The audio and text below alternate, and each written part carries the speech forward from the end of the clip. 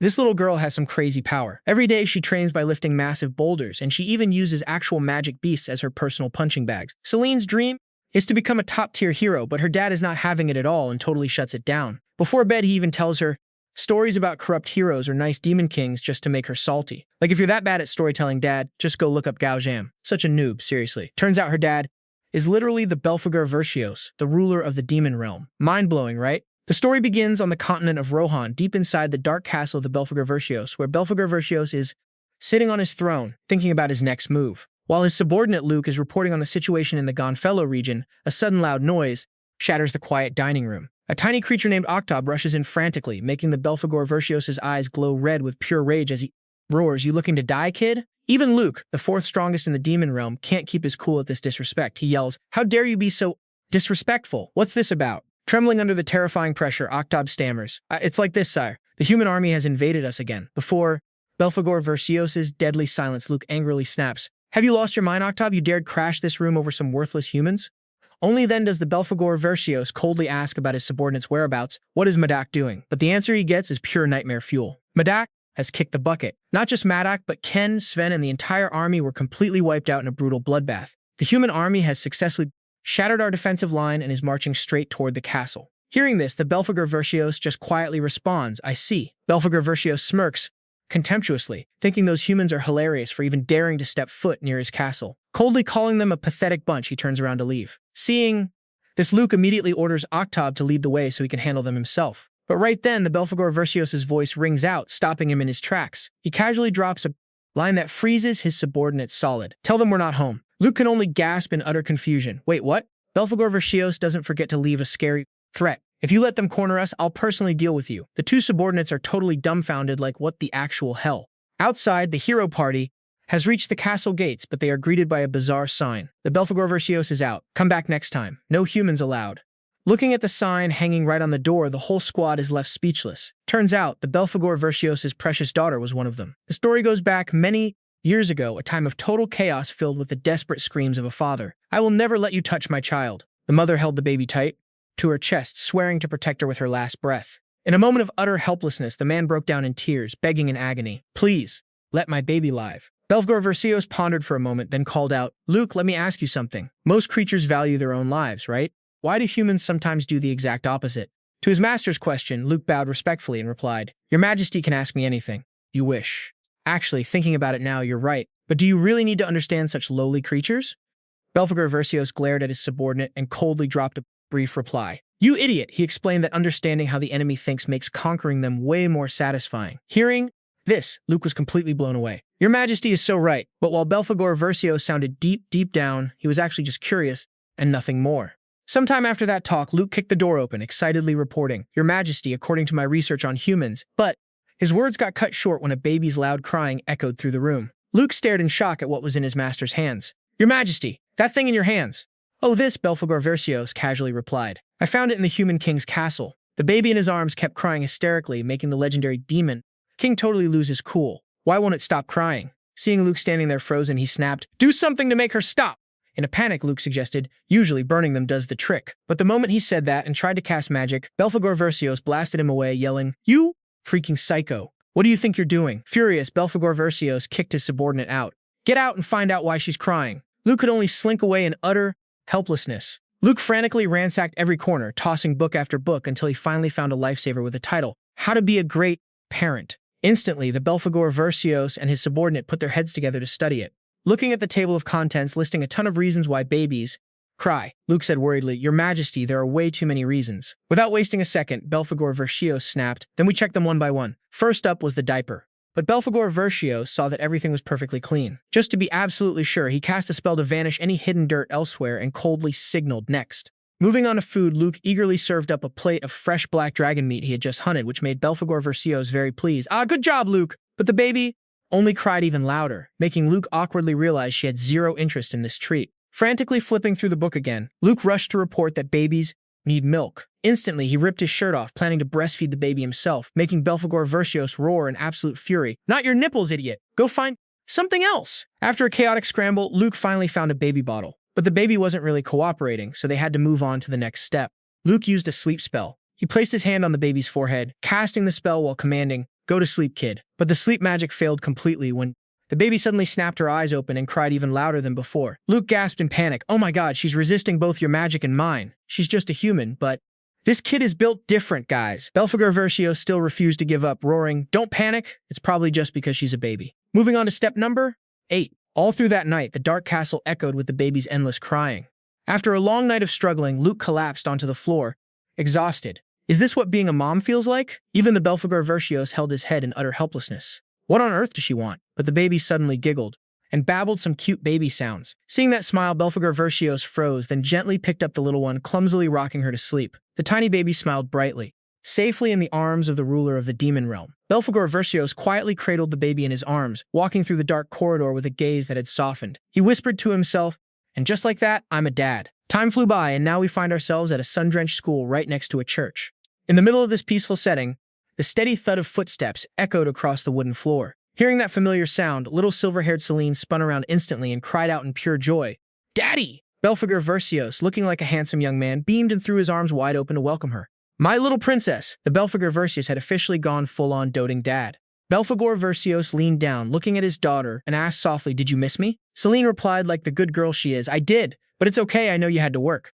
Her unbelievably mature words moved the Belphegor Verscios to actual tears. He hugged her tight, thinking, Man, my girl is way too considerate. Just then, a priestess walked up and reassured Belphegor Verscios that he had nothing to worry about. Selene was an absolute angel, and even the bishop couldn't stop praising her. Belphegor Verscios was bursting with pride, dotingly ruffling his daughter's hair. That's my girl, so what do you want to eat as a reward? Selene squealed with excitement. Ooh, Selene wants pasta! But just as Belphegor Verscios was about to take her hand and head out, she suddenly froze and gasped. We can't go yet, Daddy. She solemnly reminded him that he had forgotten one incredibly important thing before heading home, offering a prayer before the statue of goddess Tirsa, the deity of generosity and mercy. Standing before the majestic statue, Belphegor Verscios clasped his hands in prayer, his face dark and completely strained. He was screaming internally at the sheer irony of it all. What a total joke! A Belphegor Verscios bowing to a goddess. Watching this heartwarming scene, the priestess standing behind them smiled warmly, thanking the heavens for guiding them. To keep his cover from blowing, Belphegor Verscios had to grit his teeth, fake a smile, and mouth some phony praises for the great Tirsa. But the peaceful vibe was shattered when a panicked townsman burst through the doors screaming, Oh my god, there are monsters out there! The priestess gasped in disbelief since this place was supposed to be heavily guarded by holy power. Annoyed that his quality time with his daughter was ruined, Belphegor Verscios flared up with a heavy, menacing aura. He muttered that he'd personally deal with whatever pests were causing a racket outside. Just beyond the forest edge, a massive wild boar monster with blood-red eyes was charging madly toward the church. Everyone, get to the shelter! Hurry! Panicky cries rang out everywhere as the giant boar smashed through every obstacle in its path. It sneered at the fleeing crowd. Weak humans, your pathetic running is hilarious. Maybe I should, but suddenly the beast froze as a strange figure caught its eye. Wait, what? Amidst the chaos, Belphegor Verscios and Selene were just standing there. Feeling the overwhelming magic radiating from him, the beast gasped in sheer terror. Why is he here? Belphegor Verscios didn't say a word, only quietly squeezing his daughter's tiny hand. Feeling Selene trembling with fear, Belphegor Verscios thought, Look how terrified my sweet Selene is. He leaned down and asked gently, Are you scared, sweetie? Seeing his daughter nod, he had a brilliant idea. Want to play a quick game of peekaboo? To the bewildered little girl, Belphegor Verscios instructed, Close your eyes and count. Don't open them until I say so, okay? If you can do that, that scary monster will disappear in a flash. Selene looked at her dad, eyes full of hope. Really? Belphegor Verscios smiled reassuringly. Cross my heart, do you trust me? The second she chirped, Yes, Daddy, and closed her eyes to count 1, Belphegor Verscios silently stepped forward. As she counted 2, the Belphegor Verscios marched straight toward the beast. Facing down the giant boar, Belphegor Verscios casually raised his hand and snapped his fingers, coldly muttering, Beat it, you trash. Instantly, a massive pillar of red energy exploded, vaporizing the monster in a split second, leaving everyone completely dumbfounded. Belphegor Verscios casually walked back to Selene as she hit 4 with her eyes still shut. He gently patted her head. All right, sweetie, open your eyes. Selene squealed in pure excitement when she saw the beast was gone. Whoa, it really vanished. Belphegor Verscios smirked proudly. Told you so. Pretty awesome, right? Hearing his daughter call him the absolute best dad in the world sent the Belphegor Verscios over the moon. But then Selene worriedly asked why his mouth was bleeding, making Belphegor Verscios awkwardly laugh it off. Right then, the townspeople nearby started whispering. They approached him and asked if he was some kind of hero. The question completely froze the Belphegor Verscios, knowing damn well he was the exact opposite of a hero. But Selene was totally hyped, piping up, A hero is someone who protects the weak and beats up the bad guys, right, Daddy? Faced with his daughter's innocent eyes, Belphegor Verscios could only stammer an agreement. See, Selene's sparkling, hopeful eyes, Belphegor Verscios decided to commit to the bit. He proudly declared to the crowd, You got that right. Your daddy is a real hero. Even though he just made it up on the spot, everyone bought it hook, line, and sinker, showering him with praises. Right after, Selene grabbed his cloak and said determinedly, "Daddy, I want to be a hero just like you." This declaration hit the Belphegor Verscios like a truck. All he could squeak out was, "Huh?" Selene threw herself into his arms, chirping, "Daddy, I love you more than anything." Belphegor Verscios hugged her tight, replying tenderly, "I love you more than anything too, sweetie." But deep down, the Belphegor Verscios was still stressing out about his daughter's dream. He asked gently, "But sweetie, you do know what that means, right?" Selene looked him dead in the eyes and said firmly, "Yeah, first off, I absolutely despise liars. Second, before Belphegor Verscios could even react, a fatal slash tore through him, sending him crashing down in agonizing pain. In the pitch-black, gruesome scene, Selene's voice turned bone-chillingly cold. "Demons." She stared down at the dying man at her feet with vacant, lifeless eyes. "But aren't you one of them, Daddy? Gosh, this is so heartbreaking. Dying by my hand is the perfect ending for you, because I'm a hero." Belphegor Verscios woke up in a panic, gasping for air, drenched in cold sweat. He muttered in disbelief, "Just a dream?" Right then, Luke, wearing a pink apron, rushed in, asking in a panic, "Your Majesty, what's wrong? Did you have a nightmare?" Seeing his master's shell-shocked face, he tried to comfort him with a bright smile. "It was only a dream, Your Majesty." But those words triggered Belphegor Verscios hard, sending him into a raging fury. "How dare you take my daughter's dream so lightly?" He lunged forward, taking all his anger out on his subordinate. Belphegor Verscios was so shaken his soul practically left his body, while Luke lay flattened on the floor after his master's wrath. But the moment the door flew open and Selene's sweet voice called out, "Daddy," the Belphegor Verscios' attitude instantly flipped, turning back into a doting dad with hearts in his eyes, and rushed over and threw his arms around the little girl. Watching him pull a complete 180 out of nowhere, Luke was utterly shook and blurted out, "Wait, is Your Majesty actually tweaking?"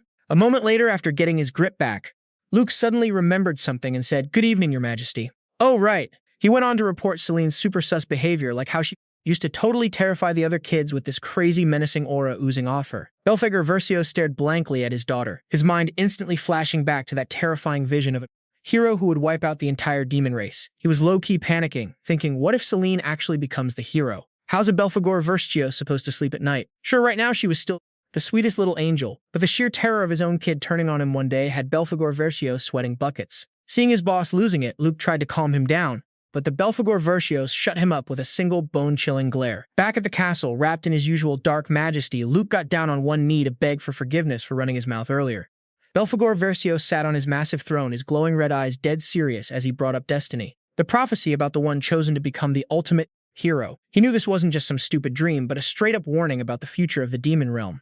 Belphegor Verscios stood straight up, unleashing a wave of pure, suffocating bloodlust, and roared with dead-set determination. "No matter what it takes, I'm stopping that kid from becoming a hero." Luke, still trying to talk some sense into him, went, "Can't we just let it slide? I mean, a dream is just a dream, right? Plus, the odds of someone actually reincarnating as a hero are practically zero." But Belphegor Verscios shut him down instantly because he knew Selene was no ordinary kid. Suddenly, her cute voice echoed, shouting, "Daddy!" Right before the Belphegor Verscios' eyes, Selene was casually lifting a massive boulder with one hand to help out the locals. She was even casually tying up a giant, terrifying bug monster like it was some cheap toy. Belphegor Verscios stood there completely frozen, stuttering out compliments while sweating in absolute terror. "Wow, sweetie, you're so good at this. Totally not terrifying at all." The prophecy about Selene having the actual vibe of a true hero was driving Belphegor Verscios insane.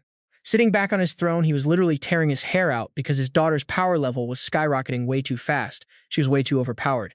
Luke quickly dropped to his knees to pitch an idea, saying, "We gotta stop her from becoming a hero no matter what." He even got hyped up proposing this absolutely unhinged plan to wipe out all of humanity so the concept of a hero wouldn't even exist anymore, which only made Belphegor Verscios let out a heavy, exhausted sigh. "Can you give me an idea that's actually useful, please?" The two of them buried their faces in piles of books, desperate to find a way to flip the script. But Belphegor Verscios noticed every single book was just pushing the exact same narrative. Suddenly, a book slipped off the shelf, catching his eye. "Oh, that night?" In a tiny room inside the church, Belphegor Verscios asked his daughter gently as she tucked into bed, "Want to hear a bedtime story, sweetie?" Selene looked up with big, excited eyes, asking, "Is it going to be about a hero?" Belphegor Verscios nodded and started hyping up a story about a hero from some random village. But instead of bragging about his epic battles, he pulled a brutal plot twist. And then that hero kicked the bucket. Left with his daughter's blank stare, he basically concluded that even without a hero, villagers lived totally happy lives. Selene made a face and complained, "Wow, that story is so depressing. Tell me a different one." To keep her happy, Belphegor Verscios quickly pivoted to another story about a hero who heard about the evil Belphegor Verscios and set off to take him down. After securing the win and getting hyped up by the locals, the hero actually became the king. As soon as he got a taste of real power, the ex-hero totally showed his true colors. He turned into a greedy tyrant, making everyone's lives a living hell. But Belphegor Verscios wasn't done cooking up his story yet. He kept adding more drama. But then another hero showed up and wrecked that guy. Eventually, the Belphegor Verscios became the new king and finally brought peace back to the land. Hearing this, Selene's face completely twisted up and she yelled, "Wait, what? That makes zero sense!" Belphegor Verscios could only awkwardly laugh it off to save face. "Oh, you're just so touched you're speechless, right? Is that it?" But Selene wasn't letting him off the hook that easily.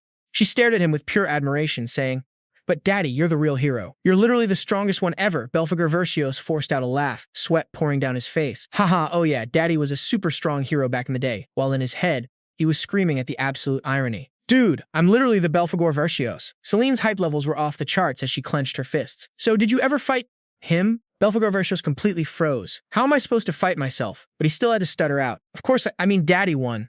Selene immediately threw more questions at him. "Who's stronger then? You or the Belphegor Verscios?" Staring into his daughter's puppy dog eyes, Belphegor Verscios realized this was the perfect chance to crush her dream of becoming a hero. Putting on a dead serious face, he said, "Well, Selene, your old man is super strong, but the Belphegor Verscios is way, way, way stronger than me." Watching Selene look lost in thought, Belphegor Verscios low-key flexed inside, thinking he'd successfully traumatized her. He doubled down, saying, "Exactly, the Belphegor Verscios is absolutely terrifying, so you should never ever try to meet him." But Selene's reaction caught him completely off guard. She suddenly clenched her fists, her eyes burning with a fiery determination as she yelled, "In that case, I'll just get even stronger and avenge you, Daddy." Belphegor Verscios was absolutely flabbergasted. He could only squeak out in pure panic, "Wait, what?" Even though Belphegor Verscios tried to shut it down, Selene confidently thumped her chest. "No way, Daddy, just leave it to me." The Belphegor Verscios just completely deflated, muttering helplessly, "Sigh, whatever, just do what you want." His genius plan to brainwash her with bedtime stories was a total epic fail. Later that night, in her little room, Selene was carefully writing in her diary, "Today, Daddy read me some hero stories, but they literally made zero sense, so I made him tell me his own story." The diary kept recording her cute, clueless thoughts. "But Daddy said the Belphegor Verscios is super strong. Daddy is scared of him, so I told him I'd get even stronger and beat up the Belphegor Verscios." Daddy was so touched he literally cried. "I'm so happy too." Selene smiled happily, completely determined to become a legendary warrior for her dad. She slammed the journal shut, totally satisfied, and that's today's entry done. After she went to sleep, this man sneaked a peek at her diary and just completely lost his mind in despair. Late at night, when the house was dead silent, Selene suddenly cheered, "Finished!" She excitedly grabbed her diary and ran straight to her dad. While Belphegor Verscios was still standing there clueless, Selene shoved the book right in his face, shouting, "Daddy!" Looking at her hyped-up face, he was like, what's this?" Belphegor Verscios started reading the neat little letters in Selene's diary. "Today, I finally figured out a new life goal. I'm going to become the strongest hero in the entire world." Every single word felt like a straight-up dagger to the Belphegor Verscios' heart. He was absolutely shocked to realize her actual motive was just to protect him. She's really trying to become a hero? He couldn't just sit back and watch anymore. Belphegor Verscios immediately, returning to the demon castle looking like an absolute boss. He roared, calling for his right-hand man. "Looks like poor Luke is about to take the heat again." Belphegor Verscios' glowing red eyes flared with straight-up terrifying bloodlust. He kicked himself for being so careless and totally dropping the ball on raising his kid. "There is no way in hell I am failing a second time," he declared with absolute authority. Right away, a top-tier order was handed down. "Call an emergency meeting with the top dog experts. Make sure you summon every last one." The next morning, Selene woke up and was already jumping around, hyped as hell. She even threw some of her signature chaotic punches to kick off a brand new day as a superhero. Her dad could only facepalm in pure helplessness, so he cooked up an elaborate plan. He turned to his little girl and said, "Daddy's heading out to do some good deeds." Selene, munching on her food, answered like a good girl, "All right, stay safe, Dad." Right after that, she also hit the road to chase her hero dreams. In a peaceful field, Selene looked around and muttered, "Does anyone need help?" But in reality, every single person there was one of her dad's minions in disguise. From behind, Belphegor Verscios sneakily watched his daughter's every move. He was pretty smug, seeing everything go exactly according to plan. Suddenly, Selene cheered as she spotted someone in the distance. That old grandpa looked like he needed help ASAP. The Belphegor Verscios gasped, his face turning pale. Before his daughter could even make a move, Belphegor Verscios lunged forward and dashed off like a freaking hurricane. He was dead set on stopping her from farming those moral points at all costs. He had to snatch every single good deed first. With insane speed, he rushed over and snatched the heavy sack right off the old man's shoulder. Just as he finished, Selene pointed in another direction. "Ah, that merchant over there needs help!" Belphegor Verscios panicked and dashed off again. He aggressively snatched the shovel to dig, shouting, "Let me dig!" turning the legendary Demon King into an accidental manual laborer. Before he could even catch his breath, seeing someone else in trouble, he rushed to help again. Belphegor Verscios even scrambled up a tree to rescue a kitten, leaving everyone absolutely flabbergasted. He kept scanning the area for his next target. That guy over there probably needs help, but even a Demon King has his limits. After a frantic rush to steal every single good deed to block his daughter's path, the Belphegor Verscios collapsed from pure exhaustion. He could only let out a weak groan before totally passing out. Doing way too many good deeds had worn the Belphegor Verscios down to the bone. He told himself that at least this struggle kept the kid from gaining those moral points. Just then, a tiny hand gently tapped his shoulder. Belphegor Verscios tiredly opened one eye to find Selene already standing behind him. She grinned, "Dad, you worked so hard today." Seeing his daughter voluntarily massage his shoulders, Belphegor Verscios was so touched he literally started crying. He sobbed, "Ugh, sniff, my precious baby girl. Sniff, sniff, all the good deeds for today are officially wrapped up." The next morning, Selene put on some glasses and sat seriously at her desk stacked with books. She said, "Selene is going to study now, so please don't disturb Selene, okay?" Belphegor Verscios smiled encouragingly. "All right, study hard, sweetie." But the second he stepped out of the room, his face turned ice cold. He met up with his underling and asked, "Do you understand the plan to nip this in the bud?" "Yes, my lord," the subordinate replied respectfully, and the Belphegor Verscios started planning his next move. At a distant camp, a sneaky minion with a sinister grin was hiding behind a tree, spying on the area. He sneered as he spotted his target. "Found ya." Sneaking into the enemy camp to cause some chaos, he slyly opened an ancient book. From inside, a tiny creature resembling a magic fly shot out at its master's command. This creature's job was to mess with the target's focus, a total piece of cake for it. It quietly flew into the room, aiming straight for Selene, who was totally absorbed in her book. But before the magic fly could even do anything, Selene smacked it flat. Loud slap echoed, and she casually trapped the annoying bug in her palm without even looking up from her book. With the studying problem sorted out, the next target for Belphegor Verscios was his daughter's physical training. He sat there scheming, but soon broke into a super confident smile, thinking there was absolutely nothing to worry about this time. When Selene excitedly pointed at a map and said, "Tomorrow Selene is going to climb this mountain," Belphegor Verscios smirked because she had leaked her own route. He pretended to give her advice, "Just go straight from the village gate and you'll get there, but watch out, there might be some obstacles ahead." The moment he got wind of his daughter's plan, the Belphegor Verscios dropped the act and ordered his minions to get to work. He had his soldiers set up barriers, chop down trees to block the path, and put up under construction signs to completely block the road. The next morning, seeing Selene enthusiastically wave goodbye, "Selene will be right back," Belphegor Verscios pretended to care. "Okay, stay safe." But as soon as she was out of sight, he let out a wicked laugh, convinced that absolutely nobody could get past that mess.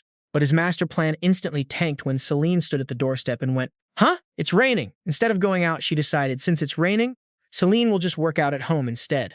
The Belphegor Verscios stood frozen as he watched his daughter train with terrifying intensity, from punching sandbags to doing over 100 sit-ups without even breaking a sweat. When Selene happily wiped her sweat and said, "All done. Dad, did you see how epic my workout was?" Belphegor Verscios went into total shock, with a million question marks floating in his head. He bitterly realized that all his efforts were completely useless. No matter how many schemes Belphegor Verscios plotted to hold her back, Selene kept growing like crazy with absolute god-level strength. She even casually lifted a giant boulder while playing around. The efforts to stop fate by the Belphegor Verscios seemed to hit a total dead end. Time flew by and finally the fateful day arrived. Selene was now a gorgeous 16-year-old with long white hair flowing past her shoulders. She put on her gear, laced up her boots, and threw on a red cloak and grabbed her majestic greatsword. Before heading out, Selene smiled and waved goodbye. "I'm off to school, to become a hero. Wait for me." This was the moment she officially enrolled in the Hero Academy, and the day that Belphegor Verscios dreaded the most had finally arrived. He wailed dramatically, rushing forward like an arrow to hug his daughter and cry, "My sweet baby girl." Seeing her dad being such a total drama king, Selene could only sigh and try to comfort him. "Oh, come on, Dad, I'm just going to school." Even so, Belphegor Verscios wouldn't stop crying, making her snap, "Dad, stop crying already." Looking at her dad's tear-soaked face, Selene gently comforted him. "I'll come back to visit on my days off and let you know, okay?" Hearing this, Belphegor Verscios finally sniffled and replied, "I got it." Right then, a voice calling out, "Lady Selene," echoed from behind. That was when he approached carrying a heavy suit of armor on his shoulders to escort his young mistress. Luke, looking totally serious, reminded her, "I have something I need to tell you, Lady Selene."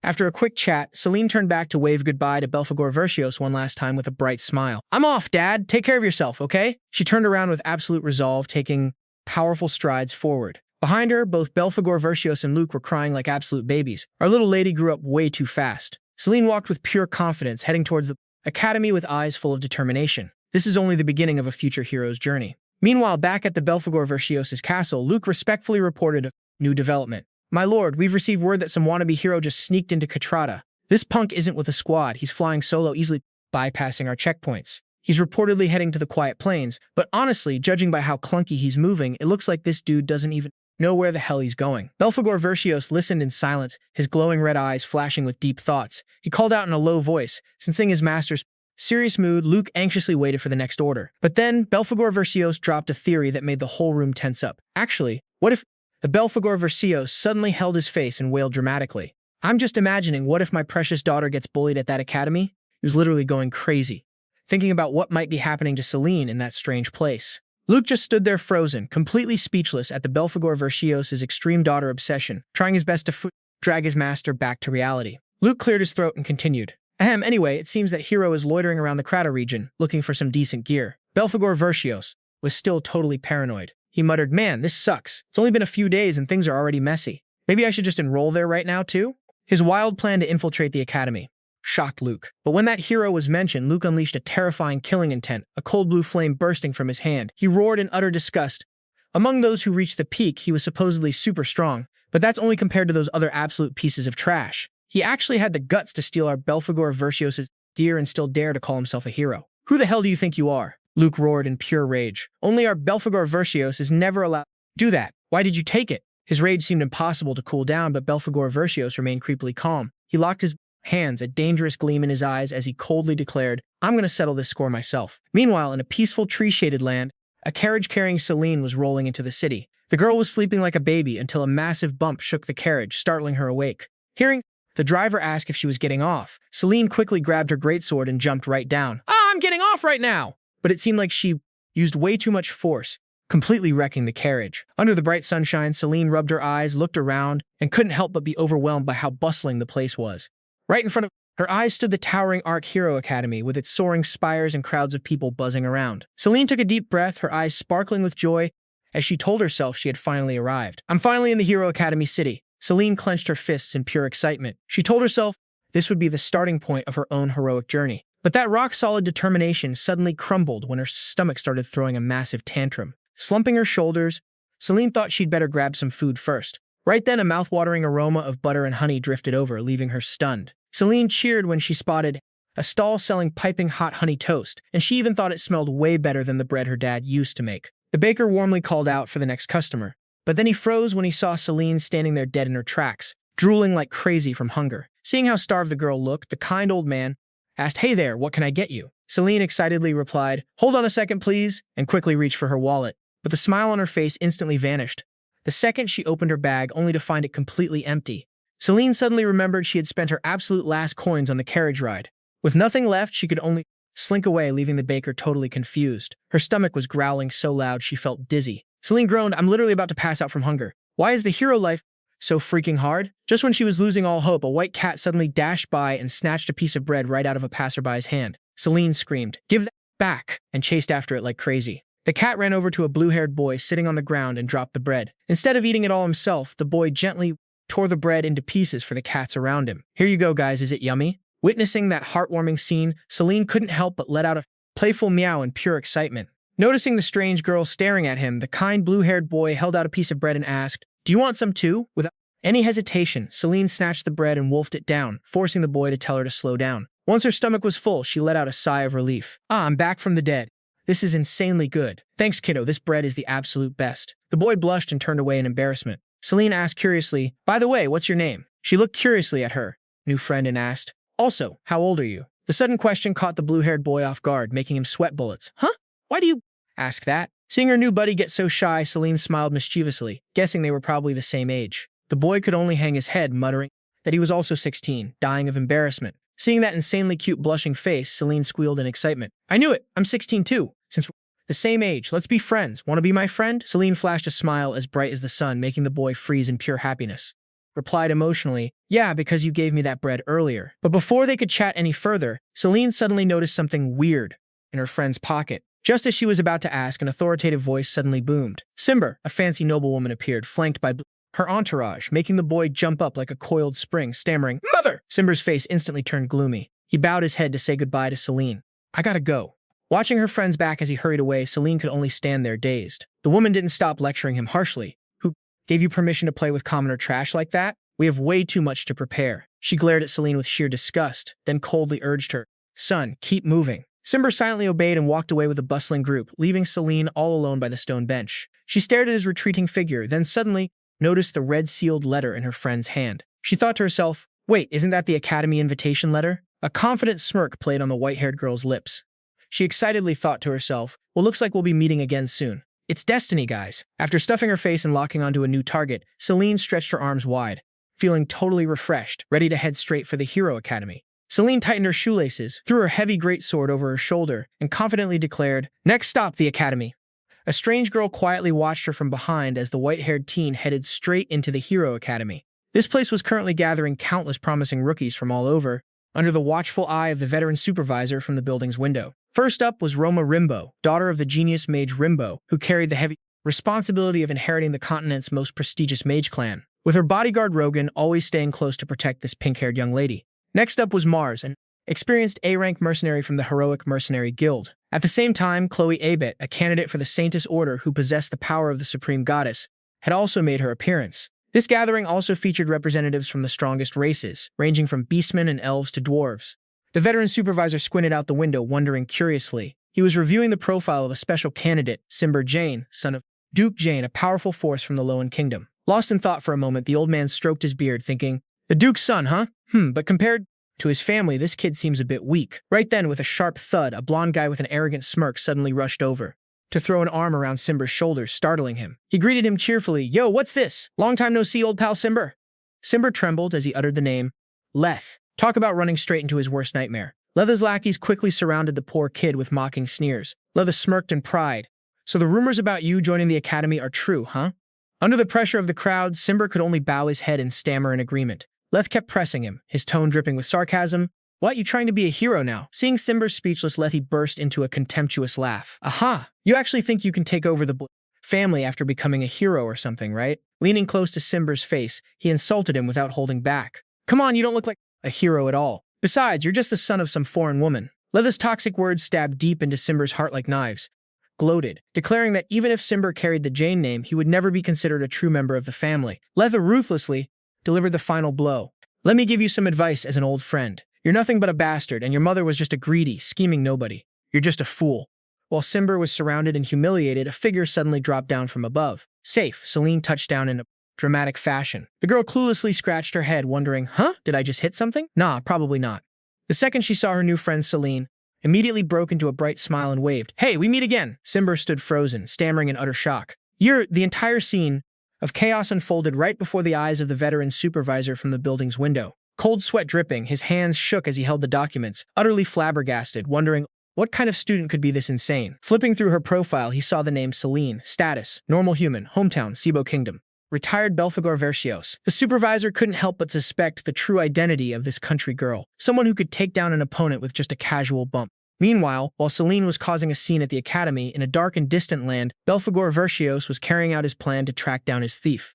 Facing a self-proclaimed hero, Belphegor Verscios unleashed a terrifying bloodlust that choked the surrounding air. The guy rushed in with all his power to attack, but against a Belphegor Verscios like him, it didn't do jack squat. The guy got instantly clapped right then and there.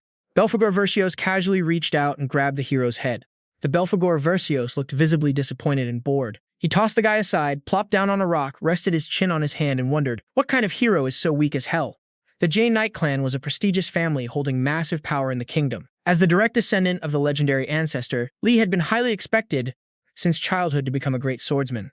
As the thick dust cleared after the earth-shattering crash, Leth collapsed to the ground, roaring in anger. Who dared? He glared at the culprit of this mess, but was met only with Selene's bright smile and innocent wave, directed at Simber.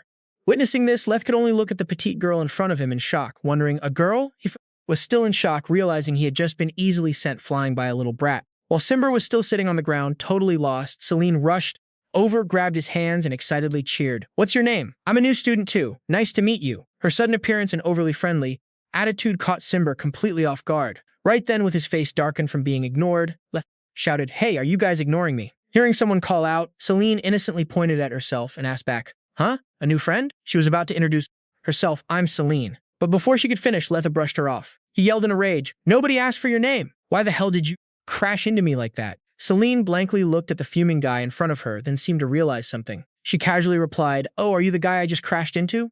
She looked apologetic, but then dropped an explanation that made him want to cough up blood. "Oh, I thought I just bumped into a fly." Looking at Leth, who was frozen in shock, Selene could only laugh sheepishly and gave a half-hearted apology. "Sorry about that." Being compared to a harmless fly that didn't even register as a bump, Lethy shook with rage, her humiliating words playing on loop in his mind. Letha gritted his teeth, his eyes flashing with angry sparks at being looked down on. He coldly called for his lackey, Maro. Immediately, Maro stepped forward, cracking his knuckles, flashing a challenging smirk. Letha growled and asked his squad, What do you guys think? This brat wants to pick a fight with us? She's really going to regret this gamble, right, Marco? The green-haired guy who had fallen in love at first sight with Selene just stood there with his heart melting. Never mind, a strong enemy.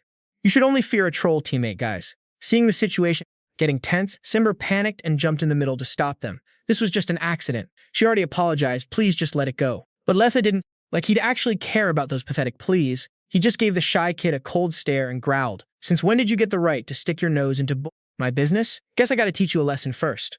Just as Letha was about to throw a punch, a hand suddenly grabbed his shoulder, stopping him in his tracks. A feminine, yet super commanding voice rang out, totally shattering the tension. Both Levi and Simber froze in shock. The person who stepped in casually threw her arms around both of them, gently scolding them. "Are you seriously picking a fight on the very first day of school? That is so uncool." While the crowd stood there completely speechless, a girl with long, flowing green hair gently touched her cheek, flashing a totally mesmerizing smile. Meet Chloe Elizabeth, a Saintess candidate oozing pure royalty. Chloe flashed a friendly smile and warmly introduced herself. "You guys can just call me Chloe." Levi instantly realized this girl was absolutely not someone to mess with, thinking to himself in shock. Chloe Elizabeth, so she's with the Saintess Order. He couldn't help but wonder why a massive VIP like her was hanging out at this hero academy.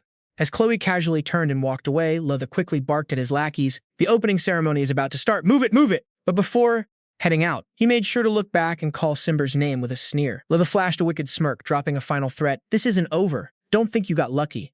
Simber could only stand there shaking, stuttering without a single word. Meanwhile, Selene just stood there looking completely clueless. Tilting her head, she wondered what was going to happen next. On the balcony of the main building, a scarred-faced, middle-aged guy with razor-sharp eyes suddenly appeared. He boomed out, "Welcome everyone from all over the continent who has gathered here. I am Musat, and I will be running your upcoming level test." Selene blinked, totally confused. "Level test?" Just then, a guy with glasses popped up right next to her, pushing them up like a total know-it-all. "Aha, looks like someone's clueless about the level test. Who are you anyway?" He introduced himself as Jigon and started laying down how things worked. According to Jigon, this test was designed to split students into 7 different ranks based on their actual combat skills. The ranking system is super straightforward, starting from basic ranks like bronze, silver, and gold, before moving up to high-tier ranks like platinum and diamond. But the absolute peak of the system is the divine rank, and finally, the legendary rank, reserved only for absolute monsters with godlike power. Jigon pushed his glasses up again, explaining that the higher your rank, the more class options you get. But the final call is still up to the teachers, he emphasized. At the end of the day, it's all about your combat skills, quick thinking, and teamwork. Seeing Selene about to say something, Gigon threw a bucket of cold water on her, adding, "Oh, and if you fail, you pack your bags and go straight home, sweetie." Selene could only let out a confused, "Huh?" Gigon, thinking she was asking about the class options, was about to go into a full lecture despite her trying to shake her head. But their chat got cut short when Musat cleared his throat with pure authority. "Ahem!" The crowd instantly started whispering, totally stressed about this surprise test. Even Selene was dazed, since she thought this was just some simple welcome ceremony. Standing up there on the balcony, Musat boomed that whether they got in through recommendation letters or passed strict screenings, he only believes what he sees with his own eyes. Glaring down with sharp eyes, he roared, "If you want to officially become students of this academy, you'll have to prove your worth as heroes." In the blink of an eye, he leaped down and slammed onto the ground. The impact of his landing was so insane that the floor cracked open. Sharp shards of stone flew everywhere, forcing the terrified students to scramble back. Musat coldly ordered, "Leave behind everything except your battle gear, and follow me." He didn't forget to drop a brutal warning: if you're too weak, pack up and go home. The rookies could only exchange tense looks, some even gulping hard in sheer terror. Leading the crowd toward glowing magic circles, Musat announced that the official test was officially starting and ordered everyone to step into the teleportation portals. The nervous crowd shuffled through a dark tunnel leading straight to the edge of a forest. Musat declared that the first challenge would be a basic test of courage, requiring them to head deep into the woods. Crossing his arms, his face looked dead serious, as he dropped a line that sent chills down everyone's spines. "We don't need cowards here." He then ordered everyone to split into teams of 4. Musat barked out, giving the rookies exactly 10 minutes to find teammates or face instant disqualification. While the crowd scrambled frantically to team up, Chloe approached a shivering Simber and teased, "Left without a team, are we?" Seeing him hesitate, she gently tilted his chin up, challenging, "What, got a problem with that?" Simber flusteredly stammered that they didn't even know each other, but Selene jumped right in with a super energetic introduction. "Hey, I'm Selene." Chloe smiled and told everyone to just call her Chloe, while the shy guy could only mumble, "I'm Simber." Looking at their pathetic teammate, Selene giggled and remarked that he was super cute, leaving Simber completely speechless. Even though his head was spinning, Simber tried to snap out of it to talk strategy. "Wait, shouldn't we figure out everyone's skills first?" He figured knowing each other's strengths would make it way easier to choose and clear a dungeon. Glancing at their gear, Simber figured Selene, with her massive greatsword and crazy physical strength, would definitely be their vanguard. Chloe, being a saintess, would obviously play support. But to keep the squad balanced, Simber realized they were still short one member to complete the team. But before he could even finish his sentence, Selene dragged some random girl into the group. While Simber stood there completely dumbfounded, Selene hyped her up. This is Xian. Talk about random recruiting. Simber was totally losing his mind at how lightning fast this team came together. He could only scream in pure frustration when everything was settled in the blink of an eye. Standing in front of the portals, Selene rubbed her chin thoughtfully. All right, let's pick a dungeon. Simber, standing right next to her, was sweating bullets, realizing she wasn't as clueless as she seemed. Suddenly, she pointed and picked. Without waiting for the squad to process, she hyped herself up and dragged a screaming Simber straight into a glowing red portal, yelling, "This one!" Simber could only cry internally, wondering if choosing a dungeon completely at random was actually a good idea. Watching from a distance, Musat squinted his eyes, thinking, the fortress dungeon. He figured that if they were actually sharp, clearing this place wouldn't be too hard. Still, the real catch was the total lack of clues. Meanwhile, the group of four trudged towards a massive, ancient fortress looming in the distance, loomed against the setting sun. Here, the system clearly displayed their sole objective and the clear condition to break out: defeat the master of the fortress. Must watched silently with a look of pure anticipation, waiting to see what these brats would do to get out of here. The moment they reached the dungeon, Selene was already hyped up. On the flip side, Simber looked pale as a ghost because of their crazy fast pace. He nervously asked, "Whoa, wait up, don't we have a plan?" Innocent-looking Selene just went, "A plan?" And then she laid out a strategy that literally couldn't be any simpler. Just charge straight into the fortress, find the boss, and beat him to a pulp. Watching this utterly brain-dead, violent plan unfold, Simber could only scream on the inside, like that is not a real strategy at all. But right then, Simber suddenly spotted a crucial detail: a stream of water flowing right into the fortress. His eyes lit up as he found a way better route than just charging through the front door. He gasped, "Yes, that's it!" Simber quickly drew up a stealthy plan to sneak in through the waterway to catch the boss totally off guard. He started running off, yelling back, "Hey guys, I've got the team saving plan right here." But while Simber was busy geeking out over his stealth mission, Chloe and Jian suddenly realized that Selene had already vanished. Chloe blinked, looking around, and asked, "Where did Selene go?" Before X could even process what was happening, the white-haired girl was already zooming forward like a rocket. Completely ignoring any waterways or secret paths, Selene's shoulder carried her massive greatsword, leaped high into the air, and dived straight down from the towering cliff. With a shatter-the-sky battle cry, Selene unleashed an earth-shattering strike, right in the middle of the guarding monsters. The orcs only had time to gawk at this absolute beast of a girl before being blasted away by her insane raw power, completely paralyzed. Witnessing this brutal scene, X froze in absolute shock, totally blown away by her new friend's unreal strength. In the blink of an eye, Selene had cleared out the first wave of obstacles. She turned back with a bright smile and waved casually. "All done here. Let's go." Chloe could only sigh, "Wow, that was fast." But their celebration was cut short as a swarm of terrifying dark shadows started pouring out from deep within the forest surrounding the entire group. Selene stopped in her tracks and looked around. Staring at the monster horde closing in, she couldn't help but complain, there are way too many of them." Even though X knew Selene was a beast, she still felt uneasy seeing how they were completely outnumbered. Just then, Chloe calmly stepped forward. She placed a hand on X's shoulder and gave a confident smirk. "Let me handle these trash mobs." The Saintess gestured to Xian to cast some support magic so she could personally deal with these pests. Chloe cracked her wrists and smiled with pure confidence. "Man, it's been ages since I got some action." Standing right beside her, Xian started panicking. "Lady Chloe, wait! Also, please, just call me Xian." Without wasting another second, the Saintess dashed off, shouting back, "All right, I'm heading in. Why are you guys just standing there watching?" The orc guarding the gate blinked in confusion, seeing a single human dare to rush them. What is this human thinking? Trying to pull off a 1 against 100? They roared, ordering a preemptive strike to defend the gate. But Selene was already standing in the center of their formation, casually taunting them. Like, what could they even do? Facing a massive monster, Selene shouted her ultimate skill, Whirlwind Slash. She swung her greatsword, spinning into a literal steel tornado that shredded everything in its path. The orcs realized in horror that this wasn't even some fancy high-tier technique. It was just pure, unadulterated muscle power. Yet they still couldn't do anything to stop that terrifying, destructive force. Right as Selene was totally focused on slaying, a warning shout rang out. "Selene, behind you." An orc had snuck up from behind, raising his spiked mace high while cheering triumphantly, "You're dead meat, sweetheart." But right at that critical moment, Chloe materialized behind him like a ghost. She coldly shot back, "Talk when you actually land a hit," and with lightning-fast slashes, the Saintess took down the monster before he could even touch Selene. Witnessing this epic save, the little white-haired girl was totally stunned. Chloe gave her teammate a playful wink, saying, "Leave these guys to me." Seeing that, Selene grinned, nodded, and jumped back into the action. Looking at the battlefield littered with monster corpses, she got even more hyped, swinging her sword and shouting, "Ultimate skill, non-stop whirlwind!" Watching her friend name her moves completely on the fly, Chloe could only sigh in exasperation. "I told you, that's not even a skill." While her teammates were still recovering from the shock, Selene was already standing face to face with the final dungeon boss. A massive demon with long flowing hair and eerie twisted horns loomed before her, roaring in absolute rage that some punk dared to attack his fortress. Selene stared right at him and asked casually, "Are you the boss of this place? Why don't you talk?" But before he could even answer, she gripped her great sword tightly and dashed forward. The boss sneered, inwardly praising her speed, but he remained totally confident in his own power. However, Selene suddenly leaped into the air and brought down a devastating downward strike with earth-shattering force. Following a deafening explosion, the fortress master was instantly crushed, flattened onto the ground, stammering in complete disbelief at her insane strength. Selene just tilted her head in confusion and muttered, "Oh, it's over? That was too easy." Watching this play out, the surrounding orcs wailed in despair because that wasn't even a real sword technique. Even the dungeon monitor, Moose, had his jaw drop in shock. This notoriously hard dungeon had just been cleared in the most brutally simple way possible, smashing through the front gate and deleting the boss. While Selene was cheering, totally having the time of her life, her buddy Simber was sweating buckets, having never seen such an insanely violent strategy before.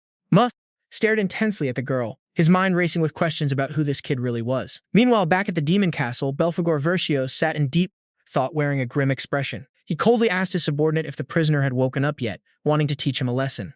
Standing nearby, his minion bowed respectfully and confirmed that the captive was awake. Belphegor Verscios's eyes grew razor-sharp. He declared that he needed to make that fake hero sober up and spill everything. Meanwhile, in another dungeon, called the Plains, Lethi's party was facing off against a massive ferocious beast, King Lycanthrope. Staring up at the overwhelming monster, one of the party members nervously asked if this was the final boss. Lethi immediately stepped up like a true leader, ordering the team to form a square formation to surround and attack the target. Like, are we playing chess or raiding a boss here, guys? Before the enemy could react, Lethi charged forward and unleashed his Anis Breeze House sword technique. A precise strike brought Lycan down instantly, leaving his teammates completely speechless. The notification "Final Boss Defeated" popped up, marking a lightning-fast dungeon clear for Lethi's party in the Plains. The moment he stepped outside, Lethi was showered with endless praise, with everyone saying the young master of the Jin family was just on a whole different level, completely different from a pathetic loser like Simber. The crowd couldn't stop hyping Leth up as the sole rightful heir of the clan. Watching from a distance, Simber stood there frozen, completely shook by the terrifying power Letha had just flexed. Meanwhile, Letha was secretly gloating because his squad snagged first place in the first test. While Simber was awkwardly begging Selene to let go of his hand, the other squad members were still cheering Lethon for giving them such a massive head start. But out of nowhere, a hand lunged forward and grabbed his face, shocking everyone. Letha gritted his teeth in sheer rage, violently grabbing one of his teammates' necks, and growled, "How dare you say this is good when a trash bag like Simber is ranked higher than us? If it weren't for me carrying this squad, we'd be a total joke." The lackey, choked and gasping for air, could only stammer in pain. "No, that's not what I meant." Leth coldly threatened, "Watch your damn mouth and don't you ever forget who got you this far." He shoved the guy hard, sending him crashing to the ground, trembling and begging for mercy. Deep down, Lethi was absolutely losing it, screaming in rage because he couldn't stand the absolute disrespect of his rank. Radiating a dark, terrifying aura, he glared daggers at Simber and Selene while thinking to himself that the bastard had actually surpassed him. Seeing Selene just blankly looking around, Leth barked rudely, "Get lost!" Right then, a girl with pink hair, tied in pigtails, suddenly popped up, leaving Selene so clueless she just gave her a random, awkward thumbs up. Leth, completely ticked off, pointed straight at the newcomer's face and snapped, "What the hell do you want?" The spoiled pink-haired girl crossed her arms haughtily and shot back, "I've got business with her, so stop bothering us and scram." Letha growled back, "My business is way more urgent, so you're the one who needs to beat it. Keep running your mouth and see what happens." That stupid comeback was like pouring gasoline on a fire. The pink-haired girl cast her face down, making Leth ask mockingly, "What's wrong, kiddo?" But the air around them suddenly grew heavy and volatile, forcing him to warn her, "Hey, kid." The pink-haired girl lost her mind, screaming in absolute rage. A massive, fiery magic explosion erupted, incinerating everything around them in the blink of an eye. The sheer, overwhelming power exploding outward left everyone utterly terrified. In the middle of the raging sea of fire, she roared a threat, promising to show Leth the true, terrifying power hidden inside her. Roma lunged at Lethe with pure fury. But right then, a sudden burst of raw energy exploded, shutting down the fight instantly. Selene had stepped in just in time, grabbing Roma's head with one hand while effortlessly blocking Letha's attack with the other. She casually muttered, "Hey, you two, stop fighting." Leth started sweating bullets, unable to believe his eyes that this tiny girl could block both magic and his sword strike with her bare hands. Right then, a guy named Roman materialized out of nowhere, casually lifting Roma off the ground from behind. Looking totally awkward, he bowed to apologize to the crowd. "Sorry about that, folks. Looks like my Roma is causing trouble again." Letha barked in anger, "What the hell are you doing, Roman?" Despite Roma constantly punching and kicking him in the face while screaming to be let down, Roman wouldn't budge. "Can't do that, kiddo." Before getting dragged away, Roma didn't forget to point at Selene and loudly declare, "Mark my words, next time, first place is mine." She kept whining and blaming Roman for ruining her big moment as she was carried away, making Chloe, who was standing nearby, smirk knowingly. Letha clicked his tongue in pure annoyance, staring at their backs with an extremely sour face. He then turned to Selene and Simber with a creepy smirk, throwing out a cocky threat. Go ahead, laugh it up while you can. Selene just stared blankly, having absolutely no clue what was going on. Letha brushed past Simber, leaning in to whisper some toxic trash talk that made Simber's face turn completely pale. Must be nice carrying such a crack squad, huh? Too bad to everyone else, you're still just a pathetic loser. Simber froze up, his face filled with fear and humiliation at the insults from his own family member. Simber stood there silently staring at Lethe's back, still completely shaken by the verbal abuse. Meanwhile, Selene was behind him, casually munching on snacks and raving about how delicious they were, prompting Chloe to laugh and tease that they hadn't just won food, but an insanely impressive victory. The noisy chatter suddenly died down as Supervisor Musat stepped onto the field, loudly congratulating everyone for wrapping up the first trial. The scoreboard popped up, and it was a shocker. Selene's squad crushed it, snagging first place with a record time of 5 minutes and 26 seconds, pushing Roma and Letha's teams down to a tied second place. Musat warned them sternly, fail and you're getting kicked out on the spot. That line sent a shiver down the rookies' spines, making them sweat bullets from the pressure. But he quickly cleared the air, saying that luckily no team failed this time. The crowd breathed a collective sigh of relief, but Musat immediately threw cold water on their relief by adding that the outcome of the next trial would be a completely different story. Selene clenched her fists in excitement, while Leth and Roma both wore dead serious faces, determined not to take another L. Musat loudly announced that the second trial was capture the flag. The visual of dozens of hands clawing to grab a single bright red flag teased a brutal bloody war about to go down. Meanwhile, in a pitch-black isolated space, the fake hero was lying knocked out on the cold stone floor. He blinked, trying to wake up through the blinding pain. Looking around in utter panic, he muttered, "Where the hell am I?" Out of the darkness, the freezing voice of Belphegor Verscios echoed, "Finally awake, are we? Welcome back, pal." Belphegor Verscios slowly stepped into the light, gripping a sword while letting off a massive, bloodthirsty aura, exerting the terrifying presence of a ruler on his throne. Who are you?" The fake hero stammered, wondering in terror if this guy was some kind of high-ranking demon. But Belphegor Verscios just shut him down with a cold, arrogant smirk. Higher. The thief started sweating bullets. He tried to keep his cool and figured the guy in front of him had to be one of the 4 heavenly kings of the demon realm. But as the terrifying reality sunk in, the crushing pressure blew past anything he had ever imagined. Luke, standing right next to him, nodded in agreement, teasing his master about being way too cruel and short-tempered, which got Belphegor Verscios roaring in frustration. As the Belphegor Verscios grew visibly annoyed, thinking the bastard was just playing dumb to buy time, Luke immediately shut the thief up by landing a brutal skull-crushing blow straight to his head. Clutching his swollen noggin, the captured thief finally backed down and begged, "Why did you capture me? Just give me a reason." Drop-kicking his anger aside, Belphegor Verscios got dead serious, offering the guy a highly mysterious deal. But the second the thief opened his mouth to ask what would happen if he said no, Belphegor Verscios completely lost his patience. A savage beatdown ensued, leaving the place covered in a thick cloud of dust. As he was throwing hands, the Belphegor Verscios coldly forced the guy to sign the deal immediately. Meanwhile, Musat stood there, standing in front of the crowd of rookies. He loudly declared that the rules of the second trial were dead simple. Raising a glowing magic orb high, he announced that each team would be given one of these. Once activated, the orb will display a detailed map with the flag locations clearly marked. But finding them is just the first step, because you only pass once you bring them back to the designated zone. The most savage instructor alive. The red dots on the map represent each flag and will update in real time, so teams don't struggle too much finding them. The absolute bare minimum to pass this test is that each team must grab at least 4 flags. Just as Mus asked if anyone had any questions, he anxiously realized the number of flags seemed way too low compared to the total number of candidates here. Iron Mus squinted slightly, praising his sharp observation. Meanwhile, Simber quickly did the math. With 120 candidates, this competition was going to be absolutely brutal. He threw cold water on everyone by announcing there were only exactly 80 flags scattered around.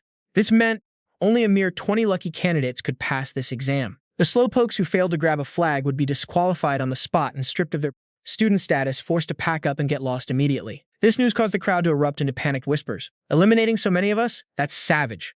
Everyone scrambled to form teams so they wouldn't get left behind. Iron Mus scanned the crowd and coldly asked if anyone else had a question. Seeing that things were settling down, Iron Mus was about to kick things off when another hand suddenly shot up from the crowd. He stopped, his sharp gaze cutting toward the young guy who had just spoken and asked, "What do you want?" The entire courtyard fell dead silent again, waiting for the next question while Iron Mus narrowed his eyes, staring intently at the guy in front of him. "Is murder off the table?"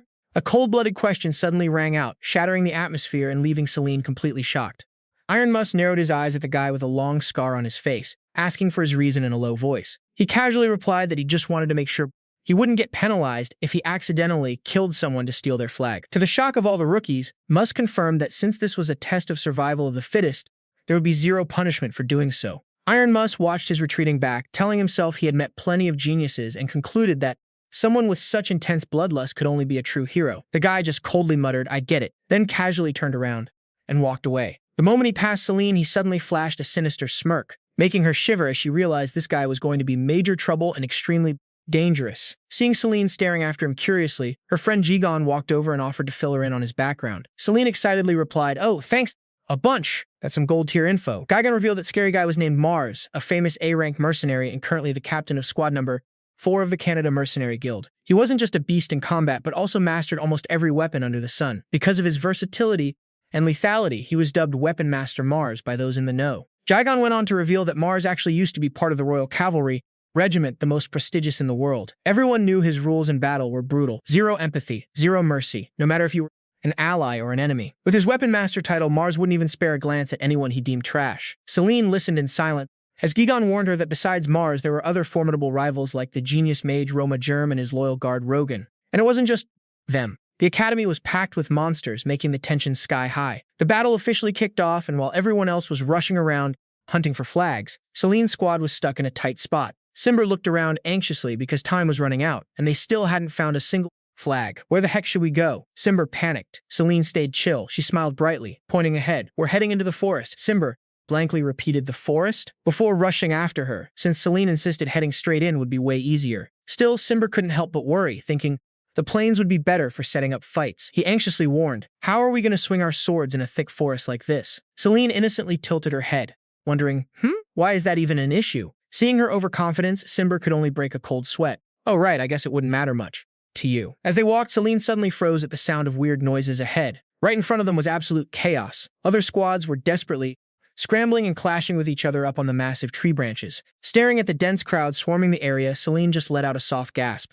Selene cheered in excitement, realizing this was exactly the kind of competition she had been itching for. Suddenly, she spotted a flag and yelled, "Jackpot! Sweet loot right there!" Off in the distance. Another flag popped up nearby, driving the rookies wild. A red-haired guy lunged forward, shouting, "That one's mine."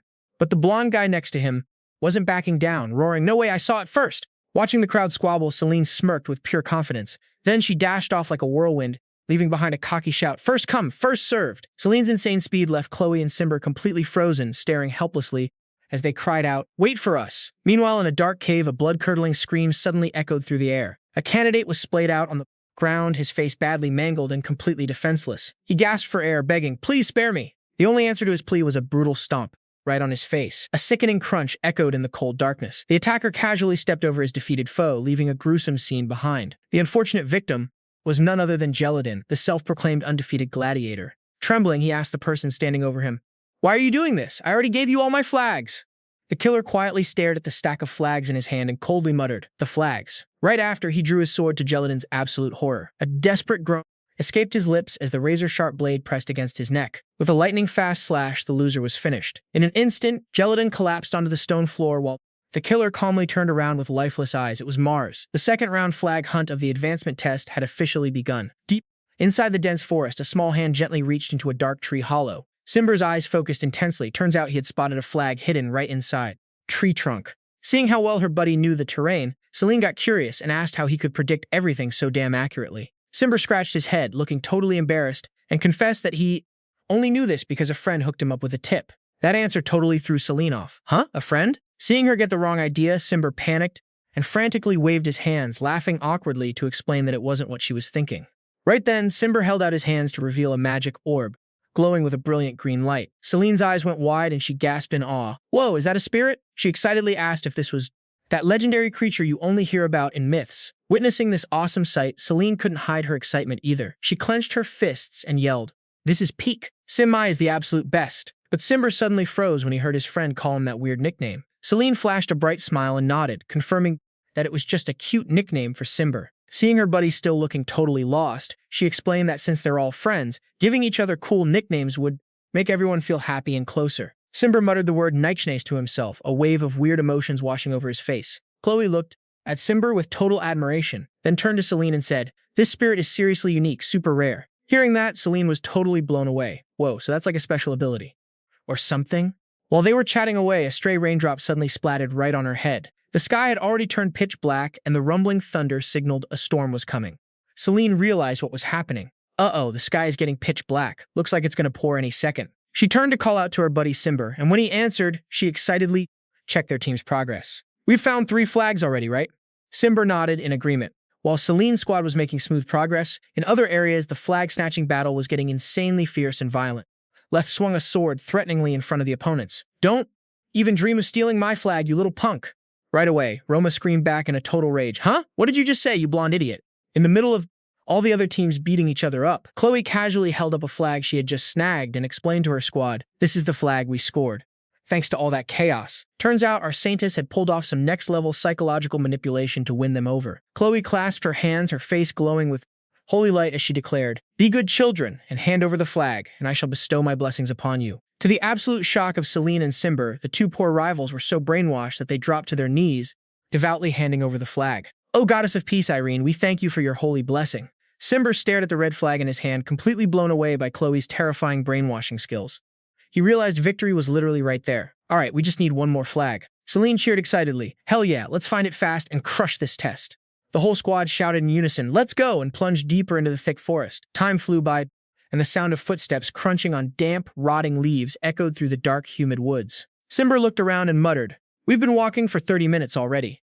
He kept searching through the thick bushes with a tiny shred of hope. "Where you at, flag?" Suddenly, Simber's eyes lit up when he spotted a splash of red peeking out from behind a cluster of trees. He gasped in excitement. "Oh, there you are!" Simber checked his magic orb and happily announced they had found the location of the final flag. The squad immediately sped up, rushing toward a massive cave ahead to take shelter just as the rain started pouring hard. Selene enthusiastically led the charge, yelling for everyone to hurry up and grab the target, while Simber thought this cave was the perfect shelter. But then, he suddenly remembered something and warned the group, "Guys, watch out with your flashlights. Magic lamps."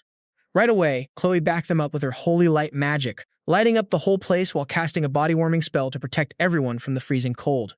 Selene was shocked that even though it was freezing inside, her body felt incredibly warm. She excitedly waved her hand, calling Simber over. At that moment, Simber finally remembered that Chloe was actually a priestess with some insanely useful buffs. To play it safe, he carefully marked a symbol on the cave wall to avoid getting lost.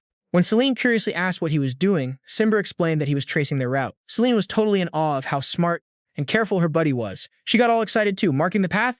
Let me do it. I'm an artist after all." Instead of a simple mark, she grabbed a rock and carved a whole portrait of herself right onto the cave wall, looking super smug because she thought it was a foolproof sign. Witnessing this highly artistic but completely random masterpiece, Simber stood there, completely speechless. Heading deeper inside, Selene was totally blown away and gasped at the breathtaking magical beauty of the cave under the magic light. Chloe kindly explained to her friend that those sparkling stone formations hanging from the ceiling were stalactites, while the ones growing from the ground were stalagmites. She passionately babbled on about how when the two meet, they form massive stone pillars that support the entire cave. Seeing his 2 friends acting like they were on a fun picnic, Simber could only sigh at how ridiculously carefree they were. They're kind of adorable, though. Selene was still giggling and joking around as she looked at the cave walls. But then, she suddenly froze when she spotted something bizarre up ahead. "What the hell? That is so creepy." Chloe was about to reply, "Oh, that's just..." But the words caught in her throat. Right in front of them was a horrific scene. A lifeless body lying motionless in the shadows, with dark, bloody streaks smeared all over the stone floor. The whole squad froze in absolute shock at this gruesome scene. Selene could only gasp in terror. What is this?" Meanwhile, in a shadowy corner of the cave, some sketchy figures were secretly watching them and reporting, "I'll report back to the chief." Outside, things were also getting insanely bad as a massive horde of beasts suddenly swarmed the area. They violently attacked the hero candidates in overwhelming numbers, heading straight for the academy. A bald henchman smirked and asked, "Chief, what's the next move? What's the next phase of the plan?" The Scarred-Eye leader grinned darkly, knowing the academy had been desperately trying to keep things under control ever since the beasts showed up. He coldly laid out their next move. "We're going to keep them busy, so the monsters can wipe out all those wannabe heroes in the meantime." Just then, a scout rushed in panting. "Chief, a few of those hero candidates have found their way into this cave." The boss pulled out a magical relic called the Space Mirror, which let him peek anywhere he wanted. The image of Selene's squad popped up crystal clear inside the glowing magical mirror. The leader narrowed his eyes dangerously. "We've got no time to waste." With that, he led his thugs, moving forward, barking orders to clear them out fast. "Don't miss a single one." Meanwhile, over at the Hero Academy, an old manager was staring thoughtfully at some reports about the school's facilities. Even though he'd worked his butt off to build all the necessary stuff, he still couldn't stop worrying because they were seriously short-staffed. Suddenly, a frantic knocking on the door shattered the dead silence. Sensing something shady was going down, he rushed over to open it. The door flew open and a towering figure stepped in. Standing right there was a goo with silver hair and a terrifyingly heavy aura. Meanwhile, in another area, the place was turning into a total war zone with crazy explosions going off. A crowd of students could only stand and watch in utter disappointment, wondering when the heck this fight would finally end. Some idiot even yelled at his opponent to use that same move from last time. Through the thick smoke, a super chill voice complained about running out of candy, warning everyone that things were about to get way harder from here on out. Inside the cave, Selene's squad was checking out a dead body, clearly a student taking the exam. Looking at his wounds, there was no way a monster did this. The fatal blow was definitely an arrow. Something fishy was going on here. Right then, an arrow came flying straight at them, but Selene deflected it with her sword. Out of the shadows stepped a scarred-faced thug and his crew. Facing these strangers, Selene demanded, "So you're the trash behind all this? Why the hell are you doing this?" The lackey wearing a headband sneered, talking trash. "You're about to kick the bucket, so shut your trap." A red-haired punk named Chiz also burst out laughing uncontrollably, mocking their dreams of becoming heroes, calling it a total joke. He was just about to brag about some holy message from the Pegasus cult, when suddenly, his leader grabbed him by the face, squeezing his head. The Scarface boss coldly snapped, "Shut your trap." Staring at that distinct scar on the leader's face, Simber started shaking, realizing this guy was a total monster. Selene muttered the name Pegasus, which the red-haired idiot had just let slip. She glared straight at their enemy, gripping her greatsword tighter than ever. "Who are you?" she demanded. The cultist didn't say a word, replying only with a heavy, suffocating silence from the scarred leader. But then Jian spoke up, confirming that Pegasus was a wacko cult that worshipped demons and spread total chaos everywhere through gory human sacrifices. She called them unforgivable scumbags who treated murder like some kind of holy ritual. The leader just smirked, totally cool with being the bad guy in everyone's eyes. Drawing his twin daggers from their sheaths, he coldly declared, "Well, the cat's out of the bag. Time to die, kiddies." He mocked them, telling them not to hold a grudge as he moved in for the kill.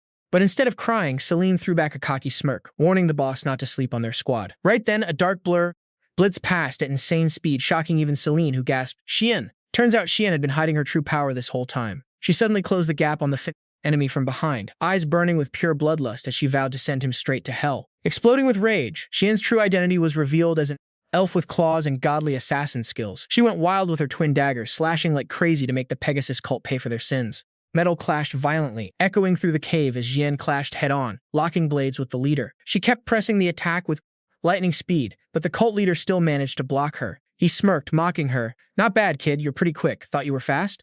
You're still a joke to me." As Jian stood there shocked, he coldly declared it was game over, warning her that even the smallest screw-up would put her in a grave. But out of nowhere, a cheap shot caught Xian off guard, wounding her badly. The red-haired punk Chiss laughed like a maniac, shouting, "Bullseye!" He mocked her, saying he'd never just sit back and watch his crew fight without getting his hands dirty. As Jian writhed in pain, Simber screamed in terror, "Xian, watch out!" Suddenly, a massive bald brute appeared from above, sadistic grin. Swinging his giant spiked mace, he roared, "You can't dodge this, bitch. It's over. I'm gonna crush you into paste." The massive spiked club came crashing down while Jian was completely helpless. But at the absolute last second, a blinding green light exploded, intercepting the attack of the brute. Selene had jumped in just in time with her giant sword. She deflected the heavy blow with insane force, making the big guy howl in pain. "Ah, damn it. My hand!" Xian stared in utter shock at her new friend. "Why did you?" Selene stood tall right in front of her, declaring, "You think I'm gonna let you slide after trying to kill my friend?" The cult leader gritted his teeth, pissed off at this annoying party crasher. "You really want to die that bad?" Meanwhile, Simber rushed over to Xian to tend to her wounds, while the bald giant started swinging his chains again, gearing up for another strike. Suddenly, heavy chains wrapped around Xian's legs, dragging her down and trapping her. Seeing her friend in serious danger, Simber screamed in desperation, "Let her go." She immediately drew her bow. Tiny spirits swarmed around her arrowhead, glowing with a bright green light as she locked on. The spirit-infused arrow flew at insane speed. The cultist could only stare in shock as the blast of spirit energy slammed into him, leaving him zero time to react. Chloe rushed over to help Xian, who was badly hurt with an arrow buried deep in her shoulder. She asked in a panic, "Are you okay? Can you even stand, Xian?" But Xian just stumbled to her feet, brushing off the concern with a cold look. "You bastards are dead meat." Seeing her terrifying look, Chloe wondered in shock if she was from that legendary primordial forest. Seeing Xian shake with pure rage at the sight of this cult, she wondered what Xian actually knew. But right in that tense moment, a creepy voice sneered from behind, "Hey, getting distracted during a fight is a rookie mistake." An arrow shot straight into Selene's body, and as blood began to spill, Simber froze in absolute horror. Selene could only widen her eyes in shock as she stumbled, and Chloe rushed to catch her. Simber anxiously called out. Chloe, acting like a sweet saint, calmed her teammate down, saying, "Don't worry, this wound isn't too deep. I'll patch you up right now. Just leave it to me. Don't overdo it." Watching this, the red-haired punk Chiz burst into a sadistic laugh. "Ha ha ha, oh look, I'm gonna cry. A bunch of trash protecting each other? How pathetic. You seriously want to be heroes? Let's see how long you can last." But Sasine's patience had hit its limit. A surge of brilliant green energy exploded around her. She got up, radiating a terrifying pressure, and roared, "You better watch your back!" Her eyes burned with pure rage, and she screamed right in the enemy's face. "Don't piss me off, I'm about to lose my mind." Her explosive power sent shockwaves through the entire space, while the tiny spirits were still frantically begging to help one more time. Murderous aura enveloped Selene as she radiated a blazing green energy and roared in pure rage. "You punks just ruined my playground." The cultist minion stood frozen in utter shock at this terrifying transformation. But the red-haired guy, Chis, still kept that sick smirk on his lips. He casually fired back, "Huh? We were just having a little fun, letting you see how weaklings like you should be thrilled to serve our lord." Before he could even finish his sentence, Selene bolted forward at lightning speed. Chloe and X watched in sheer awe at her unbelievable burst of power. Selene's eyes went razor-sharp as she focused her entire strength into her greatsword, unleashing a devastating slash aimed straight at the enemy. Chis shrieked in terror under the suffocating pressure. What kind of freaky power was this? He was completely locked down. With the blade inches away, there was no escape. He only had time to frantically wonder if he could dodge, but a massive pillar of energy exploded, shattering the ground and swallowing the entire cult in a blazing green light. The cult leader shielded his eyes in shock from the devastating aftershock of the blast. Chloe and Simber stood frozen, completely unable to believe what was happening right in front of them. She actually took those cultists down. Chis lay on the ground, knocked out cold after that brutal strike. Simber could only stammer in shock with just one hit. Amidst the thick smoke and dust, Selene stood proud and victorious in the middle of the battlefield covered in fallen enemies. The cult leader gritted his teeth, realizing he had totally underestimated his opponent. He pulled out a purple stone, radiating a creepy energy, and casually declared, "Looks like I have to use this." Instantly, dark energy exploded, and disgusting fleshy tentacles began sprouting from his body. Zin recoiled in terror. She felt the overwhelming pressure. Talk about hard mode. He's literally speed hacking right in front of her. The enemy had completely abandoned his humanity, his eyes glowing a menacing gold as he roared. Did he just turn into a straight-up demon? Seeing the sheer cruelty of the Pegasus cult, "Those cultist bastards, we can't let him run wild for another second." The demon smirked arrogantly, swinging a blazing red sword, boasting about his upgrade. "Time to level up. Show me what you've got." Not about to keep him waiting, Selene funneled all her mana into her sword, blitzing forward like blue lightning. She roared with absolute determination. "No need to tell me twice," Selene yelled. "I'd be more than glad to," before bringing down a thunderous strike right on the enemy. A massive explosion of energy erupted, shaking the entire area. However, instead of a victory, Selene's face suddenly warped in disbelief. Zin turned pale, sensing something was terribly wrong, worrying to herself, "This is bad, even though Selene is super strong." But amidst the blinding light, the demon's glowing yellow eyes stared right back, directly clashing with Selene's blade.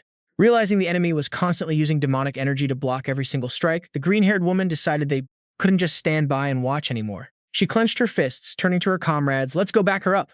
Their sudden intervention caught the cult leader slightly off guard. So those brats can use magic power too? Yet he remained completely confident as they rushed him at high speed. The green-haired woman channeled everything into a glowing green punch, striking the demon head-on. But the attack didn't even faze him, leaving her in shock. A magic-infused attack did absolutely nothing? Seizing the opening, the demon flashed a brutal grin. "Now this is how you throw a punch." He unleashed a blast of crimson energy that sent her flying, leaving her to cry out in pain before collapsing. Not letting him gloat, the white-haired girl with the red scarf charged in with a powerful blazing slash. Yet the demon casually blocked the blade with his bare hands and sneered, "Is this all you've got?" He easily overpowered her, making her scream in pain, before looking down with cold contempt. "So what if you can use magic? What does it even matter?" The demonized cult leader looked down at the fallen warriors with sheer disgust, mocking them as nothing but pathetic, wounded mice who couldn't do a damn thing. He walked over to Sin, who was trembling, her legs completely paralyzed and unable to move. With death staring her in the face, she could only close her eyes in despair, wondering if she was really going to die here. In that life-or-death moment, Sin cried out for help in pure desperation. Suddenly, a hand gripped the hilt of a sword as a surge of deep blue magic power exploded. An earth-shattering slash came crashing down, catching the demon completely off guard. Midst the swirling dust and smoke, a cold, powerful voice rang out, "I told you, didn't I?" Selene emerged with overwhelming presence, her body crackling with brilliant magical lightning. She roared in pure rage, vowing to never forgive anyone who dared lay a finger on her comrades. This sudden awakening shocked even the demon himself. He let out a dry laugh, admitting he was incredibly unlucky to face her right now. Even though his plans were completely derailed, the cult leader seemed thrilled to have a new opponent. Wearing a crazed smile, he challenged Selene to give him a real fight. Meanwhile, her comrades could only watch trembling from a distance, silently crying about the unfair double standards of such a ridiculous power gap. "My name is Gabe. After graduating from the prestigious Hero Academy, I officially became a hero. But the glory of being a savior didn't last long. Looking at the dazzling pile of golden treasure in front of me, I thought, that's a pretty sweet stack of cash right there." Realizing that making a living purely on a hero's reputation was way too hard, I decided to quit and become a treasure hunter instead.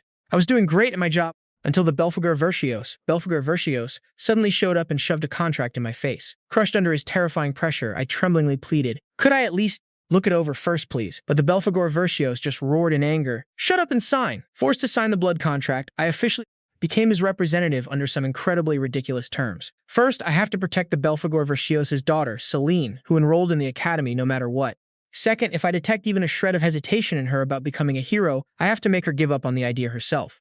The Belphegor Verscios promised, "If you can fulfill these terms, name anything you want." I immediately fell to my knees and, revealing my absolute greatest desire. I wish I could become the richest bastard on this entire continent, but the Belphegor Verscios just brushed me off, cold as hell. I only agreed that I would listen to you. Even though it was just a half-assed promise that the Belphegor Verscios would grant a wish, I still had to make my move. Slipping into an all-black outfit, I quickly bolted through the forest trees to carry out my secret mission. Gabe suddenly remembered another terrifying clause in that contract. In that gloomy room, Belphegor Verscios, with threatening glowing red eyes, warned that the monsters had started spawning. He growled, "If I find out there's even the tiniest scratch on my daughter, you know damn well what's going to happen, right?"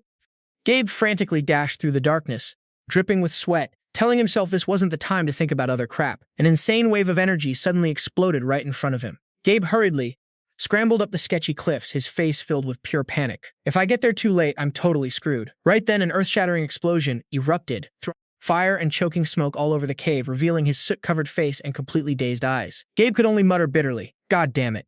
Inside the cave, a horrific scene unfolded as the girls lay motionless on the ground with severe wounds. Seeing her squad members in critical condition, she realized both of them were wounded and losing way too much blood. The blue-haired girl trembled in despair, "But right now we can't do a damn thing." Suddenly, a massive wave of deep blue mana swept through at a terrifying speed, triggering an explosion that shook the entire cave, making her scream in sheer agony. The blue-haired girl stared in shock at the rubble around her, eyes wide with horror at the insane level of destruction. Deep, gaping cracks on the stone walls proved just how powerful that last strike was. She thought, that destructive force is just too insane. Looking up from the ground, she was stunned to witness a brilliant blue energy beam bombarding the demon directly, creating a crazy showdown right in the middle of the ruined cave. Watching this mind-blowing clash, she wondered if their squad could ever stand on equal footing with such a terrifying monster. But then her eyes shifted as she realized another truth. Amidst the brilliant blue energy, Selene was totally overpowering the enemy with monstrous strength. Even the cult leader in his demon form had to scream in agony. He bitterly admitted that in terms of raw power, Selene was the absolute top dog.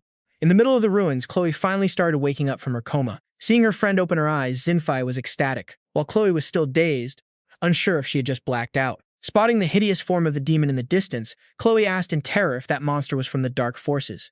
Xinfei quickly reassured her friend that they didn't need to worry about that crap right now. She explained that just a moment ago she genuinely thought it was game over for them. But then Selene suddenly became a whole different person. She charged in solo and overwhelmed the enemy with powerful slashes. Xinfei believed that if they kept this up, the win was definitely theirs. In contrast to that optimism, Chloe's face suddenly turned deadly serious. She warned in a low voice that the current situation was too damn dangerous. Xinfei looked clueless, not getting the reason, but Chloe pointed out a worrying fact. Selene didn't even know how to control magic, although this incident accidentally awakened the power hidden inside her. Because Selene was still just a total rookie, she had absolutely no way of knowing how to control the massive stream of mana that was bursting around her. Chloe explained that this was exactly why Selene was overusing her magic, and that energy would soon be completely drained.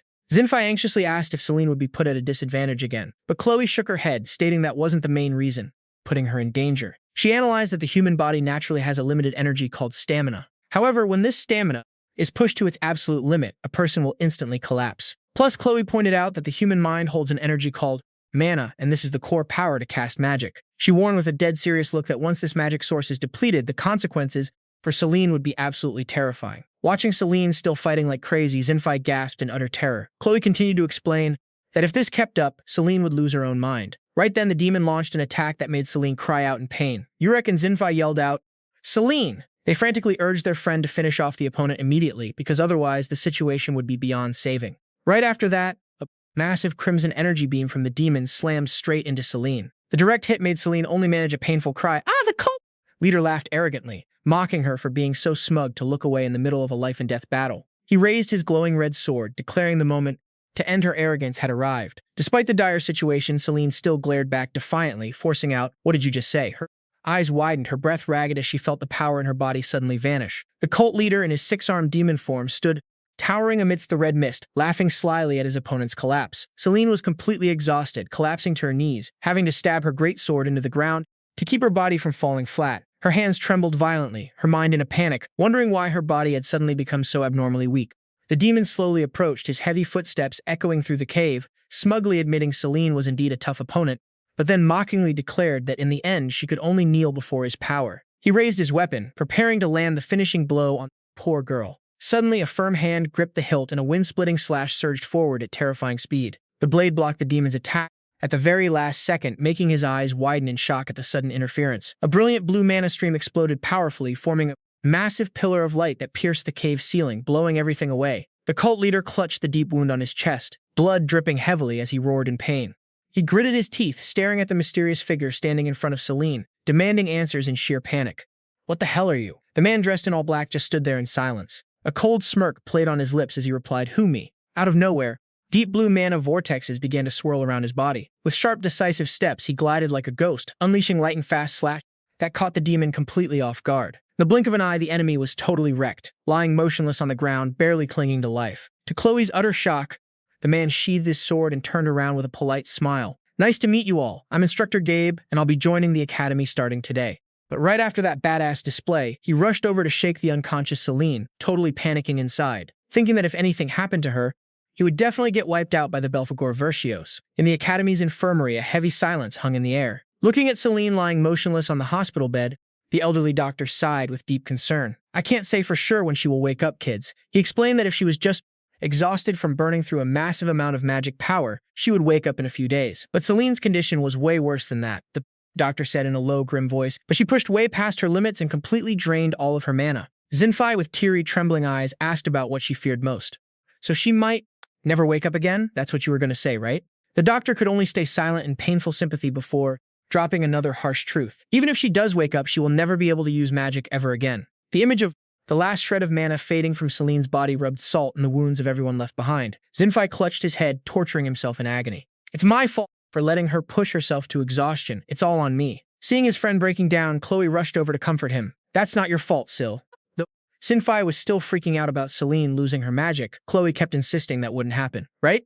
But the doctor could only bow his head helplessly and leave it to fate. Her fate is in God's hands now. Chloe hugged Zinfei tightly, trying to ease the heavy atmosphere with optimistic words, saying Selene would wake up healthy soon and that they were all just overthinking. Zinfei gave a weak nod. "Yeah, I guess you're right." To cheer things up, Chloe excitedly suggested, "Hell yeah, let's welcome Selene with a big smile when she wakes up.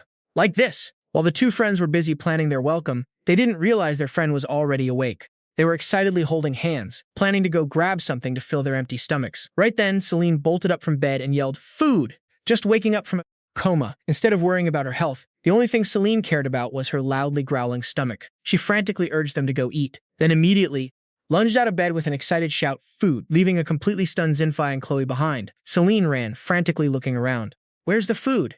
When she heard her friends point toward the dining hall, she didn't hesitate to sprint off like an arrow, boldly declaring, "Finally, food, here I come." Witnessing this absurd scene, the doctor just stood there frozen, stammering in complete disbelief. "Didn't I say she was in critical condition?" In the dining hall, Selene began a frenzied food raid. After polishing off a towering stack of plates, she let out a satisfied sigh. "Ah, now I feel alive again." Zinfei looked at the empty plates with embarrassment. "You must have been starving, huh?" Chloe nodded in agreement, figuring it made sense since Selene hadn't eaten since yesterday. She didn't forget to praise her friend's amazing performance in the last battle. "By the way, who would have thought Instructor Glove would come to the rescue right after I blacked out?" Zinfei immediately corrected the name. "It's Instructor Gabe, not Glove." While happily munching on candied fruit skewers, Selene suddenly paused as she felt the heavy atmosphere around her. Confused, she asked, "Huh? What's going on?" All over the dining hall, other students were drowning in despair and pain. Some slammed the tables, cursing and blaming themselves for losing comrades. Others hid their faces, sobbing uncontrollably, wishing to just leave this place and go home right away. Witnessing the devastation, Selene asked in shock, "Why is everyone looking so down? Did something happen?" With a somber face, Zinfei started revealing the truth that yesterday, while Selene's group was busy fighting the dark forces, another tragedy had broken out on a massive scale. Fierce beasts suddenly appeared all over the testing grounds, relentlessly attacking other students. Selene asked in disbelief, "Beasts appeared? How is that even possible?" The answer lay in the depleted mana stones found scattered all over the area. The academy concluded that the dark forces used these stones as tools to summon the beasts and slaughter the students. Seeing what had happened, Selene couldn't help but feel enraged by the enemy's cruelty. She thought to herself, "They are evil. Why would they do something like that?" Luckily, Huss was captured alive amidst the rubble and would soon be handed over to the temple for intense interrogation. The female official with dark blue hair stated thoughtfully that once the investigation results were out, they would understand their true motives and intentions. After clearing her massive pile of plates to regain her energy, Selene turned to look at her friend with a determined gaze. Suddenly, an announcement blared, shattering the silence. Hello? Hello, please gather at the training grounds as soon as you finish your lunch. Repeat, as soon as you finish lunch. The group immediately dropped their chopsticks, quickly moving to the meeting point as ordered. In the academy's grand plaza, the students had already formed a circle, looking anxiously up at the supervisor standing majestically on the high balcony. The atmosphere grew thick and heavy as the supervisor began announcing the horrific casualty numbers. In that terrible incident, 12 students died and 25 students were injured. With a scarred, somber face, he admitted this was an unexpected and deeply regrettable tragedy. He bluntly reminded them that while everyone here hoped to become heroes, the harsh reality was that they would face countless beasts in the future and there would definitely be more injuries. He coldly delivered an ultimatum. If this terrified them, they should stand up and to get out of here. Those words completely crushed the already shaky resolve of many cadets, and one by one they started standing up in absolute terror. I want to go home. That way I won't ever have to deal with beast attacks again. Some even made up the lamest excuses, like having forgotten to turn off the heater, just to run away from this brutal reality. Watching the crowd stream out of the hall, the supervisor stood silently above, his sharp, cold eyes counting the heads of those who stayed behind. Finally, he spoke in a low voice. We have 72 people left. The supervisor then loudly announced that everyone remaining was now an official cadet of the Hero Academy. After 8 weeks of grueling training, they would officially be dubbed warriors. But before that, a ranking test would be held to grade them based on their actual combat skills. The crowd of cadets was absolutely hyped. They believed they were about to become real heroes, thinking this training would be a total breeze compared to the beasts they'd already faced. To thoroughly evaluate everyone's abilities, the supervisor introduced the training staff and announced the one-on-one sparring matches. The instructors in charge would grade them directly on a scale of up to 10 points. As soon as the call was made, the fiery matches came. Eisner's Ophelia opened with an impressive show, scoring 8 points. Next up was Sirs, who got 7 points after a clean spear performance. Then came Simberjezin, who was actually Zinfei, who struggled but managed to dodge magic attacks to bag 5 points. Even though Zinfei was still shaking with anxiety, Selene rushed over to encourage her, saying it was actually a pretty decent score. Zinfei smiled and said the result was all thanks to the little spirits always by her side. Chloe also came over to congratulate her, admitting she was super jealous of her amazing ability to communicate with spirits. Right after, it was Chloe Abeth's turn to enter the arena. With her powerful kicks and slick fighting skills, she easily racked up a near-perfect score of 9 points. Watching their friend's top-tier performance, Selene and Zinfei cheered like crazy in total admiration. Chloe proudly noted that 9 was the highest score so far. She even clicked her tongue in regret, saying if she were in better shape, she might have gotten a perfect score since her old injuries were still acting up. Seeing San still looking down and insecure, Chloe gently patted her head to comfort her. It's not your fault, San. Don't stress about it anymore. Just then, a massive explosion rocked the training ground, startling everyone. The crowd went wild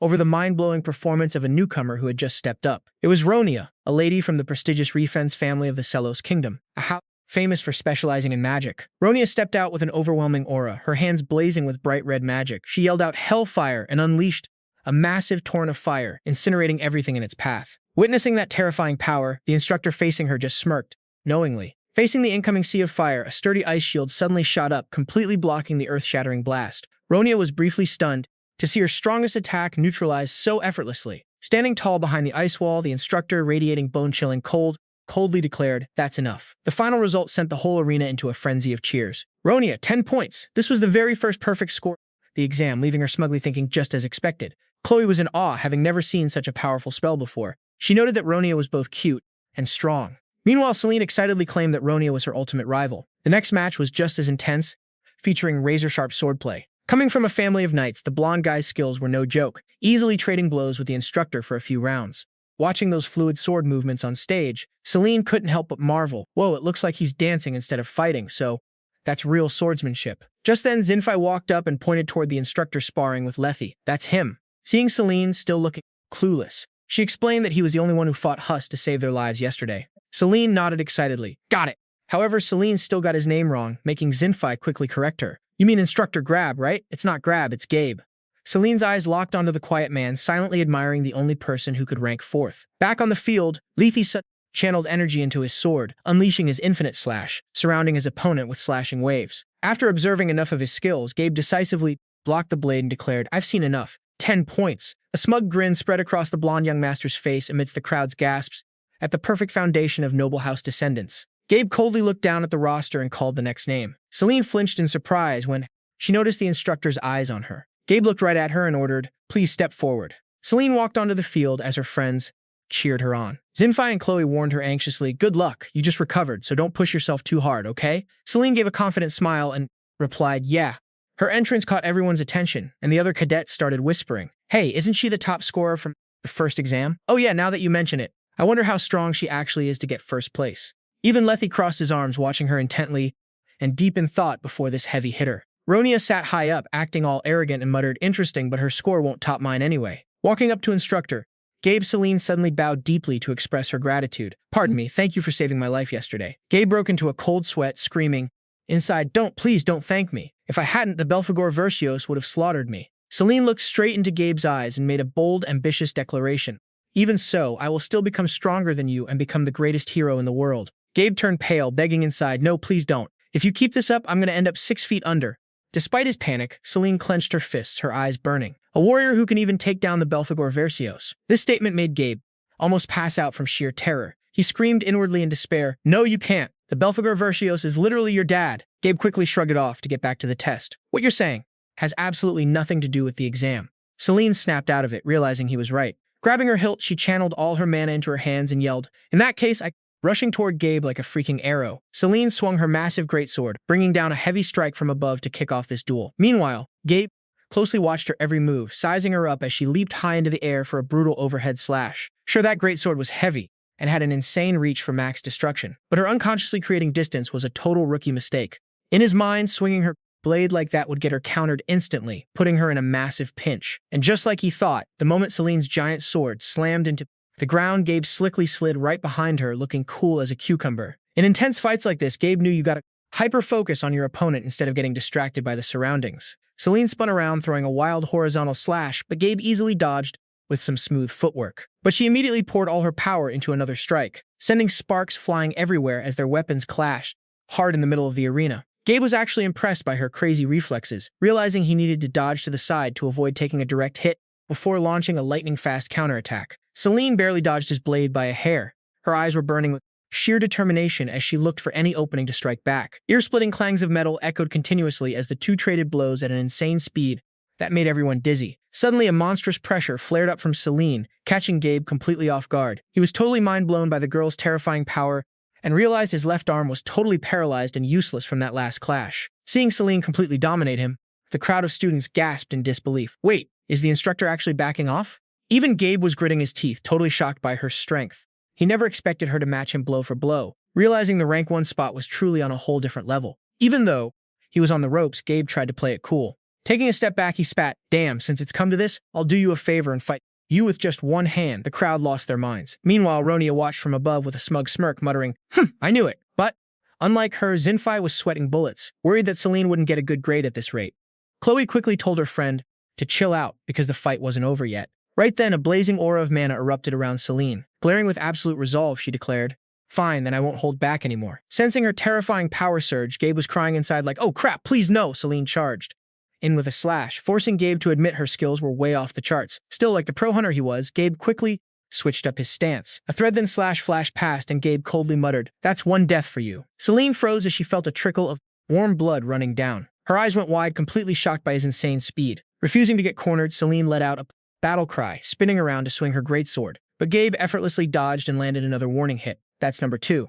The impact blew Selene right back. Watching from the sidelines, Xinfei was stunned by how fast the momentum of the fight had shifted. She worriedly wondered how Gabe's movements had changed so fast. Ignoring her bleeding wounds, Selene mustered every ounce of strength left. With a defiant roar, she charged straight at him once more. Gabe shrugged, thinking she was just recycling the same heavy attack from earlier. Selene screamed as she lunged forward, but her massive blade only crashed into the dirt, kicking up a massive cloud of dust. Capitalizing on her recovery lag, Gabe quickly slipped behind her, but he was suddenly caught off guard by an insane twist from the girl. Gabe first thought it was just a cheap trick, but then a massive explosion rocked the training ground, kicking up a thick dust storm that blinded everyone.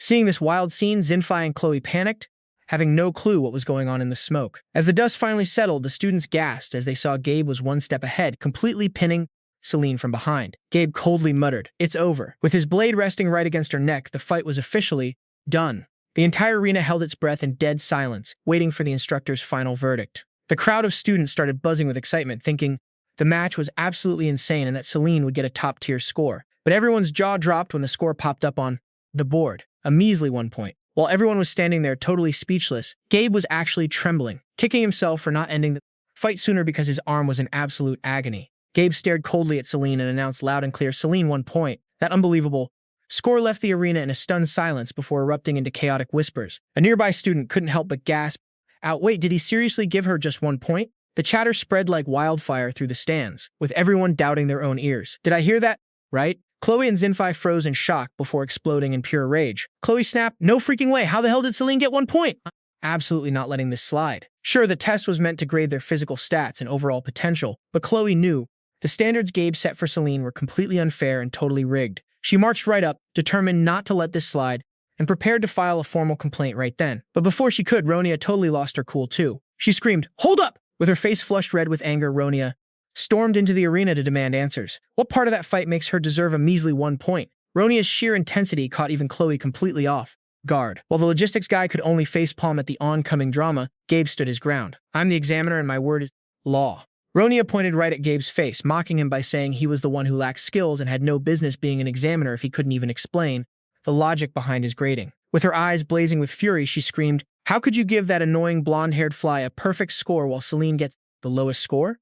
Did you get paid under the table or what?" Ignoring the uproar, Gabe coldly ordered her back to her spot as a trainee. Suddenly, a deep voice boomed with authority, shattering the tense atmosphere. "Instructor Gabe." The chief supervisor's sudden appearance made Gabe break into a cold sweat, the sheer pressure freezing him right in his tracks. The supervisor's sharp glare locked onto Gabe, followed by a heavy, demanding question. "Are you absolutely sure her skills are only worth 1 point?" Gabe could only gulp in extreme tension. Under the chief supervisor's intense questioning, Gabe still tried to act cool, claiming he was completely sure about the score he gave. Crossing his arms, the supervisor muttered that the crowd watching the match was already smelling a rat, demanding that Gabe provide a solid explanation to calm things down. Inside, Gabe was screaming in pure panic. He kept telling himself that Selene was the Belphegor Verscios' daughter, and he had to stop her somehow if he wanted to keep breathing.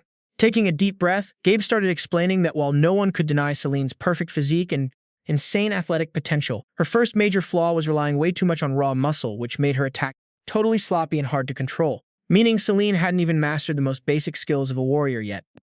Gabe stressed the second reason. She had just awakened her power and still couldn't control that massive energy pool. According to his logic, being unable to control her energy meant she wasn't ready to use it effectively. The supervisor fell silent, pondering over this sharp analysis, but Ronia wasn't buying it at all, yelling her lungs out against this BS grading standard. Unfazed, Gabe dropped a heavy third reason, stating that the only one with the right to make the final call here was none other than the instructor.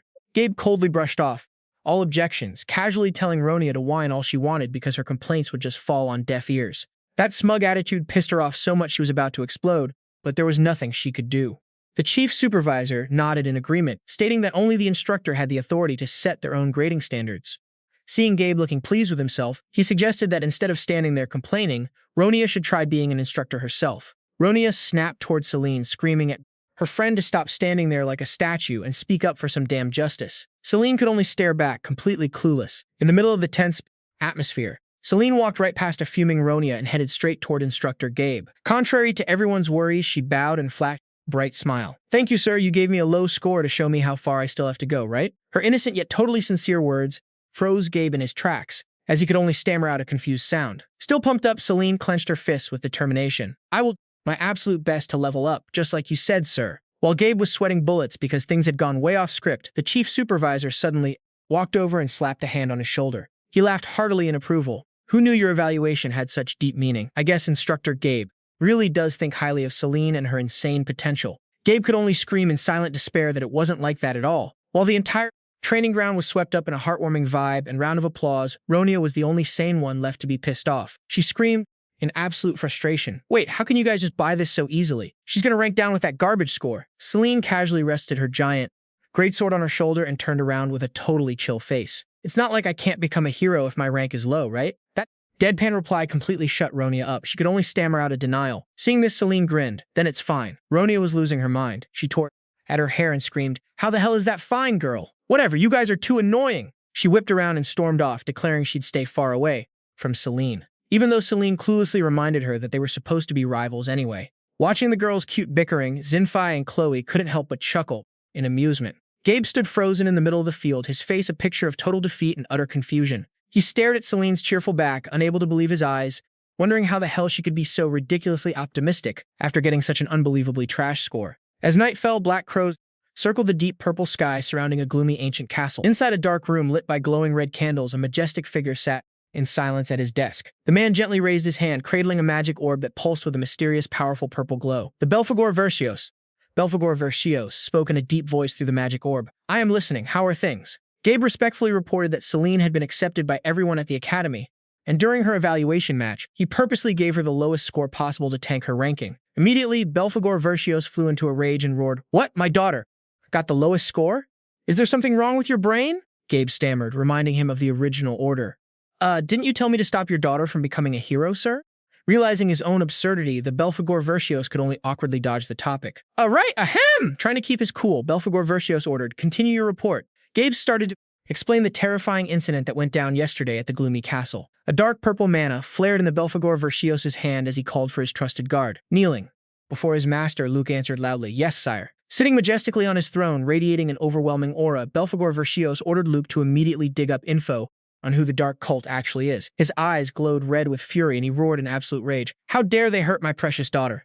Meanwhile, on the other end, Gabe stared at the magic orb with an exhausted face, silently cursing that old man's mood swings he truly deserved.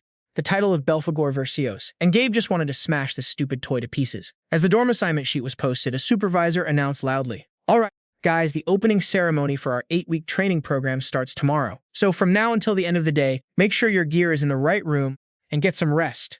The students let out a collective sigh of relief, finally getting a real bed after a night of sleeping on the painful floor. Selene clapped excitedly, beaming with joy. "Wouldn't it be awesome if we shared a room, guys?" Zinfei gasped, asking back with a face full of hope. "Wait, you mean me too?" Selene smiled brightly, confirming the decided. "Hell yeah, the more the merrier."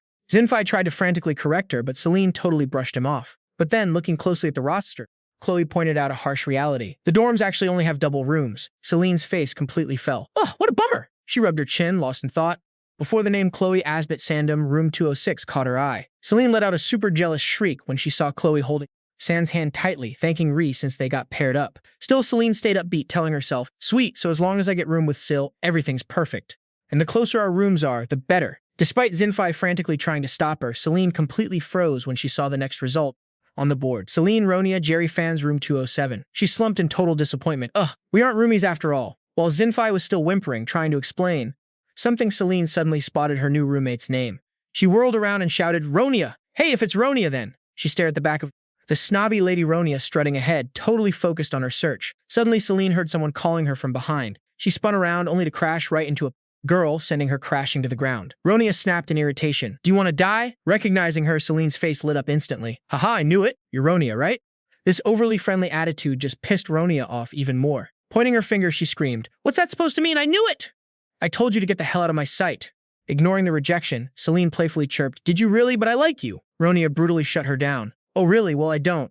Selene kept bugging her new roommate. "Come on, don't be like that. Let's be besties from now on, roomie." Ronia aggressively brushed her off. "Why on earth would I do that? We're enemies, you know." Right as the two were bickering, a tall guy wearing a bandana quietly strolled past. Ronia muttered in annoyance, "If you dare nag at me again." But the guy totally ignored her, heading straight for Zinfei. "You're Simbaran, right?" Zinfei, completely dazed, nodded, and the guy casually introduced himself. "I'm Roman, your roommate. Look forward to working with you." Seeing Roman proactively grab Zinfei's hand to introduce himself, Selene and Ronia both froze in sheer shock. Losing her mind, Ronia immediately unleashed a powerful kick right at his hand and shrieked, "Are you freaking crazy, Roman?" Selene couldn't hide her utter panic either. "How on earth can Sil room with a guy? This has got to be a mistake. I'm reporting this to the teacher right now."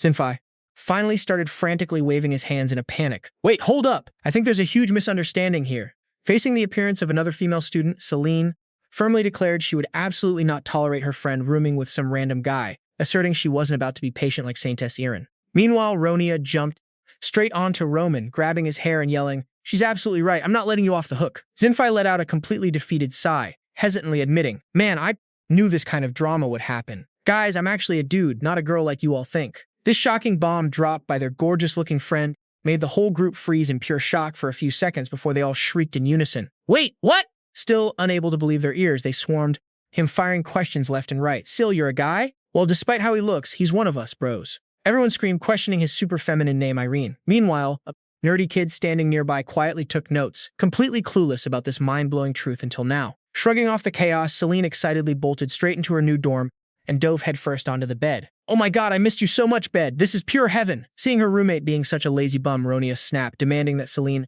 at least unpack or take a shower instead of just slacking off. Ignoring the nagging, Selene casually started snoring. "I'll do it in a bit." Zzz. Absolutely furious, Ronia screamed, "Get up right now," and straight up punished her, making Selene yelp in pain. "Ouch, Ronnie, you're so brutal." Ronia was totally caught off guard by the cute nickname, but Selene quickly explained that Ronnie was just way easier since they're roomies now. Despite the noble lady's fierce protests, Selene kept happily unpacking, singing at the top of her lungs about her goal to become a legendary hero at the academy. Ronia could only sigh in utter despair, wondering how she was going to survive living with this absolute magnet for trouble. Meanwhile, Zinfei lugged his mountain of bags into his new room. The second he opened the door, he had to shield his eyes as a blinding flash of light suddenly exploded from inside. Stunned, Zinfei gasped, "Oh, what is this holy light?" Right in front of him, a glowing figure with massive angel wings was sitting in deep meditation, radiating an insane, crushing pressure that filled the entire room. As it turned out, that blinding light was actually just the bald head, reflecting the sunlight off Roman. Zinfei blurted out in surprise, "Oh, it's just you." Roman, who had now taken off his bandana, cheerfully replied, "Yep, it's me." Seeing Zinfei struggling under a massive backpack, he pointed out that he had way too much stuff. Zinfei embarrassedly explained that his mom practically forced him to pack literally every single thing. Roman gave a warm smile, saying his mom must really worry about her boy. Zinfei grew a bit quiet before softly replying, "Yeah, I guess so." Seeing his roommate looking a bit down, Roman offered a sincere compliment. "You've got a really great mom." The room suddenly went quiet. Roman realized he might have overstepped, so he quickly apologized and offered Zinfei a piece of candy to break the ice. "Haha, my bad. I think I said too much. Sorry about that." Zinfei smiled warmly as he took the candy. "Oh, no worries. It's totally fine." The two officially kicked off their roommate life. But then Roman suddenly leaned in close to Zinfei's ear, whispering a favor. "Tell Selene to take good care of Lady Ronia." He warned that even though Ronia looks decent, she has moments where she gets insanely cranky and downright terrifying, leaving Zinfei completely clueless as he blurted out, "Wait, what?" Late that night at the academy in the quiet garden, a figure with silver white hair and glowing red eyes was fiercely swinging her sword in intense practice. Suddenly, a voice shattered her focus. "Ah, so this is where you've been." The white-haired girl paused and turned toward the tree where Chloe was waiting. She softly muttered Chloe's name. Chloe approached with a gentle smile. "Hey, got a second to talk? The weather's pretty nice, too." Seeing San stay silent, she worriedly warned her, "Don't tell me you're pushing yourself when your body hasn't even fully recovered yet, right?" San remained silent, her mind elsewhere, before she quietly muttered that chilling name, the Frenzied Killer. Chloe nodded, confirming that was indeed her nickname. Stunned, San repeated, "The Frenzied Killer." Terrifying memories flashed back, showing a red-haired woman slaughtering people in a literal sea of blood. Chloe explained, "She laughs like a total psycho who goes wild during massacres, which is exactly how she got that nickname. But for some weird reason, she doesn't laugh when she's tearing up the forest or the rocky cliffs." Chloe's eyes sharpened as she stared straight at her friend, the sole survivor of that bloody slaughter. "San, it's you, right?" San stayed dead silent for a long moment, then stood up with pure determination, drawing her two short swords from their sheaths. Her eyes burned with pure hatred as she declared, "That chick should die by my hand. It's the only way I can atone for being the sole survivor." Watching San's lonely figure vanish into the dark night, Chloe could only let out a heavy sigh. Looking up at the starry, glowing night sky, Chloe whispered a prayer. "Saint Irene, this might be a bit blasphemous, but sometimes I feel like the trials you put us through are way harder than necessary, all because of your infinite love for us." Meanwhile, back at the dorms, Ronia was absolutely fuming because she couldn't stand her roommate for another second. Gripping the room reassignment form, she screamed that she wasn't going to live with this idiot for another single second. Selene, not one to back down, thought to herself that the longer she stayed with this chick, the dumber she'd get. Over at the gloomy headquarters of the Dark Sect, a secret meeting was going down in a super tense atmosphere. The second the news of Huss's death dropped, Bori couldn't help but scoff, "Boo-hoo, but he's just like Paraben anyway." Furious that his subordinate was being trash-talked, the old man Paraben slammed his hand on the table and roared. But Huss completed his mission. "Battery, don't you dare insult my sub." The masked guy immediately cut in to shut down their bickering. "Enough. This isn't your damn flea market." A guy who looked like a zombie wearing a red hood smirked creepily and asked, "Hey, did all the lackeys who took part in the plan end up dead?" Luan casually adjusted his mask and said that except for the dead Huss, all the others had been busted. The zombie guy got all hyped up and declared it was time for him to step up and sweep away the leftovers, but Luan coldly shut him down. No need. He asserted that they didn't have to worry because those who got captured were already dead anyway. Luan casually explained that they probably couldn't handle the harsh prison life and ended their own lives. Seeing the images of the corpses in the cells with red marks on their necks, the zombie guy laughed out loud, praising Luan's quick cleanup. He clicked his tongue in regret since he had really wanted to personally take care of them. Just then, a pink-haired young guy who was lifting weights suddenly raised his hand and cut in. "Pardon me."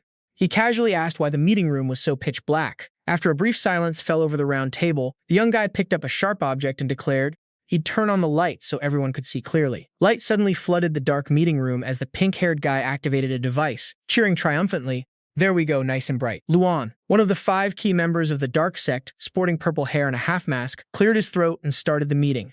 Stated that although Huss was dead, thanks to that glorious sacrifice, the Academy's holy barrier had been significantly weakened. Even though the military had retrieved all the energy stones, Luan believed it would take them a massive amount of time to restore the depleted mana. Letting those rare monsters run wild also brought huge benefits, keeping those Academy losers clueless that this was only the beginning of a grand plan. He emphasized that this was a golden opportunity to leave a deep impression on the kingdom's citizens, while ordering everyone to prepare themselves thoroughly. Turning his gaze toward Reaper, he warned, "Especially you, Reaper. You play the most important role in this plan, so make sure you're fully prepared. Got it?"